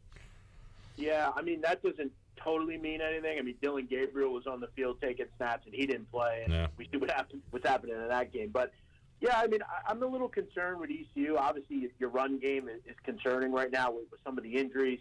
Look, I thought they were a disaster in the second half defensively against South Florida. I guess they just kind of, just didn't care much. The game was obviously in hand. But, I lean ECU. They've always been good to me. I feel like Tulane has kind of overplayed themselves a little bit. But I will say they're a good defense. Maybe lean under in this game. I think you have 2 pretty solid defenses. I expect ECU to come back and play well off of a rough second half against South Florida. Big game in the 3:30 window out west. It'll be Utah at UCLA. Talked about it earlier this week, Jeff, but one final thought on this one before they kick it off. I don't know. I like the Utes. What do you think about the Bruins here in this game? Yeah, this kind of is a bit concerning, Cliff, because I think sometimes you don't want to play those public dogs, right? Those games that just look too good to be true. And look, I think UCLA is in a great spot here. Another spot where they don't seem like they're being very respected by odds makers. They're a home dog again. There's going to be another tough game. They won last week as a home dog. This week, when you look at this game, I think they can hang. I like their quarterback. I like Chip Kelly, but some gives you a little gun-shy moment because you look at what LSU was, a big home dog, and they're getting crushed. I always felt like I thought UCLA was the better option to go as a home dog today. I'd lean that way here. I like this spot. Jeff, there are some Big Ten games, and there are some Big Ten teams that have opened it up, that put points on the board, but every now and then you still find some old-school Big Ten football. Wisconsin-Northwestern, that totals 44.5, and another week of an Iowa game in the 30s. Iowa-Illinois, 36.5. Brutal stuff there. But I don't know. Can you take advantage of some unders there or overs? What do you think about those numbers for those Big Ten matchups later? Well, one that I did play was Iowa-Illinois under. I played under 37. I look, and I know a lot of people are going to say, well, I don't want to play an under 37 in a college game. But I just don't see where these teams score. I mean, you look at Iowa, you can say what you want about them offensively. They suck and they can't move the ball, but they're very good defensively. Neither of these teams give much up. I mean, they're both very good run defenses. Both teams top 5 in yards per pass attempt defensively.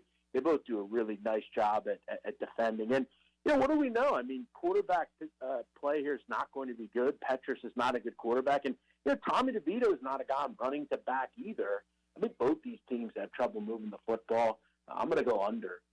Big man on campus, Jeff Nadeau. I'll throw one more out at you. East Carolina has a date with BYU later on this season. Some thoughts changed on Notre Dame when they went to Chapel Hill, rolled up a lot of points on the Tar Heels. Looked like their season was about done. Now they got, a little momentum on their side, I guess. Notre Dame, a 4-point favorite over BYU tonight, 7:30. Any thoughts on that matchup?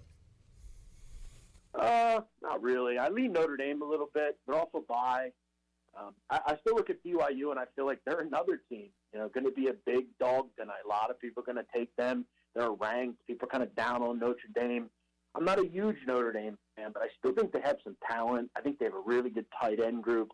Quarterback's solid. He's starting to get his legs under him a little bit with this offense, and they're a good defense. I feel like this is a good spot maybe to take Notre Dame in a game that I think they'll be prepared for. They're going to have the crowd on their side in Las Vegas there.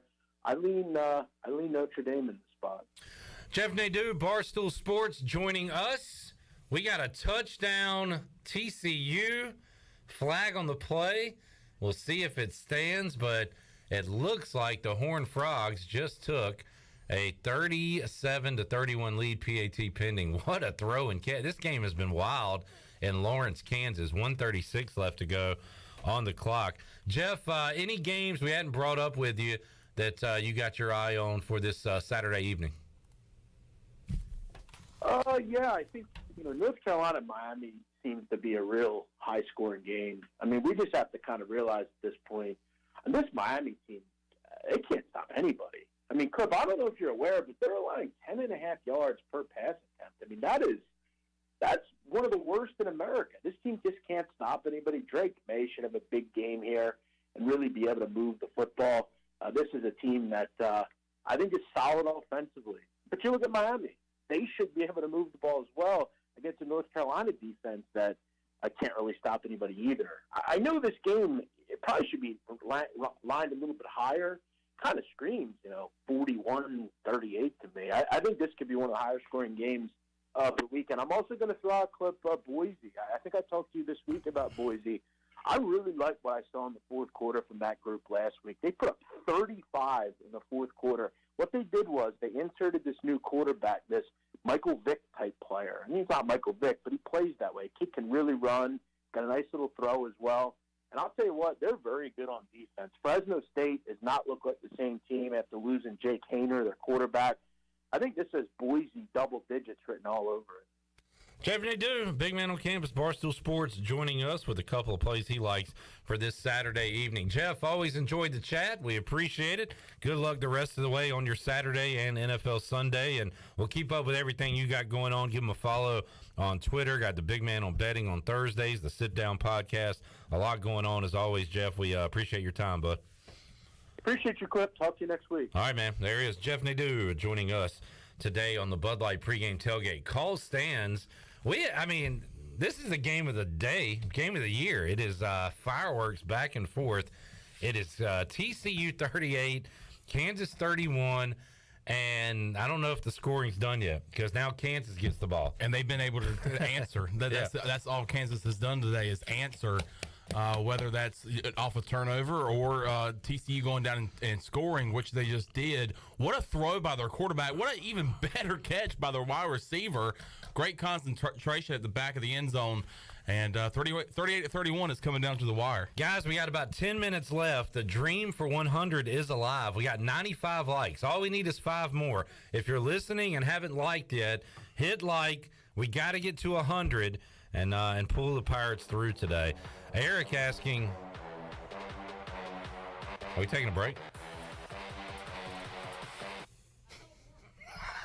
Wow. I think we're keeping it here, right? All right. Eric asking, is Deuce playing today? So Keaton Mitchell is there. It's kind of like it was last week. Yeah. He's there, but we do think he is going to suit up today. Somebody asked Igo on Twitter, and Igo quote tweeted it and said that he is warming up, and 100? 101. All right. Dalmatians. Let's go, baby. Yes, thank you, folks. 102. Keep it going. Let's go. Igo did say that he was dressed and was warming up, but that's what he did last week. He went out there, dressed, warmed up for the Pirates. Next thing you know, he's walking out in street clothes for kickoff. So, well, I guess it will be a game time. We'll find out at game time whether or not Keaton Mitchell is a go. All right, Shirley, do we have the voice and Holton Ahlers? Can we hear that real quick as Jeff Charles caught up with Holton earlier this week, the quarterback of the Pirates, the AAC Player of the Week. Had a lot of tough questions to answer after the Navy game and answered some of those against South Florida. Let's hear from the QB now. Or in just a moment, as we will have that for you momentarily. Here we go. I visit now with ECU quarterback Holton Ahlers. Holton, how good does it feel? Here we are almost at the midway point of the season and playing meaningful games. I mean, this is the biggest game in the conference this week. It must feel good. That's why you came here, right? Yeah, it does. Absolutely. I mean, we have a lot of goals this season, and one of them is playing the conference championship. And obviously losing that first one to Navy was tough for us, but winning last week got us back in the race, and we got it, like you said, we got a huge one this week against a really good football team, so it should be a fun game. Really should. Tulane defensively is really good. They're right at the top in a lot of statistics as far as the conference is concerned, and also nationally as well. So, Holton, when you look at them defensively, what do you see? Yeah, they run a lot of closed middle. They don't run a ton of different things. They just do what they do really well. I'm going to have to take what they give me a lot of the times. They take away the big play a lot. So, obviously, we're going to have to find some ways to get the big play in. But it's going to be a good game. I mean, they're a really good defense. I mean, they're up there, top 10 in the country in a lot of categories. So it's going to be a hard-fought game, and we're going to have to come and play our best. You and CJ put on quite a show last week. It was really an amazing story with what CJ had gone through last week. You know him well. I mean, you guys go back for a long, long time.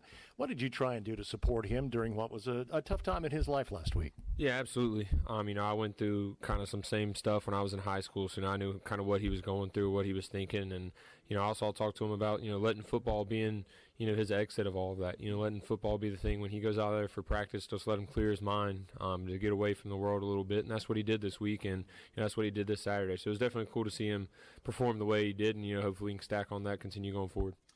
Holton, tell us about Marlon Gunn. He stepped up. He had to play last week. He's going to have to play a big role again this week. I tell you what, as a freshman, he is really responding, isn't he? Yeah, he is. He's a stud, and he accepts coaching. He accepts leadership, which is a huge thing for a freshman, and he's excited to go in there and pass block and to run the ball when he gets the opportunity to. So we're going to need him to step up. With Raj out now, it's a big opportunity for him, and you don't really know what we're going to get out of Keaton right now with his injury as well. So Marlon's really going to have to step up, and we trust him, and he showed that he could last week. So tell us a little bit about Camaro Edmonds. We've not seen him on the field yet. We know he was a highly recruited player coming out of Havelock, went to North Carolina, now to ECU. He may get on the field this week, so tell us a little bit about his game. Yeah, Camaro's really good too. He reminds me a lot of Ezekiel Elliott on the way he runs his running style, and he's a super talented kid, has really good hands and can pass block, and he's a thicker guy that can run and bruise linebackers. So he is going to get a shot too, and we trust him to go in there and do really well as well. That's Holton Ahlers. That is Holton Ahlers and Jeff Charles from.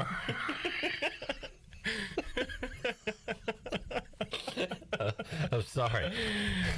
Just to give you a behind the scenes on what was happening there as that interview came to an end. Chandler and I were in a full song and dance, and as I was singing, oh no, and as I was singing, I was like, I was like, wait a minute, I don't hear anything.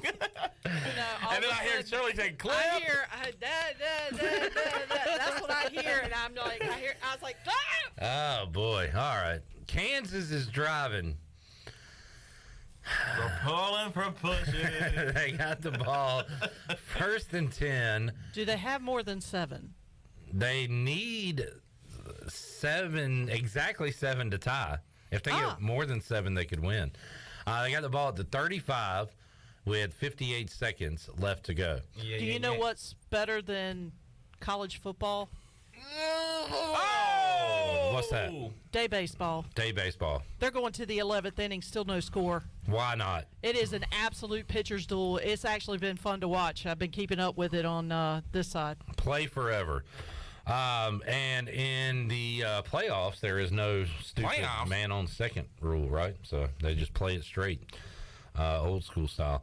All right, let's get to. Oh, by the way, thank you for everyone for getting us to 100. We are at 105 likes. Well done, everyone out there. That is remarkable. You've done your job once again for the day. Oh, boy. Kansas is going to have it third and 10 at the 35, 49 seconds left to go. What a thriller Third today. down and 10 coming up. In Lawrence. Love these teams. All right, let's get to our fantasy picks. By the way, update, Cincinnati has scored 2 touchdowns. They now lead South Florida 10-14. That was fun 14-10. while it lasted. All right, Shirley, you are up first today. Because last week you had C.J. Johnson. That's right. So I am going to go with Marlon Gunn. Wait, what? I'm going to go with Marlon Gunn. I'm going to go with Marlon Gunn because I feel like if we're going to get this thing going, it's going to be a lot of run and a lot of short yardage passes because this is going to be a defensive battle and points are going to be at a premium. Okay, Shirley week 1 went C.J. Johnson. Shirley week 2, C.J. Johnson. Week 3, C.J. Johnson. Week 4, C.J. Johnson. Week 5, C.J. Johnson. Week 6, Marlon Gunn. Interesting. Yeah, I'm going to go with Marlon Gunn, and I will make a prediction, though. Predicting. I think this is a redemption game for Owen Daffer. All right. I think it's going to come down to a field goal, and I think he's going to nail this one. All right. Chandler. I'm going to go with Ryan Jones. He's been on. I was thinking about that. He has been on an absolute tear. It is great to see the productivity we're seeing from this tight end room from Calhoun, not as much as Ryan Jones, but Ryan Jones seems like he's scoring in just about every single contest, and I think he does that today, and I think he gets a couple and some good yardage too, and get a lot of receptions as well. So give me Ryan Jones. All right, I will take the guy I took last week and also week 1. I will take Isaiah Winstead to score. He has scored in 2 straight games. Ryan Jones has scored in 4 straight. I'm going to say Isaiah gets another touchdown on the board. We got an incomplete pass. No flags. And the dream is over in Lawrence. Kansas is going to lose their first game of the year. They do have 2 timeouts, 37 seconds left, though. So that's all she wrote. What a game in Lawrence today. TCU is going to end up outlasting Kansas. So that is that. 1-1 is better than 0-2 in your upset picks, and that's what I went today. Tennessee absolutely crushing my 2-0 dreams, going to Baton Rouge and just laying the beat down on LSU. But thank you, Horned Frogs. You get a win in my column today, 1-1 for the week. Another update from Stephen Igo says 88 Josiah Hatfield is suited up and will play, or suited up to play in today's game. So there you go. All right, CJ, you want to throw out an unofficial fantasy pick? We will not count this towards the records, but you can throw out a pick. I'll take C.J. Johnson, I guess, and Shirley's left him on the table. Why not? He's coming off a monster game. Could be another one today. Thank you to CD's Grill for the awesome pregame grub. They hooked us up with some breakfast sandwiches, sausage, egg, and cheese. They were dynamite. CD's Grill, Fire Tower Road. Great country cooking at CD's. Thanks to UBE stat sheet, also the Orthopedics East injury report, and we kept you up to date all day long on the Bucs scoreboard. We also heard from Corey Glore, Blake Harrell, Rajay Harris, Stephen Igo, Patrick Mason, Holton Naylors, Brian Bailey, Jeff Charles, Billy Weaver, Jeff Nadeau, Brian North, and thanks to you all for tuning in, chiming in, being a part of today's show. Had a lot of fun today on the Bud Light pregame tailgate. We're back with you immediately following the game on the U.S. Cellular 5th quarter call-in show. So chime in after the game. Give us a call, 317-1250. We'll be with you after ECU and Tulane. For the crew here, I am Clip Brock. We'll see you after the game. Go Pirates. You've been listening to the Bud Light Pregame Tailgate, powered by Bud Light, the official beer of the ECU Pirates. Stay tuned and join us after the game for a complete recap and your phone calls on the U.S. Cellular 5th Quarter Call-In Show, right